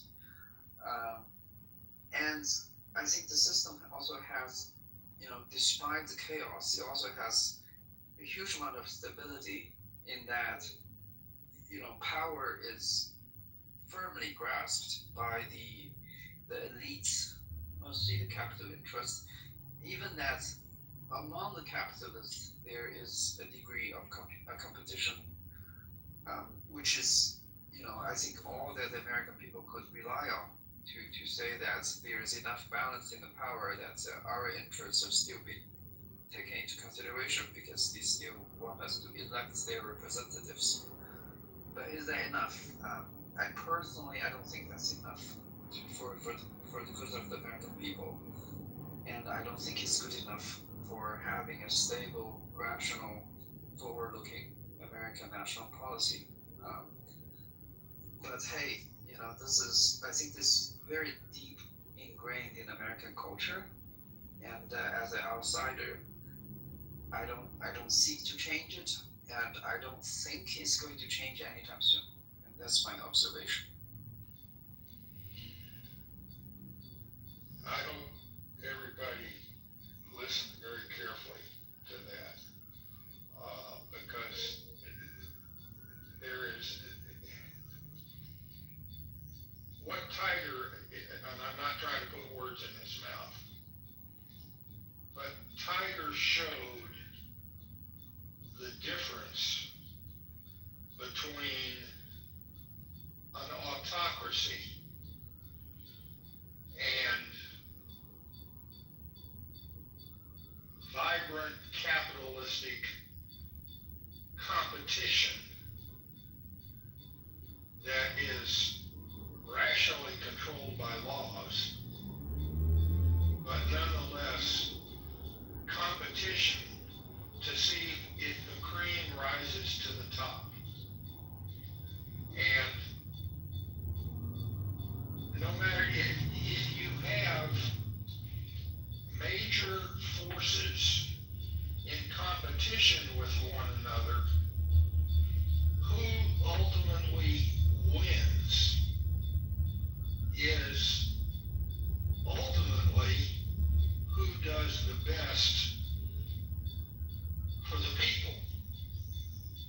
In other words, if General Motors succeeds, then the workers for General Motors succeed. The workers at Ford have to tighten up a little bit to rejoin the competition, and maybe 10 years later, Ford regains the upper hand. And that internal competition stimulates innovation, creativity, and when freedom is allowed, when people can freely innovate and create within certain boundaries that prevent anarchy, my argument would be that in the long term, that kind of system will prevail over, even if it's an autocrat, it could be Jesus Christ could be the autocrat, or Confucius, or whoever you want to put up there. But without that freedom of competition to allow some to succeed and some not to succeed, that's a dynamic that's been going on in this country ever since its founding. And we've been able to hold it together for the last 250 years. Now, some people think that competition has become so chaotic and so imbalanced. And now we're talking about the argument of the distribution of equality, particularly financial equality and all those kinds of things. But my point is, over the course of time, good ideas prevail and bad ideas wilt on the vine. And that would suggest that this chaos that we're doing right now is a blip on the historic screen. And just like the chaos that we had throughout our history in raging political debates, ultimately that sense of competition will prevail. And then we can get into the Marxist philosophy, the socialist philosophy. Is it right for Europe to spend 40% of their GDP on social programs and only 17% on defense versus whatever it is? And those kinds of things are subservient to the fundamental idea that intense competition, football teams win the Super Bowl because of intense competition, and it's very rare that we have a continuous Super Bowl winner, because competition, and yet the level of the sport, my God, the level of athleticism, compare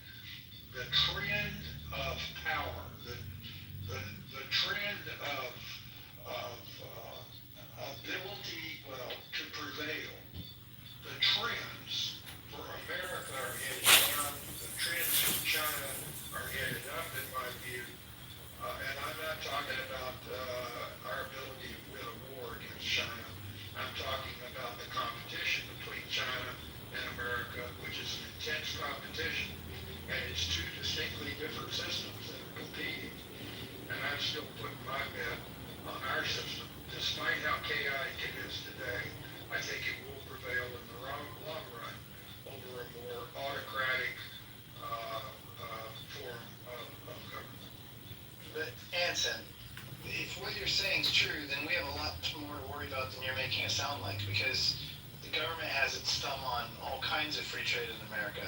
Too big to fail. Bring it back. I mean, trade competition. You even mentioned Ford. Some of those American auto companies wouldn't exist right now if the government didn't interfere with capitalism, right?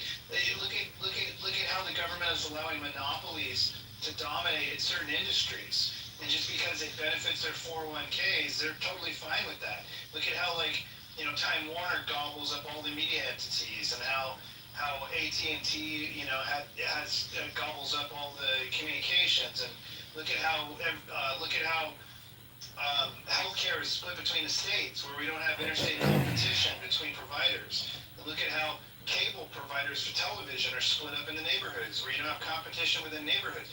The government is interfering with all kinds of business now. The government is so involved now that we don't have capitalism at all. We have complete crony capitalism. And we don't have true competition. And how is that any different to China is the elephant in the room, that statement, isn't it? Really? Exactly. It's not. It's not. If I may, I want to respond to something Hanson said about competition.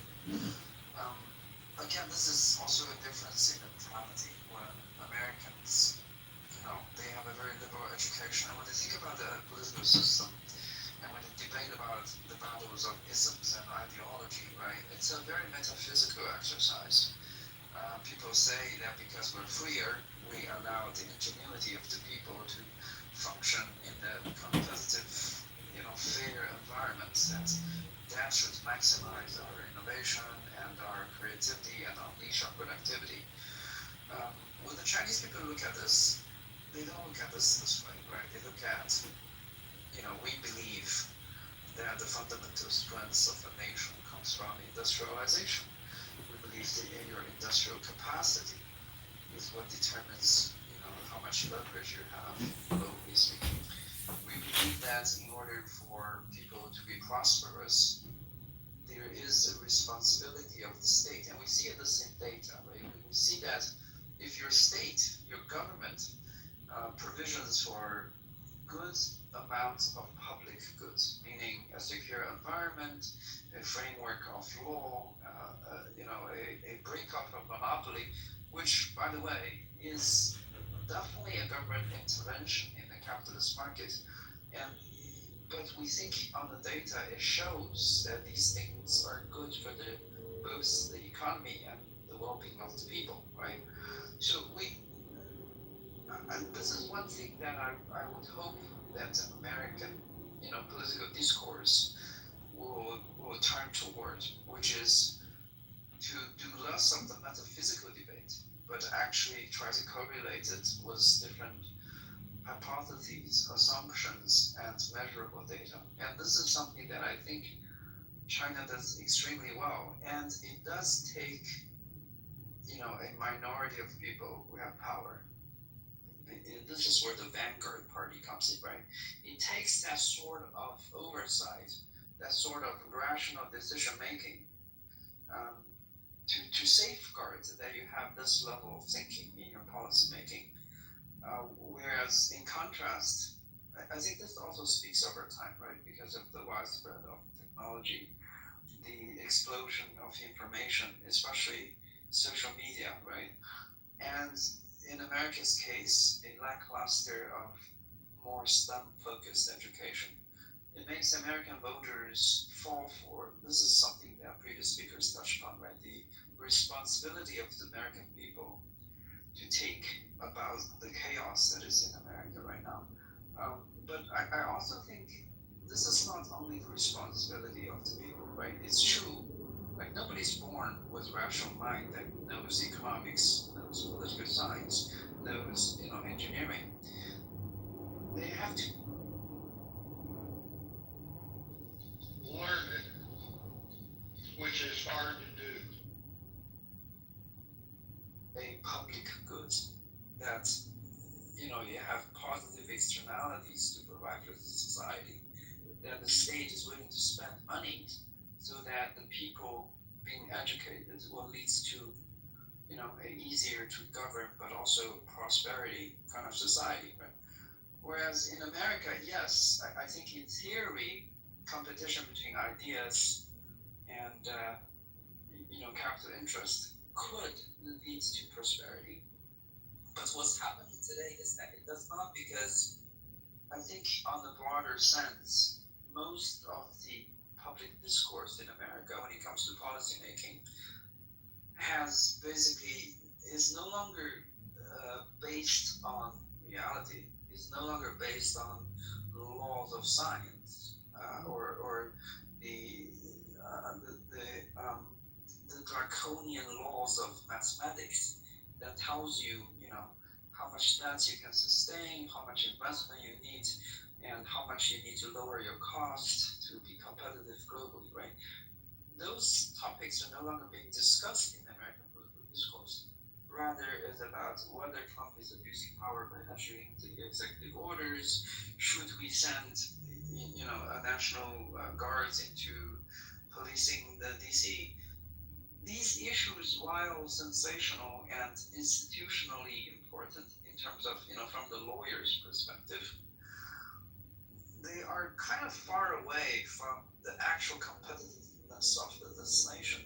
They're kind of far away from the far-reaching. I mean, it has legal implications down the line, yes, but it doesn't change what, say, we, the Chinese people, identify as what your nation's strengths lie within. From our perspective, right, we look at the deindustrialization of this country, while the people who used to own the factories still have a healthy profit margin because of the financial markets that the United States is so invested in, playing games with. For a rational person, we could see that this leads to not only chaos, because we could tolerate chaos as long as the chaos provides for a positive feedback that eventually leads the country back into the right path, right? From my perspective, personally, I do not see that in today's America. I think the designs for chaos is still there, but the chaos is no longer a good kind of chaos. It's not addressing what I think are the real problems in America.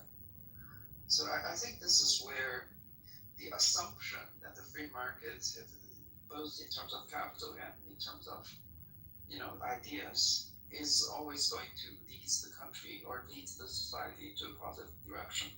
I don't see that anymore. I had a question. The Tiger. How much of that do you think is due to because I agree with what you're saying in terms of the fact that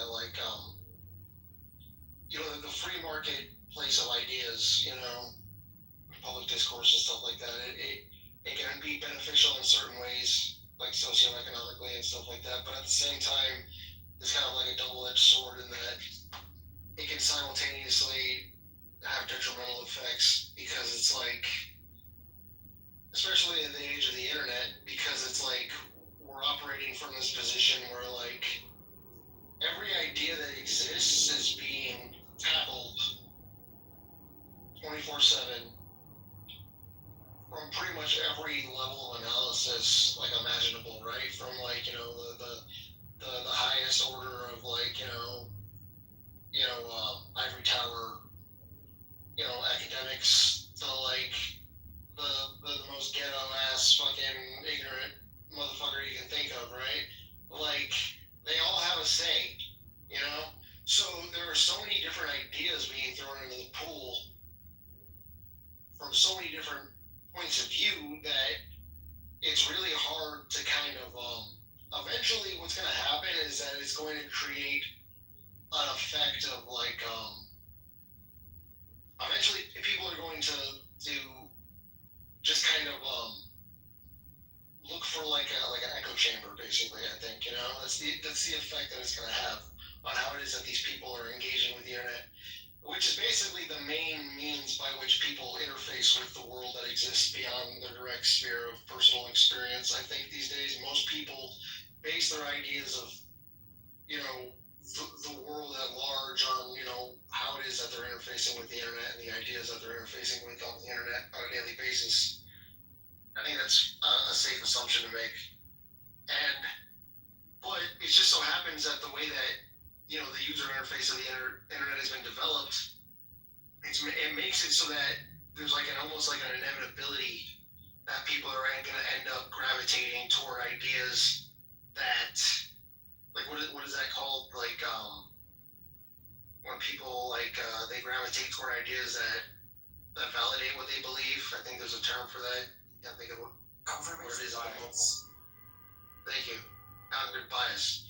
And unless you have the level of self-awareness and the level of understanding of psychology and things like that to be able to catch yourself when you're falling into those types of cycles, and to kind of stop yourself and try to think more objectively, snap yourself out of that if you recognize that you're doing it, most people are going to be just fall right into that pit trap, and I think that's what we're seeing happen at the world, in the world at large on a mass scale. So would you say that the manipulation that's occurring, do you think that it's a trickle down effect that's taking place, or do you think that the reason we're seeing those types of more degenerate forms of manipulation manifest in the higher systems of order in our country and around the world is a result of the fact that that's where the people are at? You know what I mean? Are the people at where they're at because it's trickling down from the manipulation and the subversion that campaigns that we're constantly under the effect of? Or do you think that it's that the reason that everyone is so fucked up in the head is why we're seeing that manifest in the government and in the media, etc. Well, I think it's really the same effect, right? If you are the elite in this country, and I have a very controversial argument. Well, first of all, the assumption of the argument is I think people in general, on average, are idiotic, right? I'm not saying I'm better than them. I also have my biases. But you are pointing out that there are traps that we all fall into, right? Confirmation bias is one of them. Echo chamber is another thing we fall for. And this is why, earlier, this is not my, central argument, by the way. I said I don't believe in democracy as a concept, like the Western idea of democracy being carried out by ballots. I don't believe that fundamentally because I have this assumption that on average humans are pretty idiotic, and I don't just say the Americans are. I think the Chinese people on average too. The common medium person on the street you can pull off. They are probably idiotic in certain ways, myself also included, right? But I would say the difference between today's China and today's United States is that in America, the idiots basically have the ballot, they have the vote, and the outcome of that election, although the elites are trying to manipulate, determines a lot of the policy making, which, of course, when you have too much idiocracy in the system, you probably have suboptimal policy making. And in fact, then I would argue that the fact that the idiots in China do not vote is the strength of the Chinese system. And my controversial argument is this, right? The reason why in many of the past cases where the United States functioned rather well compared to, say, the Soviet Union. I mean, the Soviet Union, yes, the people in power, if we also make that comparison, I think some of the people in power in the Soviet Union are also idiots, right? Like this, we should take it for granted that humans tend to be idiots. The problem is, I think it works, the American system worked well in the past precisely because there was a monopoly, or actually oligarchy, whereas the American people's ideas come from certain narratives that are carefully designed to, the bad term would be to brainwash them.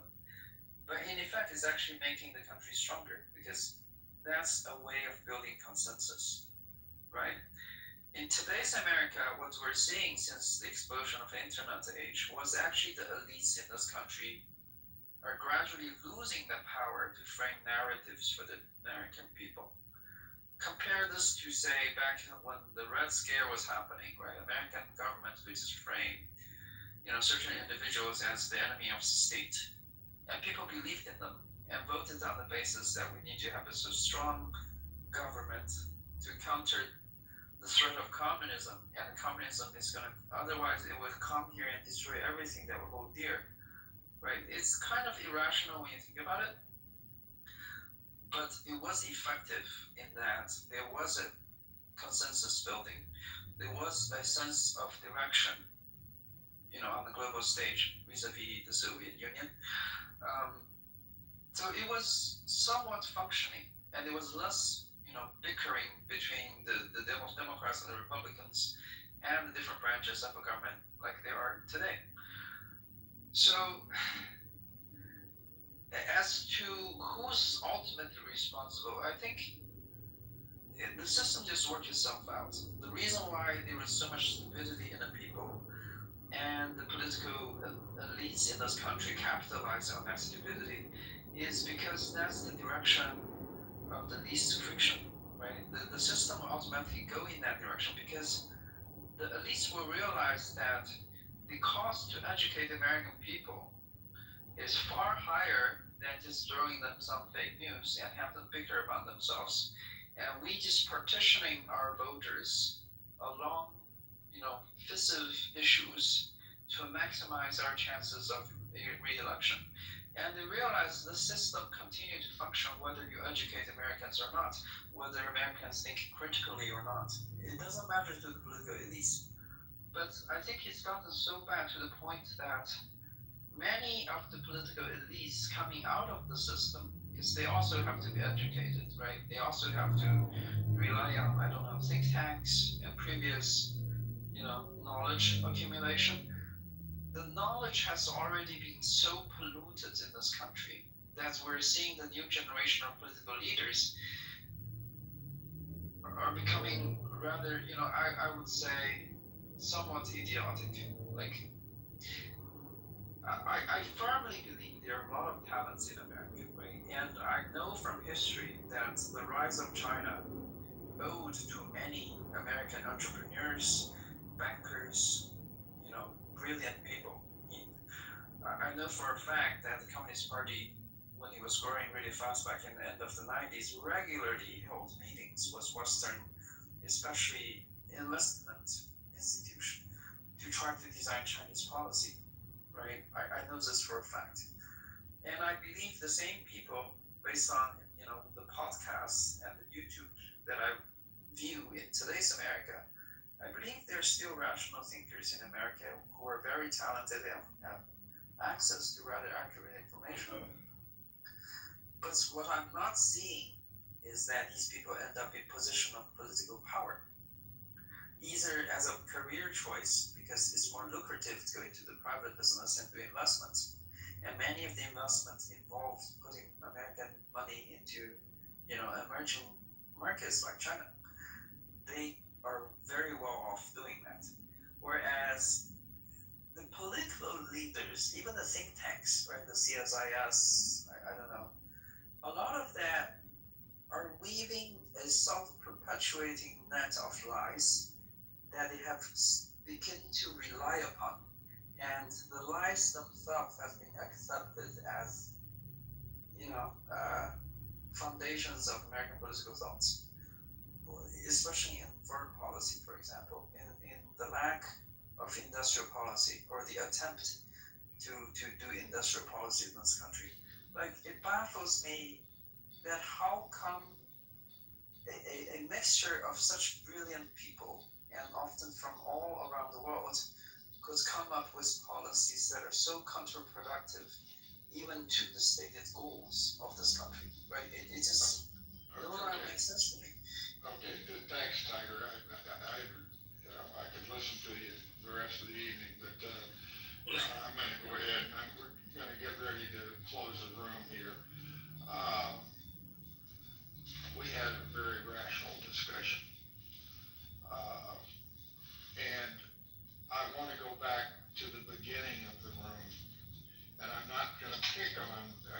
is not here. I'm not trying to demean him in any way, but when we cannot even begin a discussion about what's causing the chaos and how do we mitigate it. And I find it very interesting that there's almost unanimity in the poll that we, the people, are the cause. That sort of surprised me, but I'm pleased to see it. But at any rate, we were immediately confronted with TDS, Trump bashing. And we've got to get beyond that, just like we have to get beyond Biden bashing. Or Obama bashing, or any GOP versus Democrat bashing. And we've got to get down to the substance of the specifics of the arguments and use our intellect, use the scientific principle. Argue, debate, experiment, let the cream rise to the top, and there's unanimity, I think, that E is equal to MC squared today. At least for this period of time in this universe. We didn't have scientists lobbing 34 felonies across the aisle at each other. We've got to get beyond that. The polemics between we the people is causing the chaos. And we've got to get down to the specifics of the arguments and use our best intellectual and political skills to come to the right conclusions in those arguments. And the only way to do that, in my view, is through rational discussion. So I appreciate everybody participating in the room. Mods, anybody else want to add anything? I don't mean to, what do you think? You go ahead and close out, and I'll shut up. But again, I really appreciate it. It's a small room. But I really learn from these discussions myself, and I hope we can continue to do it. Thanks.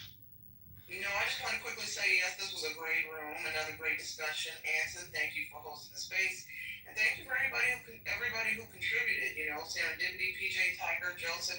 I know Mike was here earlier, so thanks to him, and thanks to everybody in the audience for staying with us during this hour and almost a half. PJ, you want to say something? Yeah, I'd just like to land with the core question that Tiger rounded off with, which was, given the immense amount of talent that's available, and this is true for all of our countries, why isn't it working? I'm sorry to say, but it's greed and corruption. If the interests were more balanced and less self-serving, then that talent would be better used, I think. So I'll land with that. But thank you for the room. It was very interesting. Well, now I'm going to close with another observation. I think that we would all agree that the Industrial Revolution caused great political upheaval, but it was a tremendous advancement in the course of history for all human beings. I don't think there's much disagreement at all that within our lifetime, certainly within mine, and I don't know when to start it. Maybe we could start it with in the 1950s with Turning or something. But the information age, the computer age, whatever we want to call it, is far more revolutionary than the Industrial Revolution ever was when it was confronted by human beings. And the pace of change during this information age is so dramatic. And I mean, how long did the Industrial Revolution take before things settled out, so to speak? 200 years maybe. I mean, hell, we're measuring in decades the revolutionary advances that we're making. And part of the problem why the people are so chaotic is because there's so much information out there that nobody can sort through it all and separate the wheat from the chaff. Not yet. And I would love to have a discussion sometime about AI and the advances of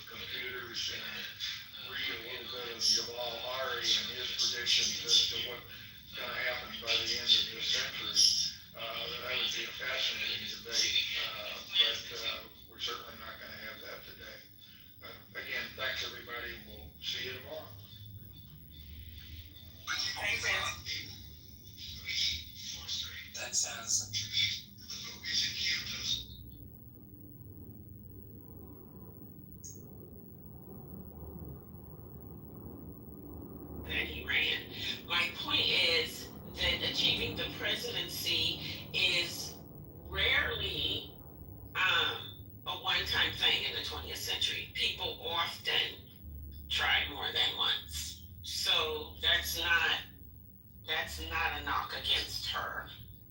And the other thing about, I think you made some comment about the money. I don't recall that it was nearly that may be. It was nowhere near that. And with the campaign as short as hers, with the runway as short as hers, it makes sense that she would have to expend more just to catch up, like just to be competitive. So the money thing is not a knock against her either. There are lots of things to critique about her candidacy. There's lots of things you can critique about, her as a potential president. But I mean, they should be substantive things and not these sort of petty points. And the reason they are, Dr. H, is because there are Excuse me. I just want to know, why are we even talking about Kamala right now when we are the world on fire? Why are we even going backwards? That's how we waste our energy. That's exactly what I'm talking about when I'm saying you gotta stop chasing your ass. The dog that chases his tail doesn't win. He doesn't. He exerts his energy. I don't know why we talk about Kamala. I think the reason why we talk about Kamala is because we have people that come and try to assert things about her character, about her, and then what that does is and more specifically for women, is it sort of presents that women aren't qualified to be able to run and not only run for presidency, but shouldn't try to do the same things that men do. I know this is a bit of a far cry, but what this speaks to. I think that's a stretch. No, it's not. I personally think it's a stretch. Just like how you have a personal opinion, I got a personal opinion. No, that's fine. And I'm giving you my personal opinion about what you're saying. No The doubt. SEO have come up and placed something on somebody who has said what their points are, and you're going to still argue them down and say, no, the fuck it's not. I'm telling you what the fuck your thoughts are. That's crazy. No, what I was telling you, not with Q, because what we were attempting to do with him is when you have people, and what we perceive that he was doing, First Lady, the perceptions that he was trying to present in a very slick way by bringing up Willie Brown, by talking about her qualifications. This is what people do. Let me be more specific. This is what men do when they're trying to disqualify women in some way. And at every opportunity we get to knock that shit down, we should always do it. I can just start talking so much for a while because he was trying to play me. I know everybody up here that asked him a question that he still ain't answered. He just went to another topic that was a rhetoric. No. Don't say nothing to me. I was talking to him, and then you went in to respond. You were talking about him. No, I'm not talking to him. I'm talking to you, and I'm talking about him because it's relevant. But still, he didn't answer the question, so I just completely started talking to him altogether. She doesn't want you to ask. She doesn't want to ask again. She doesn't want to ask. That's fine. Like the statement because my character was Jesus Christ. I don't want to hear nothing else. Anybody else? I'm a person of color. I don't have anything negative to say about And I understand what you don't want, Brooklyn, but at the end of the day, I'm a fair person, and I'm going to be fair. I already said, when CEO was still talking about him, I said, now, y'all going to let him respond. So it's already been said that that's what's going to happen. So he's going to respond, okay? If I could say this. Is that Ultra? Hey, First Lady, it's my birthday. Shout out. Hey, babe. Happy birthday. I'm sorry for calling you a bitch. I love you. I love y'all. Every day is not your birthday. Yes, it is. That's cool according to Prince, ma'am. So you mute up, ma'am, with that beautiful smile.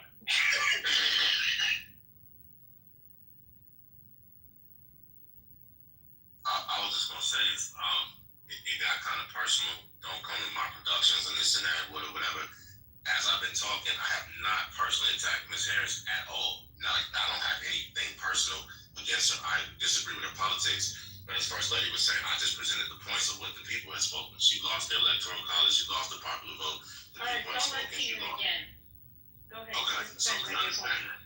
We do know that it was over $1 billion for whatever reason. Here's my point. My point is this. It's not Ms. Harris that I have a problem with.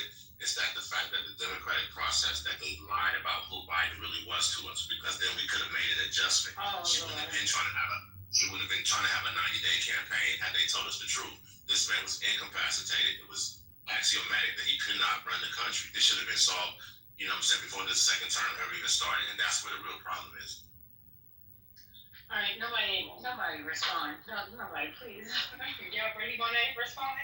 No, let's go to Donald Trump. Let's talk about his qualifications and All right, cool. Wow. It's like, I don't get the memo. Don't they? These fools, they are fucking retarded. It makes no sense talking to retarded people.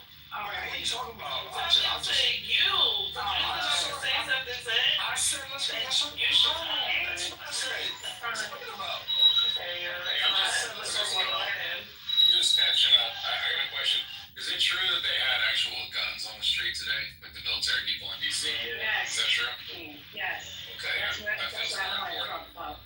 Yeah, let's talk Someone's about talking that. about that. I agree. Because if they claim that the crime is going down and that everything is going okie dokie smoky, then why do you need to get the guns out? Huh? What's going on? Why? What do you do? And they're in a support role, so a support role doesn't require you to have guns, so. Yeah. It's almost like it's about intimidation, not about law enforcement. It's crazy. It is. Do they have the power to detain and put somebody in a cell? No.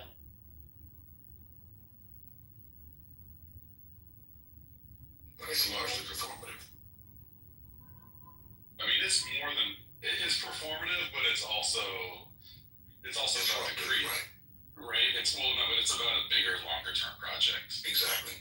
It's about people accepting having the military on the streets of American cities, right? I mean, it's so that when he doesn't end up in San Francisco and the other cities that have been named, which I'm not as familiar with because they're not mine, that it's going to be okay. And it's like, oh, that's just what happens. Like nothing happened in DC. Like why did it happen in Oakland? Stuff like that that's going to go down, and this playbook is so stale. Like it's so common, and like if you just literally, there's a book by Ruth Ben-Ghiat called Strongman, which lays out this playbook like page by page. Like you can, you literally can see everything that's going to happen next, and then not even do it. And it's terrifying. I mean, depends on which part we're talking about, but yeah. Right. Herbal, you can go fuck yourself. How about that? Well, we got some giant rails on. We got it now. It's so disingenuous to not state, and I think Patty stated, and this is a fact, that the governors do have to participate. It can't just bring it in. National Guard requires governor participation. So that's number one. I think we also without the governor, it just has to be certain. He has to have justification. Correct. Absolutely. I think that when we have statements like no murders for the first time in 4.5 years in DC in a week, I think all of us should be looking at that like there has to be some type of solution. I lived in that area, in the area called Big Chair in Southeast DC off Alabama Avenue, and until you live in it, it's you can talk about it, you can go off the numbers all you want to, but until you live in it on a day-to-day basis, people really don't understand. And most people who live there are happy to have the help. We were talking about them being deployed only to areas like Georgetown and the high, Blair, Montgomery Blair, and all the up kind of. Don't you think that's a little disingenuous though? Go ahead, I'm sorry. You have a military. I'm asking. Don't you think that's a little disingenuous? You have a military presence that's not sustainable on the streets of DC. Of course, there's not going to be any crime. Of course, there's going to be for that time period, for the time that they're doing their occupation or whatever you want to call it. There's not going to be any crime. So what you're lending to is not necessarily it's disingenuous. You don't think?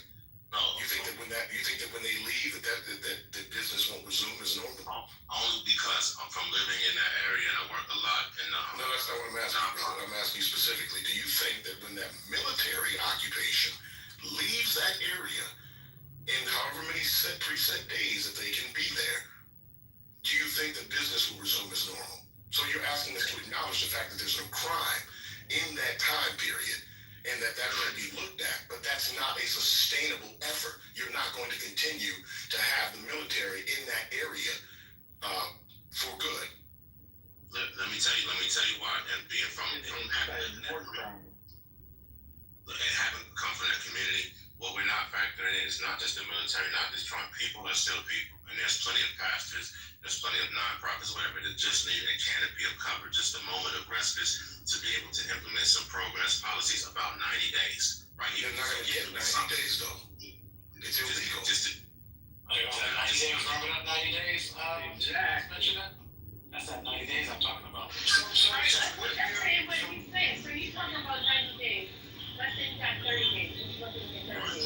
We got 30 days. And like I said, if you haven't lived there, the pressure is unbelievable. I lived there through the regentrification. You know, unfortunately, in my older days, I've been locked up in 70.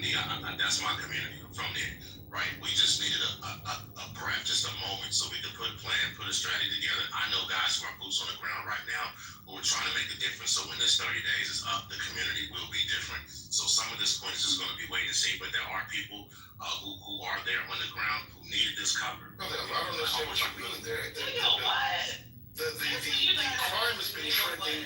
The crime has been trending downward, Q. I don't understand what you're saying. They've had this process has been that. What you all living there, so I'm trying to get you to see. This may be a little anecdotal, but living there, what you all call downward, just going by the numbers, is still unbearable. It's unbearable. Going down from 150 murders to 120. From what year? Because nigga, if this is unbearable, then everybody was dead in the 90s and 80s. If you think that this is unbearable, then the whole we're not even existing right now. Is my point, stupid. That's my point. You see how dumb you sound? With that concept of reality, we wouldn't even exist right now if that was the case. If it's unbearable to that extent, we wouldn't be here right now. Because the 90s and the 80s were way worse than it is right now. You just made my point. We're no, not you there. made my fucking point, stupid. The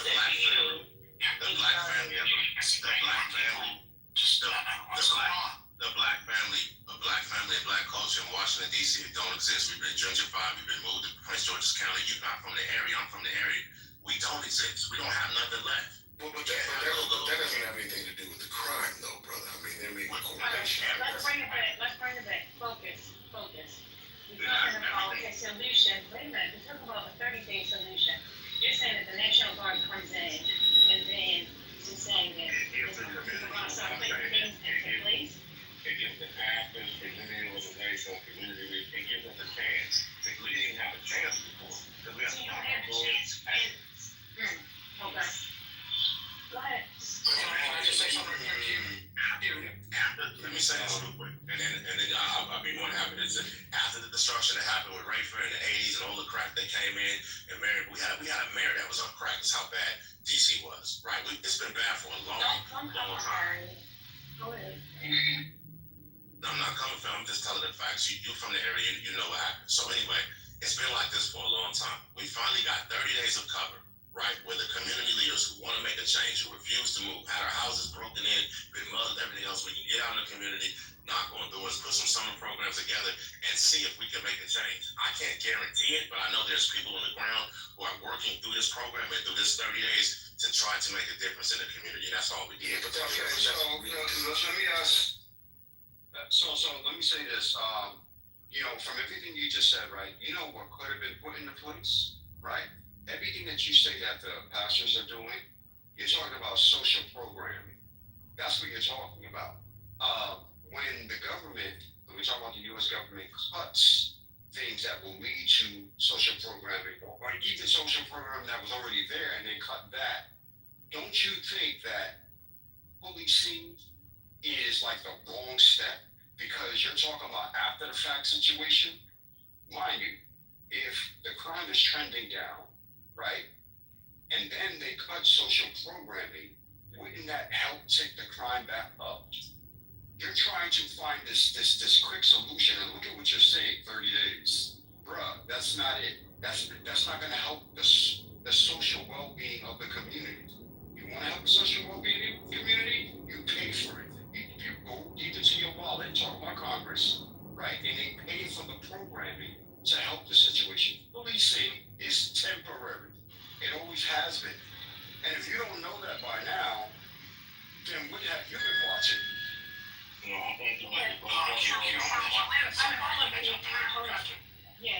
One second. So, I think both are good, solutions. I just don't understand why we need an extra guard for the churches to do that. Maybe we can answer it the next go around. Omari, are you trying to get in there? Yeah. I seen it off mute. Are you okay, bro? Hey, no, First Lady, I got my headphones muted. Okay, baby. Yeah, so, that's all it is. I ain't got my phone in my hand. No What's worries. up with it, Omar?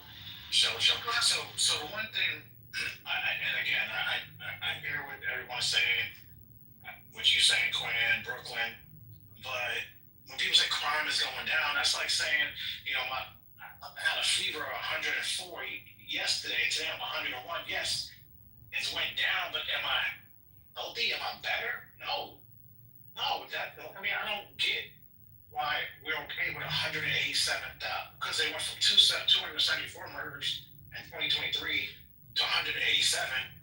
Crime is down. Yes, you can say crime is down. It's trending downwards. Okay, that's still a lot. But the thing is, we're trying to get it down so that it could be sort of like, let's say, a normal city. You know what I'm saying? Where crime, you got less than 100. Here's the thing that makes absolutely no sense about this. Like, if your fever is at 103, okay, and they're like, oh my god, the pressure in this man's brain is so bad, we might have to do brain surgery. And then it goes down to 101, and they're like, oh, he's getting better, let's do the brain surgery now. Exactly. That makes no sense. So that is the actual, like, to use your not great analogy, that would be the equivalent of what is being done now. And the worst thing is that it isn't even the right thing to do. They're not doing to try to reduce crime. Analogy. So your analogy was torture to start with. I'm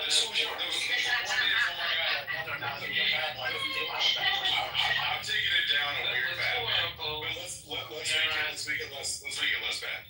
So if things are getting better, first off, if you're trying to make them even better than that, which is, I think, by the way, a very worthy goal. Like, as someone who lives in a community that is both safer than it was, but still not safe enough, I would love to see crime go down further in my community. I think that would be fantastic. That said, there is no evidence that putting the military on the street, especially when you put it on the street in Georgetown of all places, or in like Lafayette Square in these places, like, that isn't proven as a method for actually reducing crime. I think it's done first off, yes, it has all around the world a million times. When did you see someone put guards inside the AC? I'm from California, like you. I remember. I don't know how old you are. I think you're almost as old as I am. So I'm 47. I'm probably older than you. Oh, you're older than me. Okay, cool. So you remember the Rodney King riots, for example? Right. We remember the Rodney King riots. Yeah. So the actual only equation is. So to quell something that's ongoing, there can be some value to that. But when you're talking about long-term, what sometimes they call structural crime, where basically people are in such desperate, people going traveling. There's a cycle of violence that is ongoing and sustained. That when those things happen, when that's what's going down, that the actual answer is not to put more police on streets. It's that there's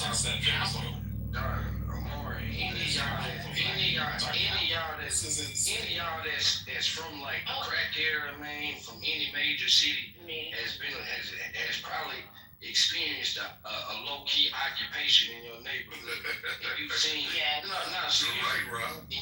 and you've seen that when the laws was hot for them couple days, everything went down, man.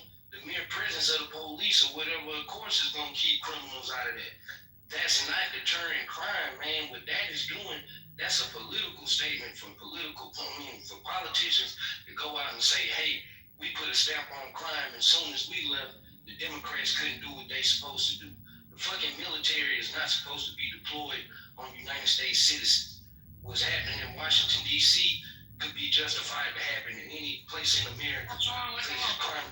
No, it's not a good thing. If you try to splice it as a good thing, it's showing bad precedent. It's stupid. Show me in the history of the United States where we've had a precedent of deploying the military on our citizens when they weren't actually rioting, when they actually weren't like. It's not the same. That's a good answer to your question, Rob, is actually following the Civil War, when we were basically quelling the Confederacy, and we were basically forcing the traitors to not be traitorous any longer. Like that's the best example of when we actually did that. So go with that. But hold on a second. The thing that's actually the most important about, in my opinion, about what Trump is doing right now is that there's people like Amari who are buying the idea, and this is really important, who are buying the idea that military on the streets make us safer, not less safe. Let me say that again. He is trying to indoctrinate you with the idea that military on the street makes you safer, and not that it makes you less safe. Which is shifting. I thought you were in LA. They were there recently. I'm in LA County. Okay, so in your county, there's no in your county. About the conversation. Yeah. So the point is that he is trying to make it so that we accept the idea that military makes us safer, and that is in fact not the case. Which is why our whole government is set up at the opposition to the idea of putting military as an occupying force as part of the Fourth Amendment and other parts of our founding thing. The reason why you're wrong, let me say this, and I'll pass it to you, Omar. The reason why you're wrong is there's also been policy implemented, like reversing the cash bill, etc. Things that actually make a difference. Roy, you were talking about social programs, etc., but you can't social program where there is no safety. Like y'all haven't had. I do what I do. Oh my God, you haven't had to do it. You haven't had to do it. Oh my God, they have to put people in the corner with AKs so rival gangs don't come and snatch the body out of the funeral. You haven't been able to do that. You can't social program where there is no safety. Exactly. The reason why I think this will be effective is because there's policy being added, there's police presence being added, and community programs. When you put all of those things amalgamated together, then that's when you start seeing the long-term change that you actually want to do. And lastly, I want to say this. Some of y'all don't understand DC because you've never been locked up there, whatever, but everything in DC is federal. So you have to understand that from that particular standpoint. And if you know that's not even true. If you know, it's very true. If you know anything about the history of DC and the drug trade, the government brought those drugs in there to our community, so they should, yes, show up and help us get it out. I yield the money. Thank you. They held up funding for the Metropolitan Police. Do you realize that? Like, do you realize that the federal government you're talking about that's supposedly coming into help is the one that's withholding funds? Do you understand that? This is a serious question. And they got $38 billion on their. Hold on. Do you understand that that's the case? I think it was Q who was talking. Yeah, Aaron, listen, go ahead, brother. What are you saying? Do you understand that they've been withholding funds from the Metropolitan Police? Who's been withholding funds? The federal government. The people who appropriate money to the Metropolitan Police. But on what basis? Okay, I'm gonna put an article in the chat. I'm gonna take this in good faith. It's like you just haven't heard this, so I'm gonna find it for you. I'm gonna put it. Yeah, exactly. I'm just trying to keep the temperature right, and like I think you're coming to it earnestly, and I want to come to it earnestly. So I'm gonna go on mute. I'm gonna find it. I'm gonna share it with you. Come back up. It's a band-aid on the gunshot. It's not a band-aid, Quinn. I think it's a gauze. I wouldn't call it. It's still stupid. If it's a gauze, it's stupid. I mean, to follow your example, to follow the hypothetical that you gave, if someone has a fever of 104, this would be the equivalent of submerging them in ice cold water to get rid of the fever. Right, but you do know what. But that's not the way that you cure fevers. You have to cure the infection or the cause of the fucking problem. See, the thing that you guys are missing is what was the catalyst? What was the genesis of all this? You had a Jewish person. You had two Jewish people get shot at an event, and then you had the guy. I'm not gonna say his name, but PB, right, trying to protect the girl, get beat up, right? If that never happened, if those two things would, DC would be fine. You can't. People are not safe in the capital. People come here from all over the world to come to our capital, they need to feel safe. Well, they need to feel safe. People ain't safe in America, bro. And that's We're not talking about America, we're talking about our capital. I mean, but listen, this is what I'm saying though. Bro. This is DC is easy to do that because of the fact that it's not safe. What's the problem? Man, the problem is the precedent that it says when you're deploying the military on people, and it's not a military, it's not a war zone like condition. Now, I do understand from the brother that's on the ground. I actually understand his point of view. You feel me? I know a lot of y'all against his point of view, but I can't be against nobody who's actually in the belly of the beast of what we discussing. If that's what his viewpoint is, and he's from there, and he living that, who am I to say that his perspective is wrong? Now, just from a general perception, I'm not gonna stand with the military being deployed on cities. And if they were really about doing that, why not start with St. Louis? That's the worst city in America. It's crime rates is on par with second class. What was even the catalyst for him actually? So it had everything to do with the crime data. So if you actually understood what ended up happening, he was saying that the city was manipulating crime data. So he had the House Oversight Committee. So I don't know where the fuck you get this because somebody got attacked. He had so if you were paying attention to the news, which we talk about every fucking morning, he had the House Oversight Committee like do a inquiry on what was happening. Like, was it as skewed? It had everything to do with that. It had nothing to do with what the fuck you're talking about. Yes, everything that Aaron said is exactly what's happening. It's a testing ground to do in other places. They're just starting in DC. There's nothing more than that. There's nothing from an emergency standpoint that is happening in DC that requires this effort at all. There's nothing that requires this effort, and you're just parroting that nonsense. I'm gonna put it in the chat, and you can fucking read it, and you can pick it up. You can read what I said first. I'm gonna. Cool. Okay, so since we're doing articles, let me start with the one I just put up top. So Q, this is definitely the thing that I would encourage you to read. That basically talks about how, because they're incompetent, they cut $1 billion out of the budget for DC, including a lot of funds for the Metropolitan Police. So the idea, and I'm just assuming you didn't know this, but I hope that you recognize the dissonance in them trying to say they're trying to crack down on crime while they've reduced the budget, not just for policing, but for other city services as well, which contribute to crime reduction. They basically cut the budget and then put tanks in Georgetown, like, make it make sense. This is not about that. That's why it doesn't make sense. I wouldn't need you to make it make sense. We just left 4 years of an administration that ran on defund the police. So all he did was that was just They did not run on the police. They ran against defund the This nigga police. cannot be a real person. I don't. What the fuck do you be talking about, Q, for real? Oh, Murray, you so I'm gonna honestly say that the Biden administration wasn't for BLM and defund the police. Q, you making me look bad, Q. They really I just tried to give you a pass. You making me look bad now, my nigga.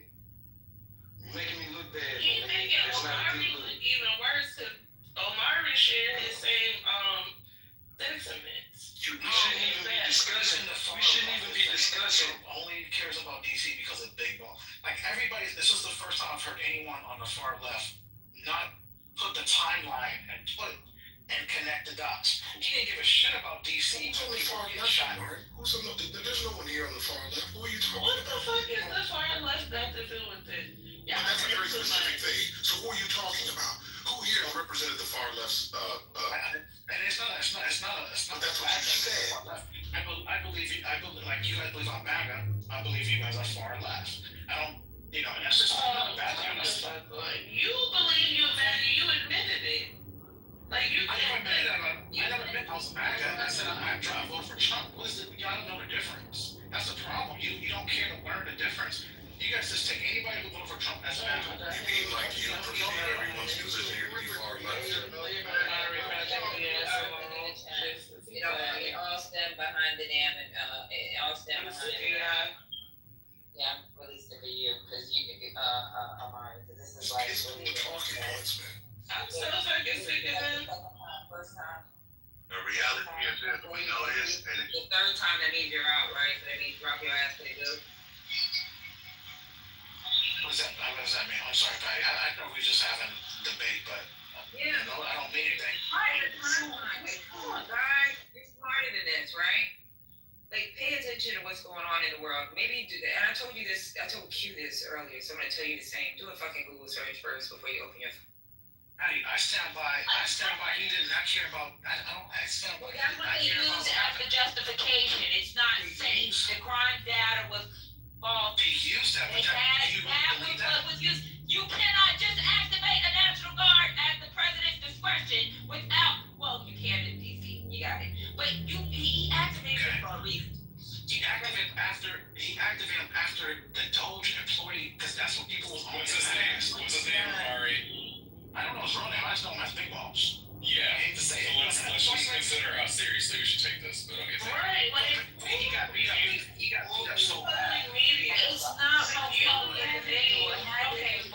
Okay, wait. One second, Omar. Okay, you brought up a different point, and you're talking about the Doge situation, right? So this Doge situation, are we going to say that this had to be taken care of?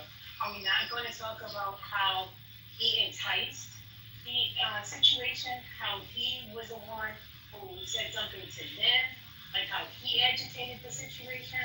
Like, you're only looking at it from one side. You're not looking at it from all angles. That's why That's a fair call out. because we constantly have like these conversations, right?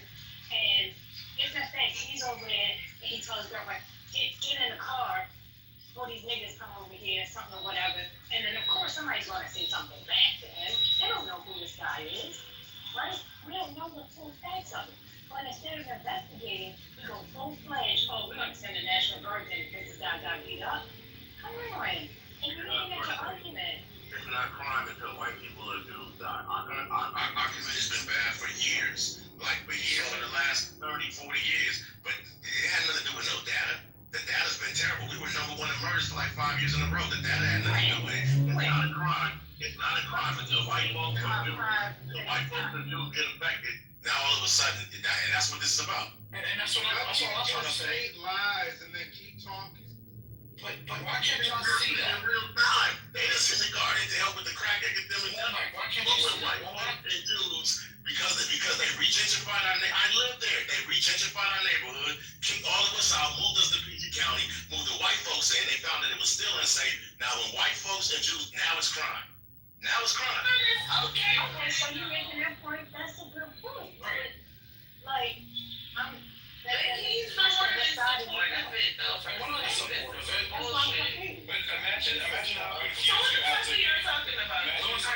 What's the point of keeping black people? Imagine being so confused that you're saying that Trump sending the military in is good. Aaron can go. I'm trying to talk about Aaron.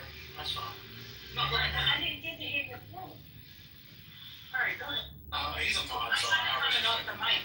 Let me just briefly say to you. It doesn't make sense to say that first up, that it only matters when white people and Jews get killed. When the guy who decided that it started to matter is Donald Trump, who didn't send the military in when crime was higher, frankly, during his first term. He didn't send the military in for any of those 4 years. He didn't. Well, that's a whole other thing. Absolutely.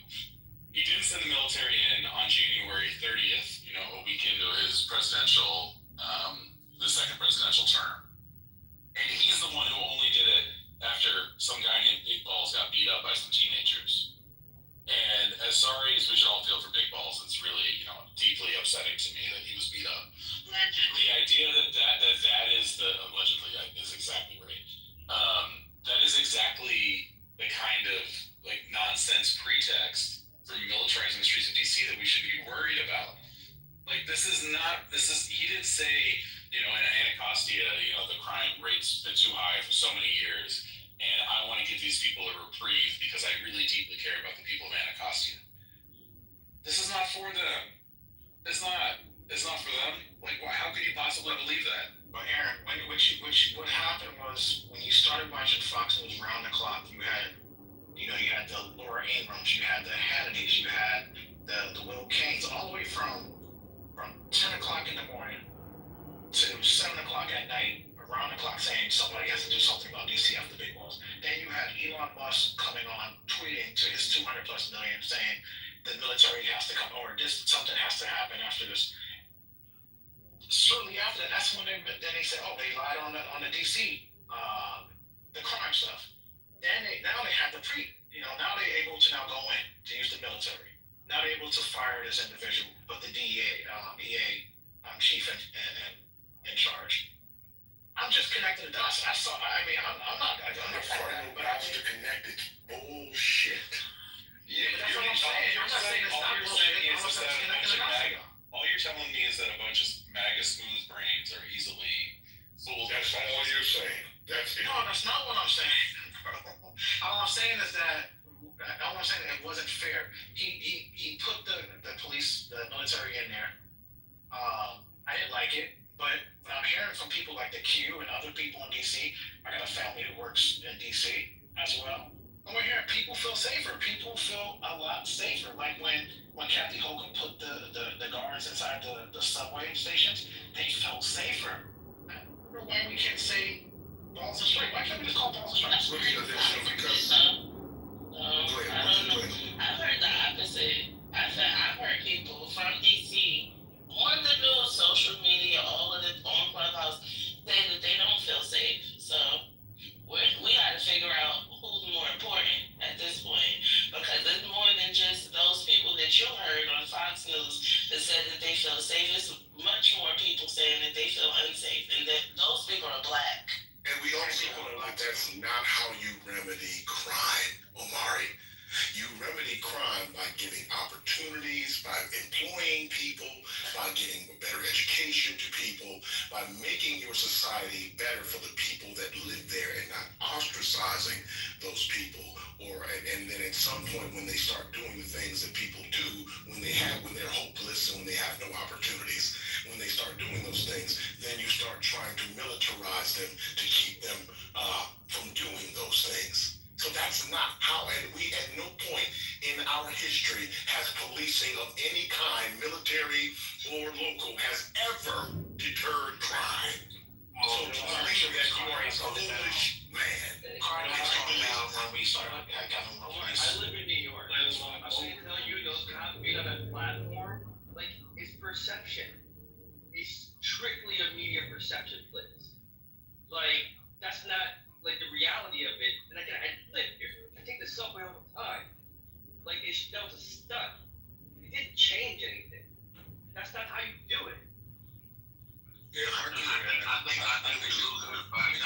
we're losing the fact that two things could be true at once, right? And I'm telling you that from doing this for a while, y'all, we need everything. And just ask me, let's just put our politics down aside. We need policing, we need policy, and we need programs, we need social programs and people making a difference. It's going to be a 3-4 cord of everybody ready together that can actually change the community. We're trying to point to one factor and think that this is going to do it by itself. No policing won't do it. No one is pointing to any one factor, brother. We have said that. We are talking about the things. But you always come in and interrupt me. I thought you were done. Sorry, go ahead. When we had a crack epidemic, we had plenty of programs. I was in a city when you could make $18, $20 an hour as an 8th grader, right? We had plenty of opportunity, but we still had a crack epidemic. So opportunity alone and programs is not alone. It takes the policies, it takes the policing, it takes the people all working together in conglomerate to really change and turn the community around. I hope that we will live. But no one is contesting that, though. That's what I'm saying. If I gotta come off this mic one more time, I swear to God, I'm gonna boom this room. I'm gonna let my mic right here. Try. I'm Sorry, don't interrupt me while I'm controlling the space. Thank you. I got you. Give me the space to speak. When I say it is, it's okay, just 1 second, sir. Here, let's just let each other finish, please. I appreciate it. Thank you. I'm sorry, sir. Go ahead. Continue. Carry on. And then CO, are you trying to get in there? Whenever you finish. All right, go ahead. All right, thank you. So, like you said, from being boots on the ground, y'all, this is bigger than bipartisan politics. This is about our people, and we need a lot of help. Our kids are suffering from COVID. Kids are 2, 3, 4, 5 years behind and may never recover. And Quinn is right. They need opportunity. They need programs. Some people not. From just COVID, from being out of school, what we were able to do. Well, one of the things that we did during COVID was we actually opened our own school. This is for you are. No, What kind of machine do you have that you operate on? Because he keep bringing up. Okay, y'all want me to boom the room, right? That's what you want to do. Y'all gonna blame me? Yes, Brooklyn is the person that's interrupting right now. Stop. Just let him finish. We can argue. I was just saying, from being on the ground, Quinn is 100% right. Everybody's got a piece of the answer, a piece of the antidote. But if you bring your piece with my piece and this piece, some of the crime that you're seeing in Brooklyn is because we have kids who were displaced in high school, etc., that are what Quinn was talking about, that are without opportunity. A lot of these kids, they're not going to go to college. They need certifications. They need trades. Y'all, it's a lot that has to happen for this community to turn around. The policing is only one part, and we need it. Because we've been overrun with drugs, we have a broken family structure. There's so many things that order and policing is required because of where we are at this point. And so, in order to say, I'm just saying this, and everybody, we have to understand that law enforcement, the reason why they're in Georgetown is because so that the local law enforcement can focal and localize and centralize for the area that are most crime-ridden, so they can be policed by the people who actually live there, not the federal government. So it's smart. It's actually smart to take areas that are more suburban or more affluent, and let the local police officers who know the people focus on it because they haven't been able to focus on their needs. Thank you. Time is up. Thank you, sir. If I could add, okay, is it my turn, First Lady? Yes, sir. Go ahead. Yeah, if I could add, your points, Q, I would agree with you. You know what I'm saying? I don't want to be contentious, but I stand where I stand. But you said we need policing. We do need policing to serve and protect the people. We don't need a military in these cities. And the reason he's putting the military there is not about just making the city safe because it's not sustainable. And Governor Pritzker in Illinois had a press conference today with a big group of people talking about the lawsuits that he's going to file as the military prepares to go into Illinois. So what the government needs to be doing is partnering with cities and partnering with states, strategically trying to work the crime down instead of trying to steal credit. But I think it's worth mentioning as we talk about the multiple tiers and how to comprehensively approach upgrading and changing our cities. I think it's worth mentioning that neighbor to DC, Mayor Brandon Scott, who just recently is responsible and gives credit for reducing the Baltimore's homicide rate by 62%. And it was said that it hadn't been that low in Baltimore since 1978. How did he do it? By investing in the youth and putting resources in the community.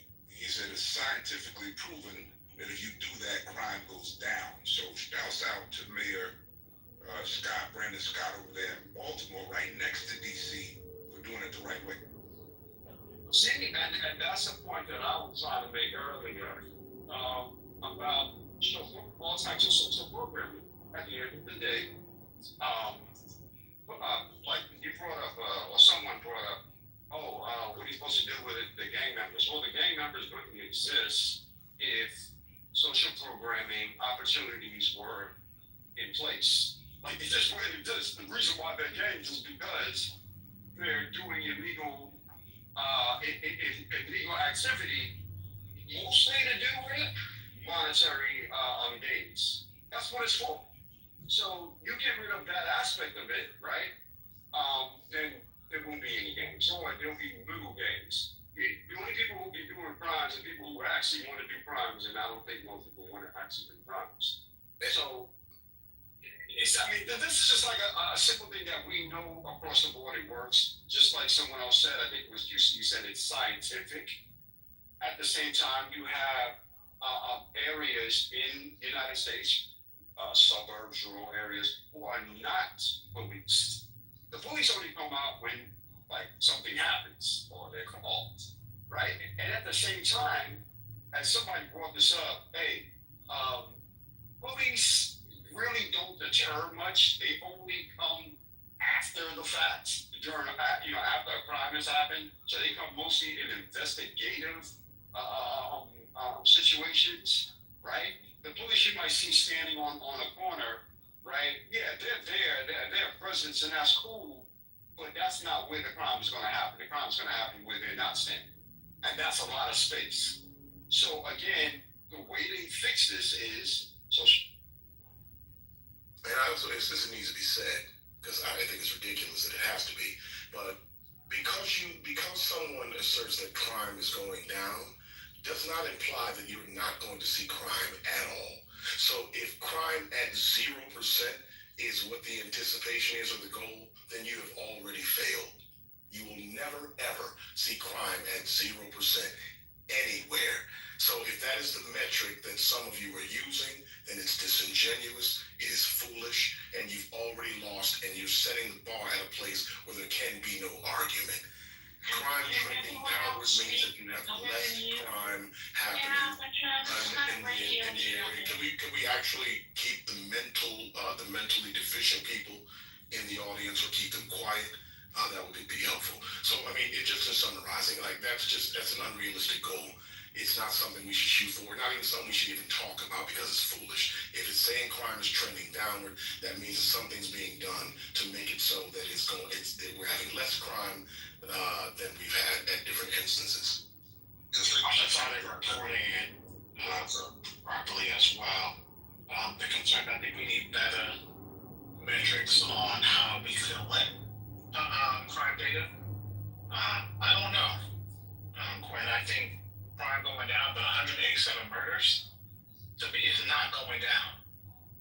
So, if there was 200 last year, 187 this year, it's just go up or down. Like, what are we doing, man? Good God, man. We're doing the numbers now. Like, I'm not ready for 1984 in 2025. I'm not meant for you to be proud of, Amari. It's trending downward, which means whatever's being done, we should continue to do because we don't even know if it's reported either. Like, well, you don't know that, but the point is, why do you do for murders we do? To be fair, there are things like rape is notoriously undercounted for a bunch of reasons that I'm not even gonna bother explaining right now. But murder, there's a dead body, y'all. Like there's someone that we know about. Like it's not hard to count dead bodies, unfortunately. Not in DC anyway. You know, I wanted to insert earlier that when it comes to the National Guard going to certain cities and being, you know, federalized or, you know, for, like I said, certain cities, it would be a genuine conversation if certain cities weren't being targeted. Earlier, I believe, either it was earlier today or yesterday, or I want to say last week sometime, Trump was asked by a reporter, is he going to send troops to, you know, red states or, you know, red cities?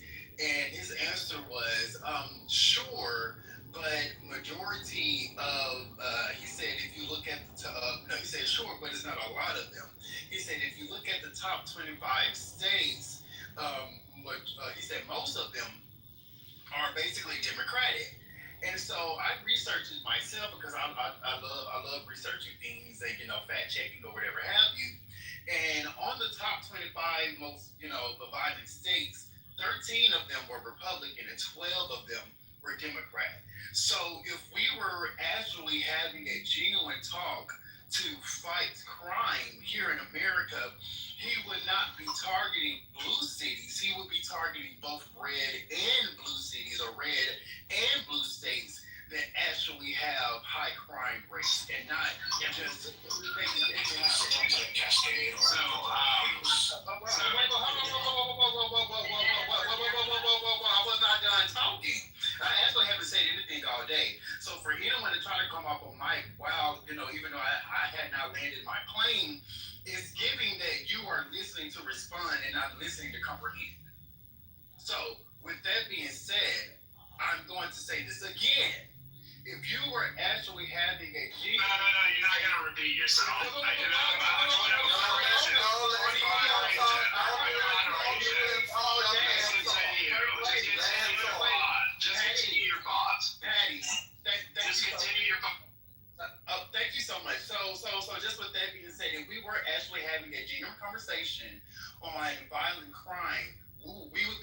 targeting cities or states with violent crime, not certain cities or states that did not vote or are currently in favor of the sitting president. And I landed.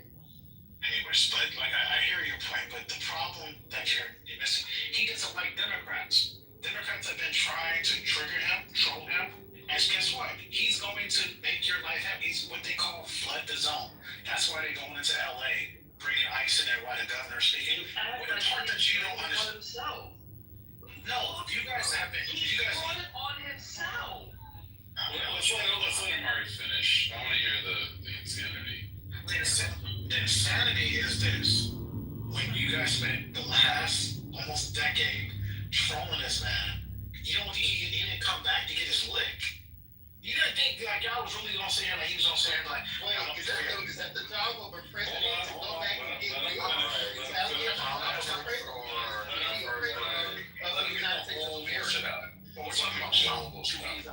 He's a petulant child. I mean, we all know that already. So the fact that you guys didn't know that, you guys don't actually know him. The fact that you don't face for that was an adult. That's an adult, the adult man, the leader of the free world. So and you're making space for him to be to get his lick back. Like, come on, bro. Like, you can't hold a grown man accountable.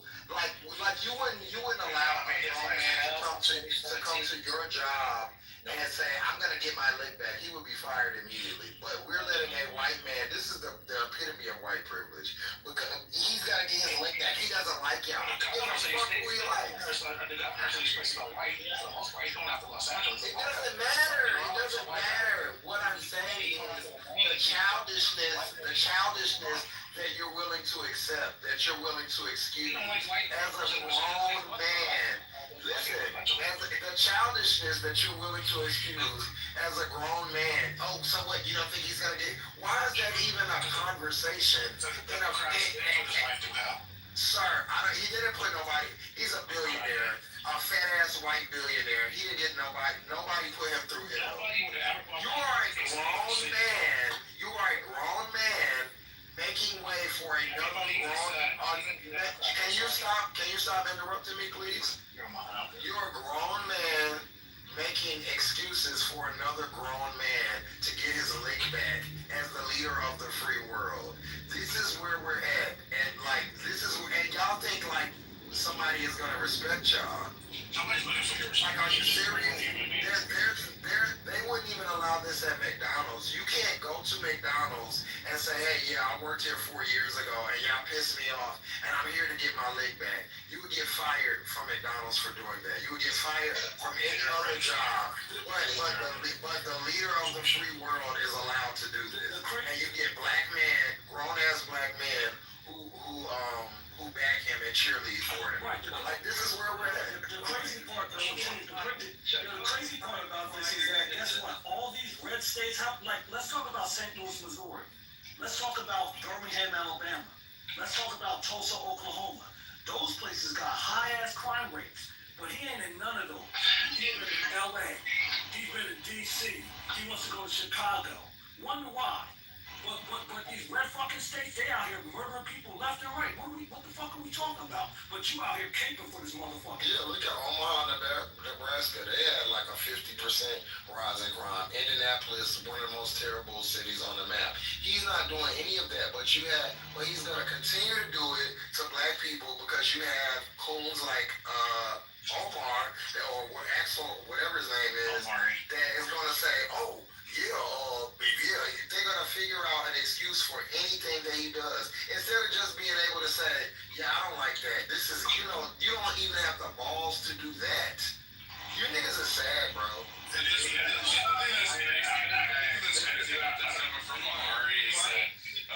Amari also, like, dude, I remember being on this app with you and you defending what's her name who got shot at the Capitol on January 6th. Now we're talking about that's because I knew her prior. So it doesn't matter if you knew her or not. She was trying to clutch. She was trying to clutch her window as a Capitol. That was her personal decision.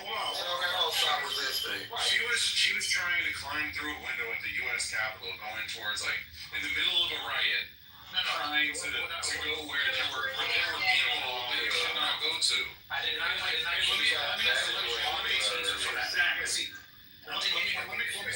me say another thing about that.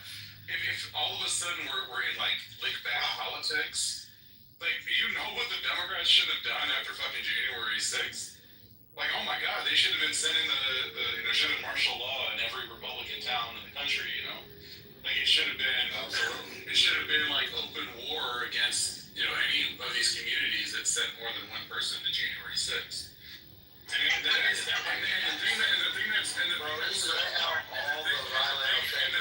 thing that's so crazy about this is that it was supposedly the right that were the constitutionalists and the ones who embraced American history and the founding fathers and all this shit. But you don't give a fuck. Like you're basically saying like, fuck the Fourth Amendment, he had to get his lick back. And that's just anti-American as fuck, and he should just own that. Yeah, Amari, I think one bar we cannot go below is that the president is not supposed to be getting revenge, right? That's just like the line in the sand. We cannot be okay. We cannot go below that line. Like, you go bad, I mean, you might as well just give up everything. So I hope you'll reconsider that statement. But hold on one second. But the thing you could have said, which would have been a bit more reasonable, would be that he's playing the politics, right? Like he's going after blue states because that's going to help him in the midterms. Like that would be, I think, a more measured way of going about it. But saying like you're good with him getting revenge. And I'm good with it. I'm speaking what we all knew he was going to do prior to election. Even every Democrat said he's going to be the president of revenge. He's going to enact revenge. Everybody knew this was happening. That's why when I come in these spaces, I'm like, but you can't sound comfortable with it. But you can't sound comfortable with that. You want me to put sprinkles on it? I want you to fight for that. That's what I want you to do. I want you to resist fascism. It's not that you just saying it. You backed it. Just like earlier when you were saying what he should do to these cities or whatever. It's so funny how y'all have all these these suggestions, but none of y'all had suggestions, or none of y'all cared about when he let the niggas out that stomped the police in the head, that had the guy kill himself, all those violent offenders that he said J.D. Vance said that they weren't going to let any of the violent people out. They let them all out. But now y'all care about law and order. You motherfuckers this is why I treat y'all like y'all do. Everybody else can play with y'all, but I'm not. That's fine. That's fine. It's not. You're right. So, like, while you sit up here and talk about what should be done to black people, while all these fucking hillbillies ran up there and stomped out police officers, fought cops, ran all over, your patriotic liberties and all of the shit that you're supposed to care about. But you only care about getting the cops to run through Chicago, Atlanta, and Detroit and jump on niggas. Hopefully, not just that. The DC police officers that were trying to defend were trying to grab their guns and they're calling them niggas. But he's out here defending this fucking coon. Yeah, but they also let him in that Capitol as well. That's why we gotta call you guys on your bullshit. We gotta call you on your bullshit, man. Yeah, it's so excusable, bro. You look like you just sucking on a dick is just not a good look. Well, sorry. And there was a reason why they was like, fuck it, you gotta let them through, because it was over. It was overrun. So you wanted them to be stomped on and fucking more of those police officers killed, right? That's what you wanted. Yeah, what would your pussy ass do if you were overrun? Are you fucking crazy, dude? Have you taken White House down? What you think you do? You need to protect the Capitol. Like, that's embarrassing. That's crazy, because Trump's defending the Capitol now, but couldn't do it then. Man, you cannot. The police should never. This is the reason why the police can't even do nothing in D.C. You can't even protect the Capitol. They can't even protect the Capitol. Shouldn't the National Guard been? That's what people. It was like They both have struggled to keep people safe. They struggle. Like, I hope y'all niggas are the victims. Honestly, I hope y'all be the ones. Amari, I want to see one of you. Hey, Amari, I want to know said that Democrats trolled. Prior to Trump saying about the birtherism with Obama, point to me. Why are we going back to Obama now? I thought we said we weren't gonna do that. No, listen to what I'm saying. Listen to what I'm saying. You said that the Democrats started trolling him first. Prior to the birtherism, show me a time when we were picking on him because he didn't deserve it by something that he said on his own. Show a time. Like, he brings it on himself. And you're like, he didn't get his lick back. He brings it on himself. That's what everyone's trying to tell you, bro. We're talking about actual where he had to be, where his first presidency, the first 600 plus days was Molotov. I'm not saying anyone in this room, I don't see anyone in this room who had that stupid beer can with that fucking retard Robert Mueller on as their PTRs. You basically, he's getting that. And that's what it is. I don't know what to tell you. What you want me to do? That was all Republicans, Amari. And you don't care. It was a Republican AG who put Mueller in place. It wasn't Democrats. It was Trump's Jefferson Beauregard Sessions III is a famous Republican. He's a famous Republican. He was a Republican senator from the South. Rod Rosenstein was, and he was like the first person to support Trump. Was him a Republican? Let's not act like established Republicans are Trump supporters. There's plenty of that. Because you keep bringing up shit and you don't even know what you're talking about. Now it's strike three. What did I tell you on strike three? Can I get 4 strikes? Hold on, real quick before you take it out of strike. Patty, you want me to drop the link? We'll put it in the chat. Can I get the 4th one, please, Patty? Amari, Amari, know who Jeff Sessions is, though, okay? He's super conservative. He ain't establishment, and he was the first Republican senator, I believe, who came out and endorsed Trump. That's the guy who appointed Mueller special. CEO, let me go as far as to say this. Beauregard Sessions was so fucking diabolical that Coretta Scott King, when they were trying to confirm him the first time, wrote a letter and told them not to confirm his goofy ass. That's how fucking far right that dude. We found he had to get away from Trump. Imagine that. He said, I don't want to be bothered with Trump. But y'all still rocking for him. Y'all black people are sad, bro. He did keep Stephen Miller. Shut up. Like, why? Stephen Miller, goofy motherfucker like you are. That's why they kept him on.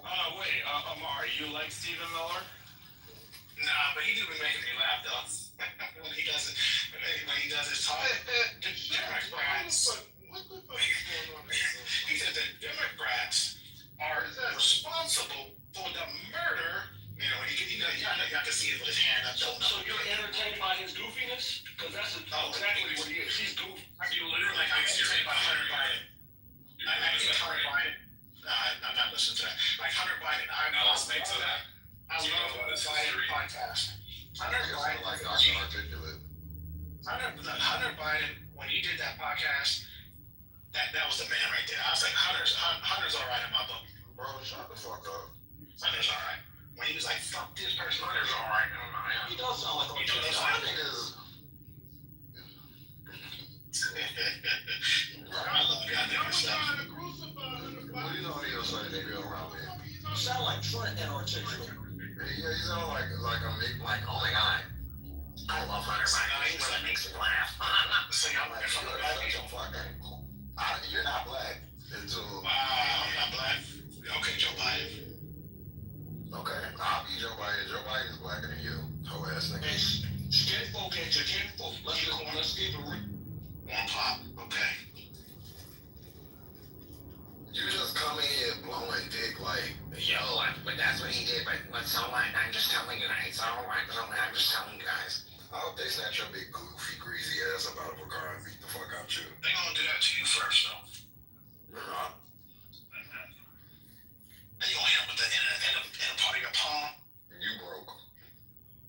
I got a little money. Okay. This is the worst part about this phase right now is that there's all these people who think like fascism's gonna skip them over, which it definitely won't. love to get cold. Like, what are we doing? They got the man who had the Trump restaurant. They definitely getting your cold ass with that badass lineup. They think if they bathe in the coonery, that like fascism is just gonna pass them over. I don't get like the woman who's in that salsa song. I'll wake up thinking Remember that song they played a couple months ago on here? I'm sure you And do. like, they all got deported. Oh yeah, I will vote for Donald Trump and then That's the one. I could care less if Donald Trump died today. Crazy. I would not lose sleep. But you voted for what he said. I'm allowed to vote for whoever. Yeah, because I want. And we're allowed to hold you accountable. Right, we're allowed to hold you accountable for your fuckery. What are you guys? What is it, Dark Knight? You guys gonna hold me in court? Absolutely. Next And call me fucking Shane. Absolutely. We're gonna say mean things to you on the internet tomorrow. Call me Shane, because I want to That's what you're gonna get. Good.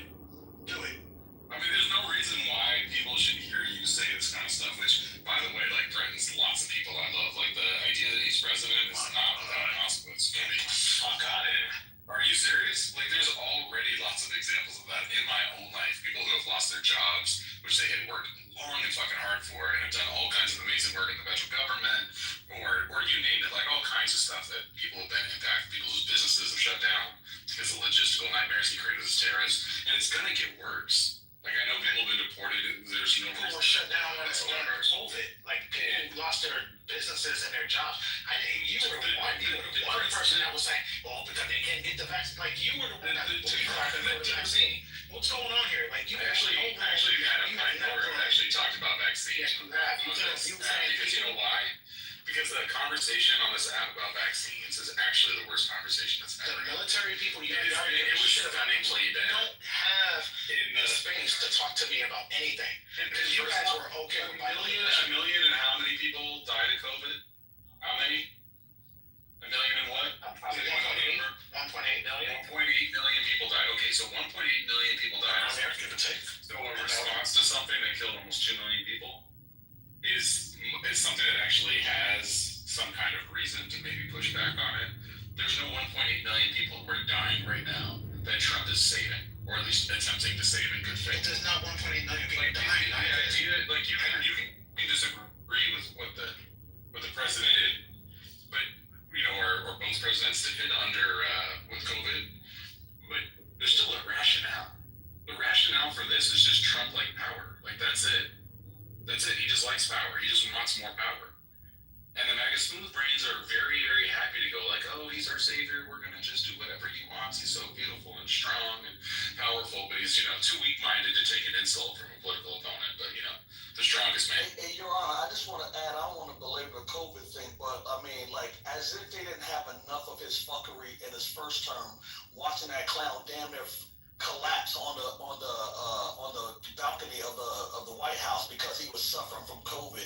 Also telling Americans, I'm like, if this is not a national security or public health issue, that COVID was a Democrat hoax. Like, specifically, it was a Democrat hoax, and it was just going to fade away by Easter. Like, all of that misinformation and disinformation, putting the lives of millions of Americans in jeopardy. And 1.8 million Americans are no longer here because of his incompetence. What's wrong with that? But that's the shit that they wanted again. Yeah, so what's wrong with that?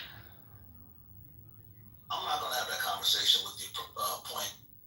Well, I'm making a bigger point than You're not making a bigger point. You should just shut the fuck up, respectfully. You're the one faced with the Constitution wiped in Trump's ass and thrown out your fault. Won't you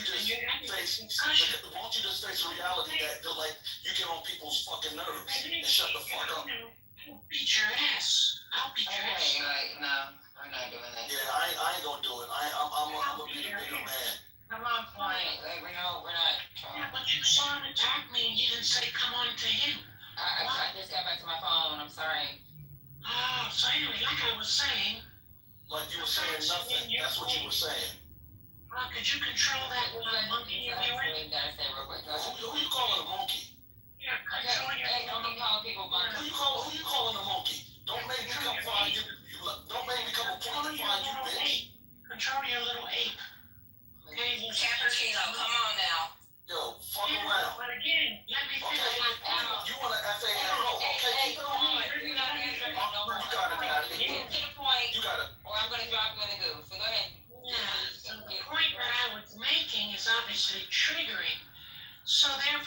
resort to ad hominem, which shows low IQ. So getting back to what we're discussing, it's in your face that an orange Cheeto wiped the Constitution in his ass and threw it at your feet. That's a fact. Violation of Amendment 4, 5, and 6 is in your face as an American who's so agitated about not agitated about the country you say you claim. So, you're talking about Magites who are so confused and in a cult, of course.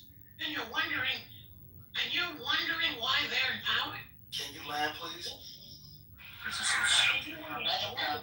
Can you understand the bigger point? The point is it's in your face and you're mad. And you have no defense. That's why you're angry. I'm not angry, point. Oh, you're just doing ad hominems because you're triggered. I'm not doing ad hominems. I rest myself. Yeah, thank you. I'll beat your ass. Okay, sure.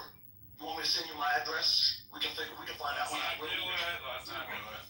Definitely. No. You go. Yeah, I want pass. pull up. Nah, I welcome pull-ups. Well, me and Point will go out to lunch. I got no problem with Point. Yeah, you have a problem with the dictator in your face. That's the problem. But Point, do you have a problem with the dictator? Focus on that. But rather than focus on that, right? Because you're so steeped in democracy and the United States of America, rather than focus on what I raised, you want to focus on what? Court gestures, people in a cult. That's not the issue right now. The issue is even bigger than red and blue. I raised that yesterday. I wasn't here yesterday, Point. What was your point yesterday, Point? Wow, that's the problem. That's what you're focused on. What was your point yesterday? Point, I missed it. I wasn't here yesterday. Replays. Okay, I'll check the replays. Thank you, Patty, for indulging us. Painfully indulging us. Think you're gonna insult me and I don't pull up and beat your ass? Point. Cut it out, Point. Come on, Point. Let it go. Point. Point, no, I don't got no problem with her or him or whoever. Point. Which is also part of the problem and the delusion. Right, Coy. So now let's get back to DC. And that's where I wanted to talk. Back on DC. So go ahead. What's your point on DC? So we DC is too goddamn. DC is twofold. For those with small mindsets, you can only focus on one at a time. Not my problem. But DC is twofold. Because some of us are steeped in DC for more than 20 years, and it's the absence of the black father who are not supervising kids for a month. Oh, come on. All right, we're gonna set this one down. Go ahead, Pat. You got this one. You see my point? And then the second part of DC is yes, you have an orange Cheeto inflicting martial law. We get it. But I said to myself, let's really discuss the whole issue. Not just a part of it. Yeah, it wasn't serious when your mayor was smoking crack. Right? You're right. Let's move on. Go get your strength. They've never been my mayor, but go ahead. Do we want to talk about it? Then the black father in DC? We absolutely do. Now we don't talk about that. Wait, you're not giving a black person so, but I do want to talk about that. No, you don't want to talk about I want to talk about you're not giving being a black person, but that's a whole nother conversation. But you're trying to lecture black people. Come on. I mean, it is an issue. Why are we sitting here and acting like it's not an issue? Hold on, CEO. It's not an issue, CEO. 77% of the households are fatherless. But CEO, what? It's just in DC? In DC, yeah. In DC. Please don't tell me that you're falling for this. Yeah, come on, CEO. I'm just saying that is an issue. Like, it does play a role. It's not an issue. It is an issue. a huge fucking issue for those of us that live in DC and know DC. Not only from Northeast, Southeast, South portions of Southwest. We know what's up. We know what's up. We knew what was up before Trump got in office. We knew what was up in DC with absent black fathers. So don't fuck around and find out and try me. Because I know what I'm talking about. Trigger, but you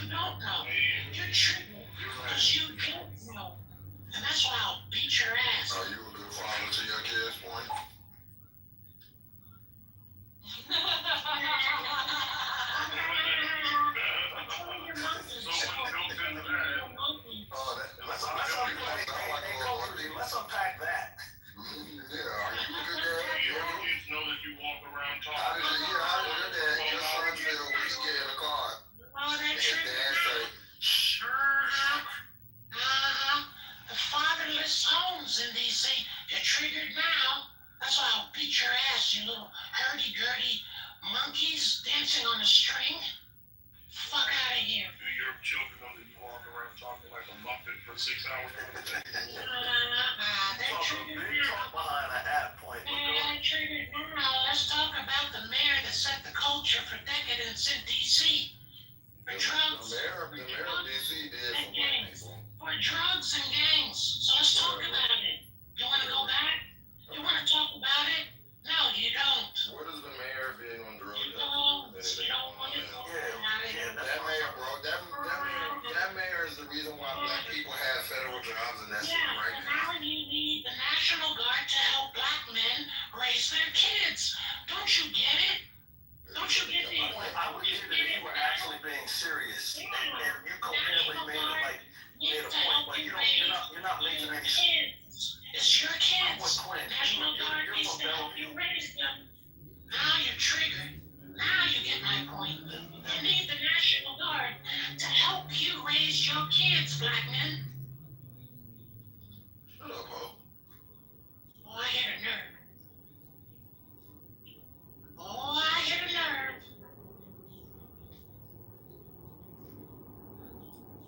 That's why they gooed me. The truth hurts so deep, so badly. But take that, motherfucker. Take that.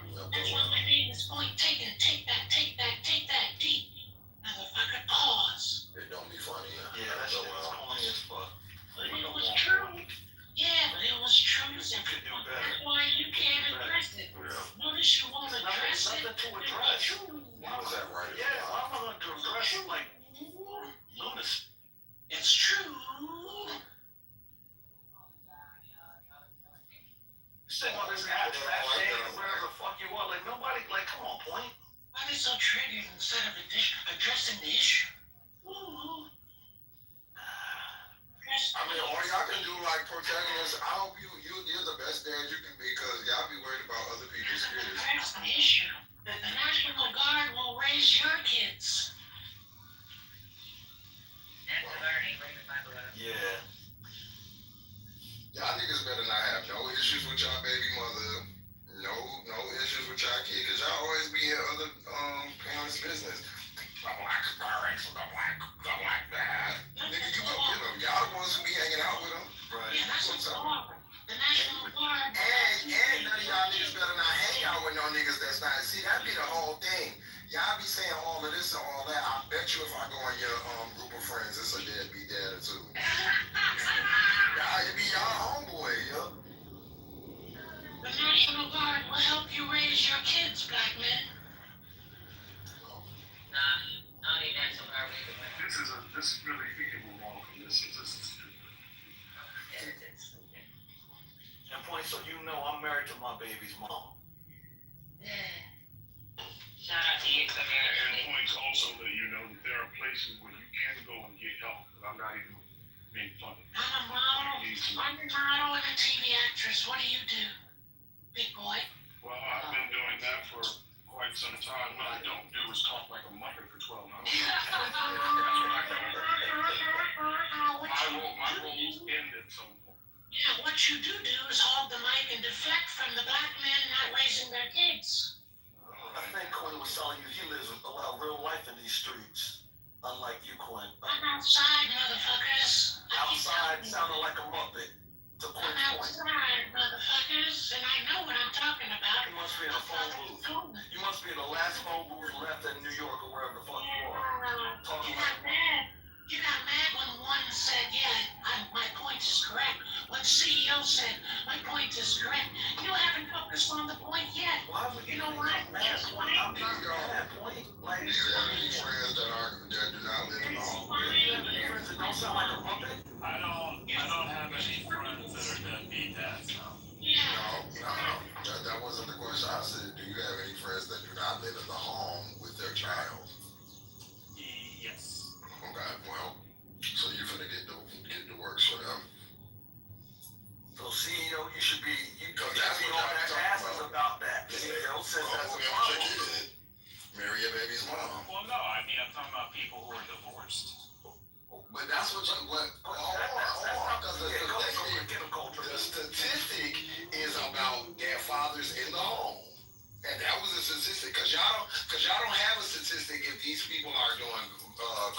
13 or anything. Y'all run with the statistic of women that are raising single mothers raising kids. There's plenty of that going on, and the fathers all I'm saying is that and the fathers are great fathers. They co-parent. They just so that's the statistic y'all are using. All I'm saying is that in cities that have done fatherhood initiatives, they've seen crime go down. So fatherhood initiatives have. My daughter hasn't committed no crimes though. What cities did they do that fatherhood initiative in? New York is one. The SUNY Fatherhood Academy. CEO, there's so much built into that critique that you're not acknowledging. It's ridiculous for you to even raise the question, brother. You're too smart to raise that question. No. I mean, can we just be logical for a second? No, Is it better for a father to be in a home? You don't think? Is there a difference between a father being in a home and not being in a home? Yes, there is. Okay. So then, what is a hot debate about a topic then? To Justice's point, one doesn't imply that because that father doesn't physically live in the home with his children. This is so stupid. It does on an individual level, of course. It does on an individual level, but if you look at it in the aggregate. No, it doesn't. Not in the aggregate either. That's crazy. Because 9 times out of 10, the parent the mother would be awarded custody of the children, and the father is still very ever so present in that child's life. But you played it as if, hey, well, the problem is that because there's a fatherless home, that's why we have the problem. But you never accounted for all the fathers that are still very present in their children's lives. I never said it that way. Well, I never said it that way, so you just put in words. No, you did. Hold on, you did not preface it by saying. No. Because hold on. Because Point was coming at it like, well, the problem is that there's a fatherless home, and you're like, well, yeah, that is an issue. Then you try to delineate and say, well, it's because of divorce. So which one is it?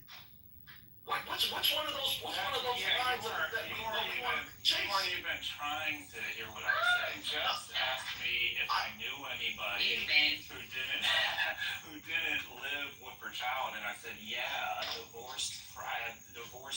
Okay, got it. I heard that. Okay. Yeah, I mean, you don't gotta have smoke with me for no reason. No, I'm glad.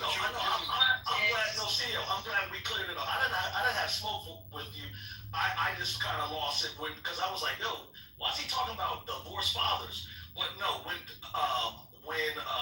Just said, oh, do you have any divorced friends who don't have fathers, or who kids don't have fathers at home? You said, yeah, divorced ones. Then that made sense. So I don't have smoke for you. I'm just saying, y'all use this statistic that doesn't have any, that has no depth to it. Like, okay, so that whatever the percentage is, don't live in the house with their kids. That does not mean that they're not good fathers or they don't have a relationship. Here's the depth to it. So it is apparently about 47% nationwide in terms of black fathers, but 77% in DC. Can we agree that's a lot higher? And maybe that does play some sort of role, or you all think that's unimportant and it has no factor? So do you have the numbers out of that 70%? That's what it is. Denial. Hold on. Let me answer a question. So CEO, how many of those out of that 70% are fathers that are still actively involved, like very present in their children's lives? You don't have those numbers. I do not have those numbers, but and that's what I'm saying. So I bet you it would be the same ratio as the 47%. Why would you bet that? Why would you bet that? Because that's how statistics typically work. So if it's 47% nationwide and it's 77% in DC, then there's probably a 30% additional gap in terms of the ones who don't have anything to do with a child as well. That's just how statistics typically work. If you just think DC is a magical bubble, and even though it has a much higher rate, but that's not a factor, I don't know what that's. Yeah, but you're not telling, it doesn't tell the entire story. That's the point I'm trying to make. I wasn't trying to tell the entire story. I'm not saying that you weren't, but the data points are, let's be honest, if we can. Because first of all, a mental patient is the one who raised this question. That's number one. Number two is that when you introduce this, it's meant to diminish black men in general, and black people in general. That's not why I bring it up. I'm not saying that that's why. I'm saying that the purpose for the stat. First of all, let's start from the very beginning.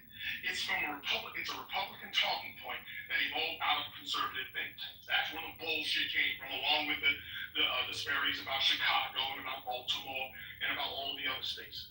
So that's where it evolved from. That's where it started from. Number two, the reason why it gets raised is because people don't have the wherewithal and the information to be able to combat it. It starts to diminish black women, and black men. To suggest that they're not being responsible, that they're inherently irresponsible and not taking care of their children. That black women are being left 70% with black children, and black men are all doing God knows what and not taking care of their children. That stat does not speak. When you state it, it doesn't mean that that was your intent, but even stating it in general is a reminder, and it speaks to people who don't have the information of the exact place where it started, CEO. That's my point. It doesn't give full context. It's meant to diminish. So when you say it without context, that's what it does.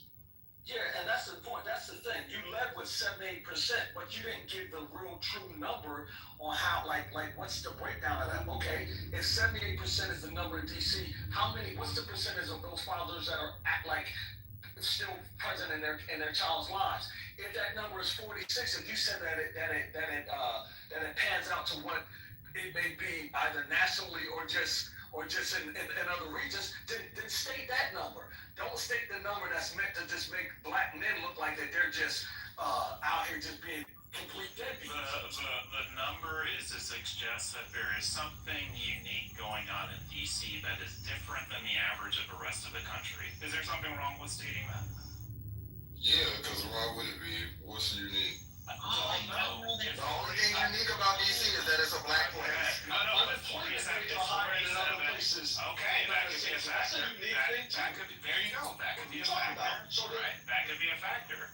But, one way to go about it is opposed to just, arbitrarily debating about it, is maybe lifting up the hood and figuring out why.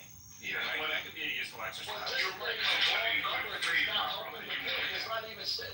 even driving the conversation. And it has to be it's supporting the narrative. That's exactly it. And you have to do it. And listen, if you were to say that number, but this is the reason why this is the way it is. If it was a full conversation, but I don't know. Maybe we could discuss it together and figure it out. Then you shouldn't, and you're smart enough to understand, you shouldn't repeat things that you don't understand the complexity of. I disagree with that. It is an important detail that on average black men are not in 47% of homes, but in DC it's 77%.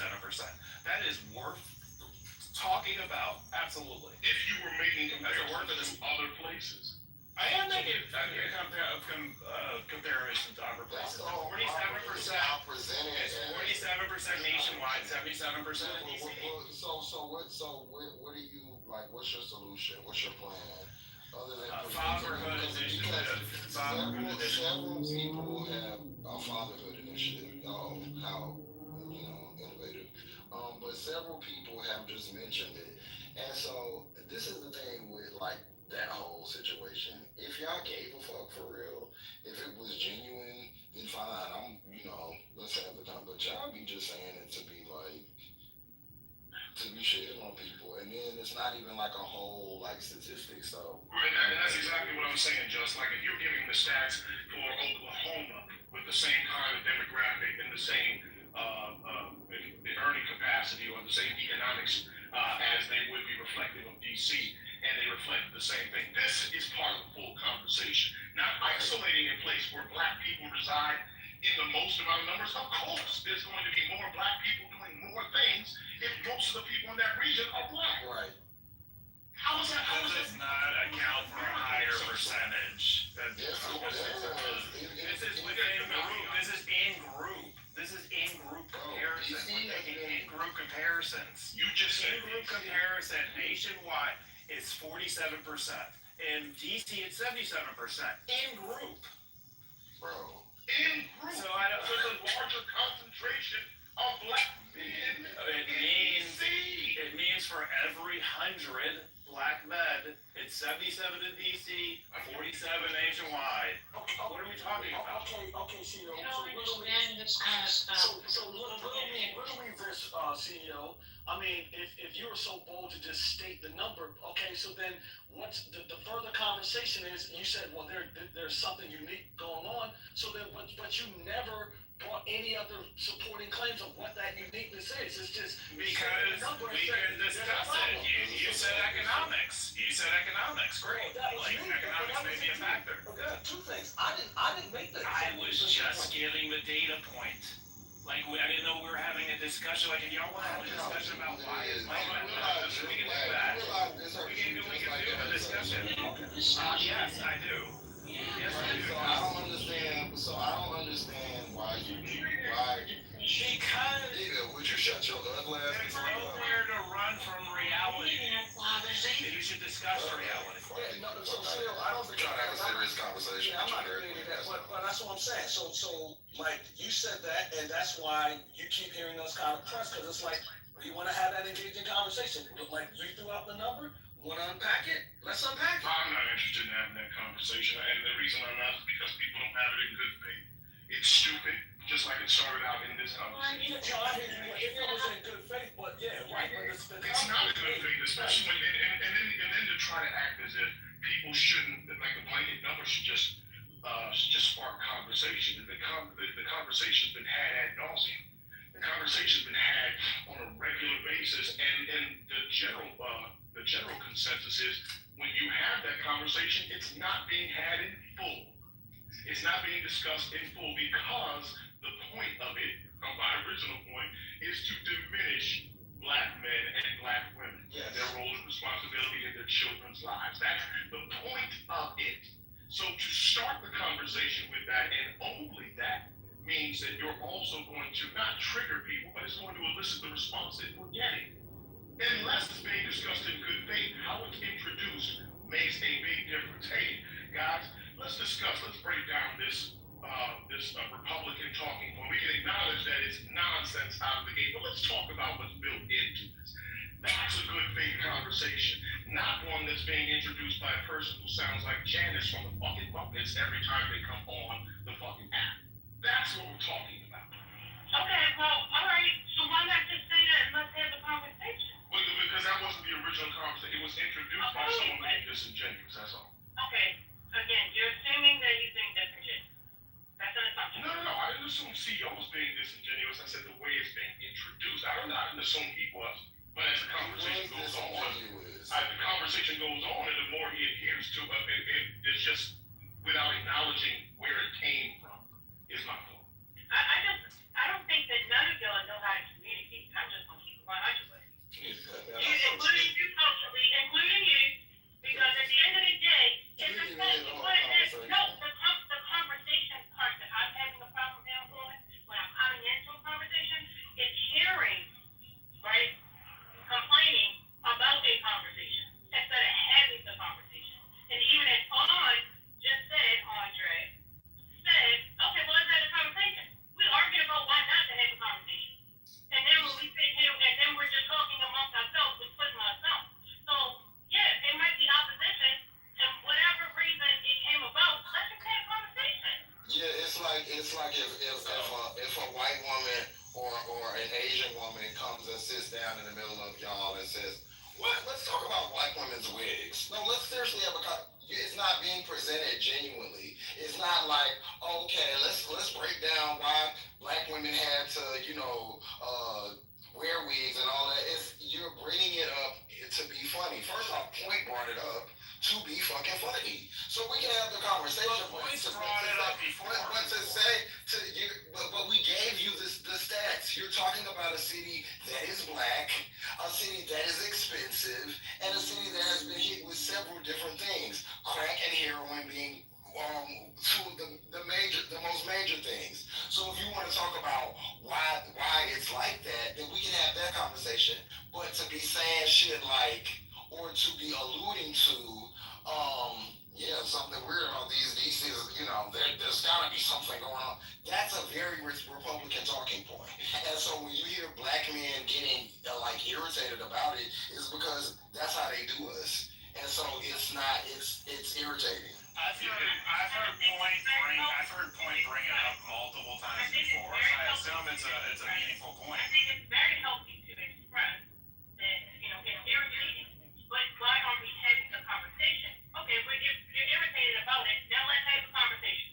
Because Why he's a is big it? black man too, and I shouldn't have to tell another big black man. Yeah, but First Lady, I mean, respectfully, like I think, what happened is, look, me and Point were having back and forth, friendly or just, shots fired at each other, and and I'll be honest with you, I just don't feel like the comment came from a good place. And no matter how many times Point has said a lot of things in this room that one couldn't quite take seriously, and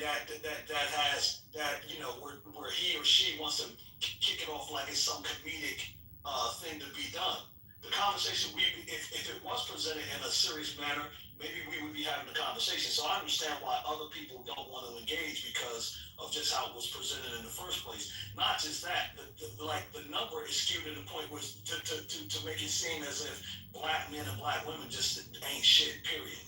So yeah, I didn't suggest that. No, and I know, we can discuss it. Like, I found some other contributing reasons. I mean, I'm not saying you are CEO. I'm not saying. Yeah, and I don't think anybody said that you were. We were talking about where it originated. Now, if you're going to, even though I expressed that I was not interested in having it because I don't think it's worthy of conversation, especially when it's being introduced in the way that it has been. But I mean, we actually did get into some of the points. Is that, and really it's the things that it actually misses, that it does not encompass, what it doesn't talk about, and just the statement itself is what it's meant to do. But it doesn't expand the conversation and talk about the things that are built into the so-called stack. When it's always so let's expand the conversation like First Lady was saying several times now. Well, we've had that conversation ad nauseum, much like we talk to dumb people on a regular basis. Listen, I've been listening for an hour. I've been listening for. That's your red flag. Oh God, nothing. Y'all need to call. Clearly, y'all don't have them inside of your heart. You just be on. Somebody want to be on. Oh no, I'm not, because in 5 minutes you'll see. Well, go ahead. The thing is, I don't mind having the conversation. Y'all are too impotent to have the conversation. We don't mind having it either. We want to have it in good faith. An ejaculation. Well, then say that. If you don't. That's what we said. Okay.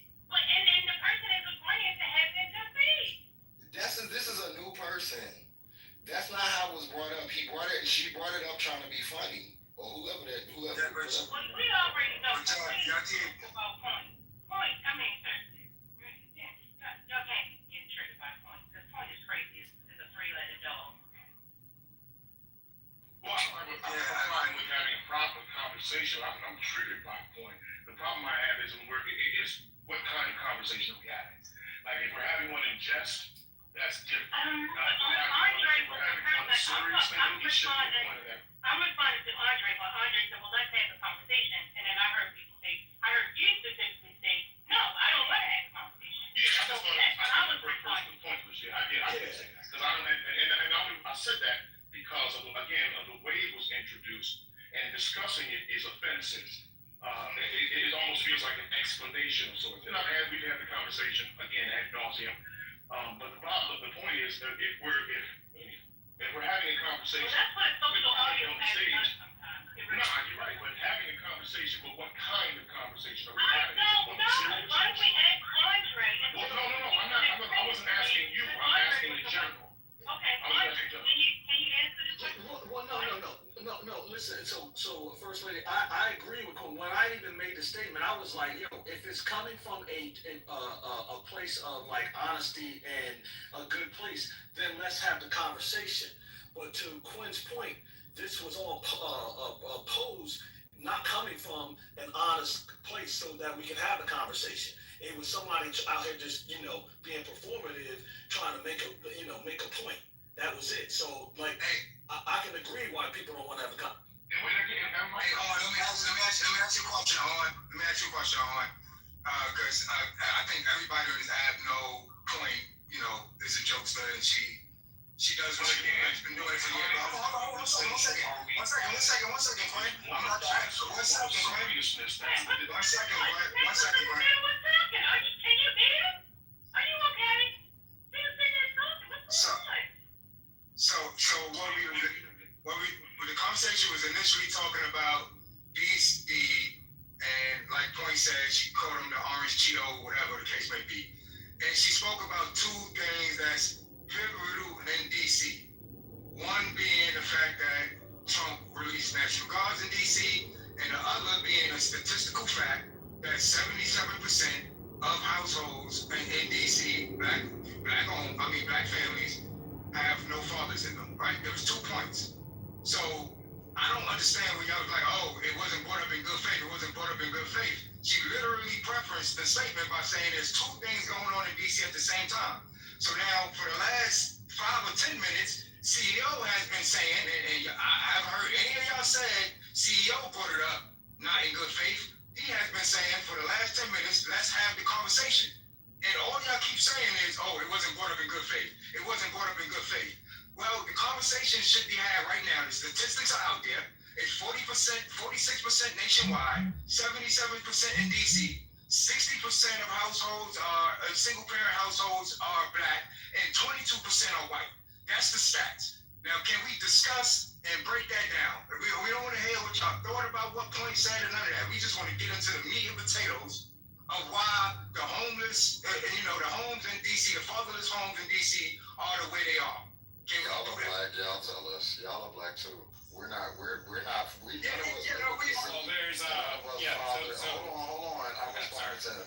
So the reason why people are saying this in bad faith, because y'all are black too, and all of y'all is fathers, but none of us father no kids in DC. So how we know is just as much as y'all know. Yeah, but I hear what you're saying. We don't live in DC. You're right. So, but the thing is, we're not triggered or we're not, taken aback by having a conversation. Like as a black man, I don't feel offended that we discussing why 77% of homes are fatherless. Like I don't know what it is to be offended about. Nobody understands and I understand the human race to know that black people are not this alien form that we just do things that no one else does. I understand the history of America, and I understand more importantly the history of DC and its black history. So I understand all those components, and then on top of that, I understand math at a pivotal level. So I understand why all of these things go on, and I care about being black, and I don't want to when someone says something bad about the people that look like me, I don't just go, oh yeah, we are I don't do that. So when we have these conversations, I don't have a problem with having them. But when people present them as 77% of black fathers aren't in the home, okay, that's just a corner of the spectrum. Are the dads? Do they come and get them? Do they co-parent? That doesn't say anything about fathers. That just says they don't live there. Let me give one of the data points, which is interesting. But wait a minute, hold on. Can we acknowledge that was a good point? That was a good point. Because the statistics don't show that. It might say that their fathers aren't in the home, but that doesn't mean that they're not being a father to the child. That is a very valid point. It's a very valid point. But that's why we need to have the discussion, because I would argue, even if the father is not in the house and the father is involved in their child's life, right? Now let's just say, a lot of these young men are out on the streets, doing shit that they just shouldn't be doing, right? And they do have a father that doesn't live in the house but is active in their life. Well, I would argue that father is still failing his son. Like whether you live in a house or not, if you still have the connection with your son, and you're still parenting your son, and he's out here running around drilling and sliding on shit, then you being a fucking bad father. Like either way you slice it. You ain't doing your job as a man if you got your son out here running around here reckless as a young teenager. I don't know that is strictly on the father. I think that there's a whole, a culture, and I think that, it's something things that are being promoted to our youth, but I also would like to say that go look at Omaha, Nebraska, and go look at Indianapolis. The crime rates are way higher there, and those is white kids. Those are black kids. So if we're gonna talk about crime, we're gonna talk about why YNs is wilding out. We gotta talk about why YWs, why I's, why A's, why everybody wilding out. What's going on? So Jess, are we saying, and you said this, I just wanna, before I go check it out, you said that the crime rate in Omaha, Nebraska is higher than the crime rate in Washington, D.C.?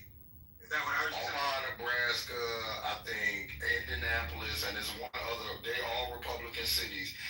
While DC's crime rate, DC has always been it's always had crime. Like, that's just DC. If you know anything about DC, it's been like that. But over the years, DC's crime rate has gone down 30%. And if you know DC in the 90s or the early 2000s and you go there now, you know it's different. Same with New York. Meanwhile, while it's going down 30%, Omaha, Nebraska, and Indianapolis have jumped up 30%. And these are Republican-ran cities, so it doesn't make sense. If you're gonna do it, if you're saying that it's crime, because I agree. Look, my shit, I'm a car person. My car has been stolen, broken into. Get these motherfuckers off the street. I agree with it, but send them to all these fucking cities. Send them to where they're needed most. Why are you sending National Guard to? DC should be down the list. They should be in Indianapolis first. Get them YNs and them YWs in, and then go to the place where don't just go to the black cities that you know that black people go to, like DC, like Chicago, like Atlanta. Those are the only cities he's talking about. Baltimore, all those places. So just Hold on, the CEO been trying to get in. I didn't hear from CEO. CEO, Justin made a lot of good points. Yeah, he is. And there's one point that has nothing to do with race in terms of why the fatherless rate is so high in DC. So 69% of adults living in DC are unmarried. That's compared to 49% nationwide. So there's just something about the lifestyle people choose in DC that is different from the rest of the country as well. Oh, Lord. Okay. So I would like to bring up. That's not a race-based thing. Okay, but that doesn't help. It helps explain some of the It doesn't numbers. explain anything. We're talking about the problem. What I heard, and I could be wrong, I heard you personally say, I think it was you, you said that the reason why it is the way it is in DC is because our father was home. Did you make that claim? I said that was a factor, not the driving factor. Point said that was one of the two reasons. I don't think that's one of the top two reasons. Okay, but then you further down, if I doubling down and saying, well, these people are living differently than other people outside the United States. Like, come on, we're trying to come together now. What's going on? Yeah, so obviously the stats are skewed in a way, and it's a lot of variables. You gotta add context to it, because even when he says 69% of the households are unmarried, right? So that could be the determining factor to say that 69% of the households are fatherless. But we all know there's a lot of people that's not married but still live together, right? So a father can actually be in a house, but that household could be deemed as fatherless just because the parents aren't married. So there's, it's a lot of context to it, but I wanted to go back to the cities, and a lot of things is why is Trump targeting certain these cities. So I just Googled, not just Googled, but I'm going back to something I've been checked out. It's the top 10 most violent cities in the U.S. for 2025, right?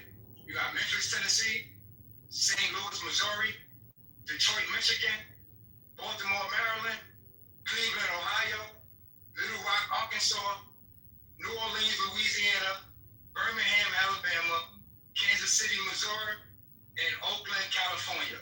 This is in order from 1 to 10. You know what all of these cities have in common? They are all Democratic cities. Every last one. I got the South. You want me to tell you the mayor's name and their political party? Because I can run that too. Just go ahead and finish up what you said, sir. So every last one of those cities the top 10 worst cities in America are all Democratic ran cities. Every last one of them. So when we talk about why is he targeting these communities, why he targeting these communities are the fucking worst communities in America. Why wouldn't you target the worst communities in America when you're a president that's running your shit on law and order? Like, you know, whether we subscribe to it, whether you agree with it or not, we know what he ran his campaign on. We know what he was going to do. We know what he stood for. You know he said he's going to be hard on crime. So if you're going to be hard on crime, wouldn't you go to the 10 worst cities first? Like, come on, some of this shit is just like basic common sense. None of the cities you said is the cities he's not. I didn't say DC, but DC is the capital. He started off. None of the cities you said are cities he's mentioned. Yeah, your point. Yeah, you didn't really support. He didn't mention Baltimore. You didn't really support your point because he isn't going after any of the cities that are in red states. Did you notice that? Say that again. Among those cities that you named, which one in a red state is he going after? Well, a few of them are in red states, but they Democratic ran cities. But is he going after any of it? It doesn't matter where Democratic run. Because they're in a red state, you notice he's not going after them, right? You do notice that, right? Do you know why? I can't say that. Do you know why? Because he's doing this for the midterm. So he's going after the cities that are going to score him the most points. That may be a hell of a valid point, CEO. I'm not going to argue against that. You may be, it could be strategical. Maybe he's doing that for the midterms coming up. And then if he's really serious about what he's saying, he'll target those other cities after the midterm. He won't target midterms. He'll target them. Almost every large city is run by a Democrat. Every large. So when y'all say this whole thing about like it's all Democrat ran cities, all of them are. The only one that's not is Dallas and Miami. That's the only large cities that don't have a Democratic mayor. So but Jess, that's why a lot of them have white mayors, and you see he didn't mention Detroit. Because it just got a white mayor and their crime is off glass. And why are you mentioning Baltimore? Baltimore has the lowest crime that they've ever had on record right now. He also didn't mention none of the cities that protagonist mentioned. Right. So, I'm wondering. Those cities, they always give black people a comment. Can you repeat about why he was doing this and how? Because when they run for the midterms, he's going to be able to say he claimed up the blue states, right? So it's just a midterm play. He'll never go after St. Louis or anything that's in a red state because it doesn't harmful.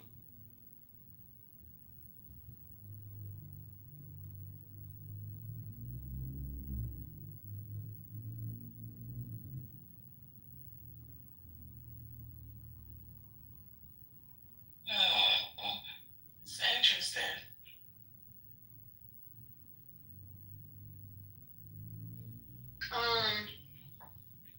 So yeah, what do you have to say about that, bro? Come on, stop, girl. Will you stop?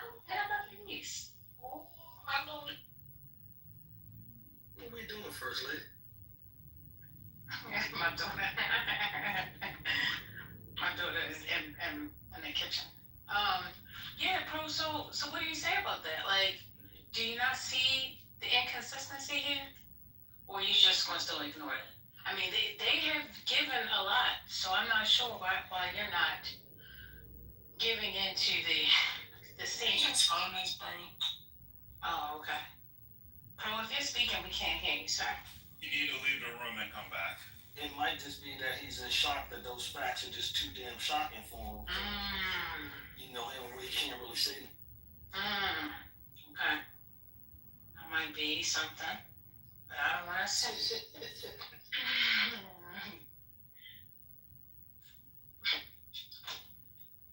You know, we said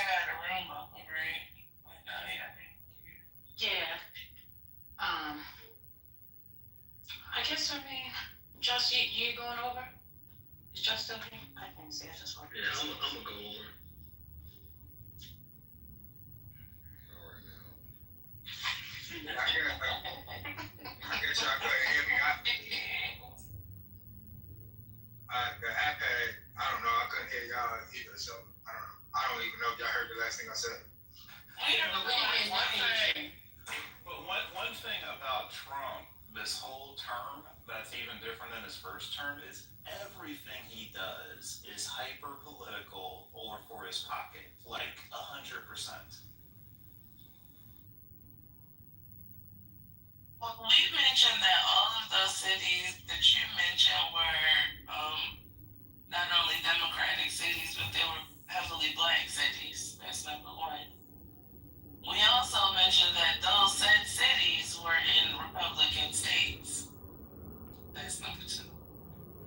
And we also mentioned that those cities that you mentioned weren't the cities that he mentioned. He meaning Trump. I don't know if you heard that part, but that's what we were talking about. No, I didn't hear that, but I wasn't bringing the cities up to say that Trump was talking about those cities. He was just, I think, just had mentioned something about Omaha, Nebraska, different cities saying that the crime rate was higher. So when I looked at, it's the top 10, worst crime cities in America, and I was reading off that list of what came up. That had nothing to do with Trump. I just listed the top 10 cities. Did that have a gear to it? Chicago is a top 10, good thing. He was going off 2025 so far. I know the list. Yeah, 2025. Chicago is not up there. Yeah, so that's only for this year so far. Correct. I'm just Chicago is not up there, you said? No, Chicago's done it. Chicago's not up there. Yeah. No, but Trump mentioned Chicago. And did. Because it's a blue state, the black mayor. Well, let's be honest. Like, No. Let's deal with that right there. I'm about to deal with it. Like, wait a minute, hold up. Let's make sure we got all the facts and we agree on the facts. Okay? I just want to make sure. You gave the list of the 10 states or cities that have the highest crime rate. Is that correct, sir? Yes. Okay. And if I'm not mistaken, Chicago was not on there. Is that correct? Correct. Okay. All right. Go ahead. I'll listen to it. So I'm saying Chicago could potentially been mentioned because of how Chicago have been. So as of 2025, it's not top 10, but as of previous years, Chicago is definitely in the top 10. And we've seen Chicago drop. We've seen 600, 700 bodies in 1 year in Chicago. Like this is not. This has been going on since Obama was in office. Even before Obama was in office. I have a formula. I just want to give a formula real quick. So here is a formula. It's B plus B plus B equals National Guard. And here's what I mean by that. It is black mayor plus black population plus blue state equals National Guard. Can you find an instance that isn't in that equation? I definitely can't tell you off the top of my head, but I do some research. I'll let you know if you're 100% correct or not. What? Okay, so but for the sake of argument, since we're here, because we don't normally get a chance to, have a long conversation with you for whatever reason, but I appreciate the dialogue today. And let's say that his formula is the case. What say you then?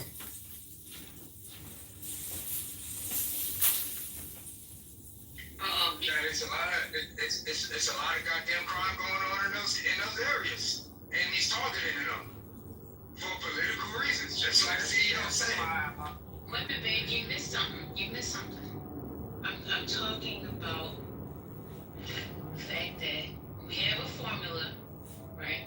Black mayor, black populated state, right? That's the formula.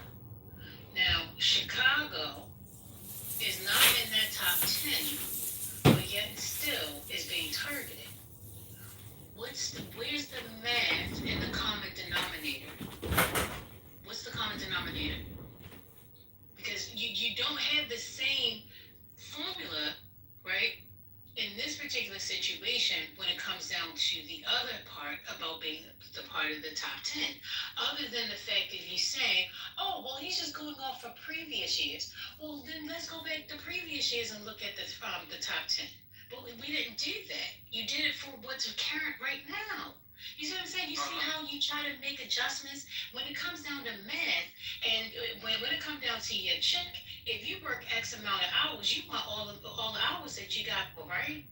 You why we? I mean, and previously before, but that was the excuse you just gave, right? No, I'm not giving no excuses. You asked me why, because I mentioned the top 10 cities. That ain't have nothing to do with Trump, right? That's just stats I pulled up for this year.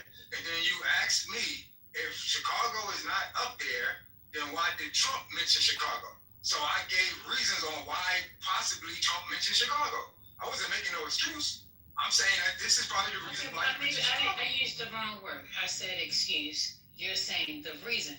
Whatever it is, but you don't see that being problematic. I'm talking about the process here. That is still, you're making leadway for him to do this. Now, Baseball has asked an interesting question in the chat. Hey, Mr. Baseball, good to see you, brother. He said, why doesn't the mayors want Trump's help? Anybody want to answer that? I would love to hear somebody answer that question. There's a lot of crime going on in my city, and I can't deter it, or my police force is not doing a good job. I wouldn't have no problem with the president sending in to help to clean up the crime, personally. But I would like to know other people answers. All right, let's go Brooklyn. Go ahead, Brooklyn. I believe, this is just a belief, I don't know, I haven't asked a black mayor in a black city why they don't want Trump's help with the National Guard, but I believe it may have something to do with those said black mayors having experienced America's war on crime in those same black neighborhoods. I think that might be it. Because said war on crime proved absolutely nothing in that. It actually hurt the community more than it helped. So now we're gonna go from police brutality to that of brutality from federal agents and National Guardsmen. I don't think it's a good idea. That's not bad. Well, I think they also may not want it because they've already been doing good work. They've already been doing good work reducing crime. Yeah, exactly. If he sends a National Guard there, he's going to end up taking the credit and say it was him. Yeah, he's going to say it was him. It's not going to get better. It's going to get worse, actually. It's going to get worse for the people. Beyond that, see. Go ahead, King. What happened?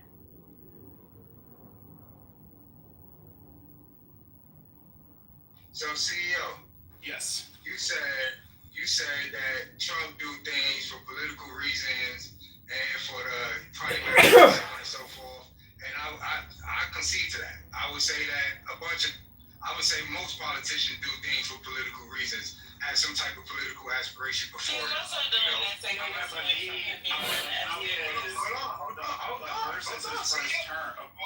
on, CEO.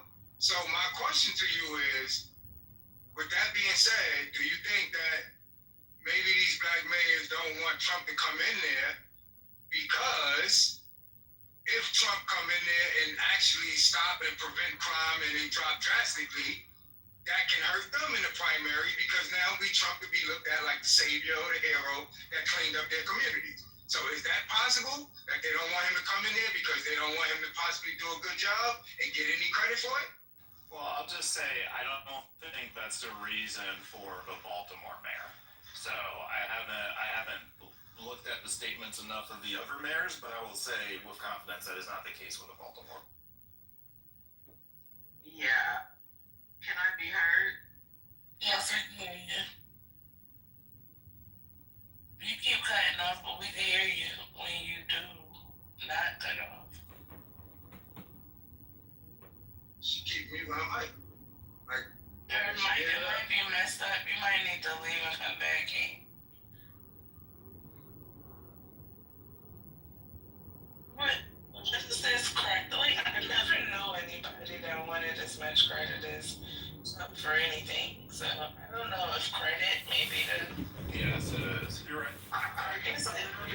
posse comitatus or the 10th Amendment protagonists? Well, damn, we ain't in there, King. Protagonists, are you familiar with posse comitatus and the 10th Amendment?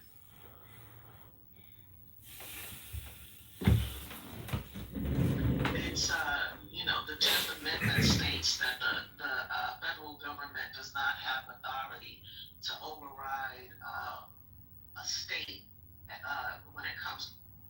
Once the authorization was authorized, and then Netanyahu then goes on, to play catch up.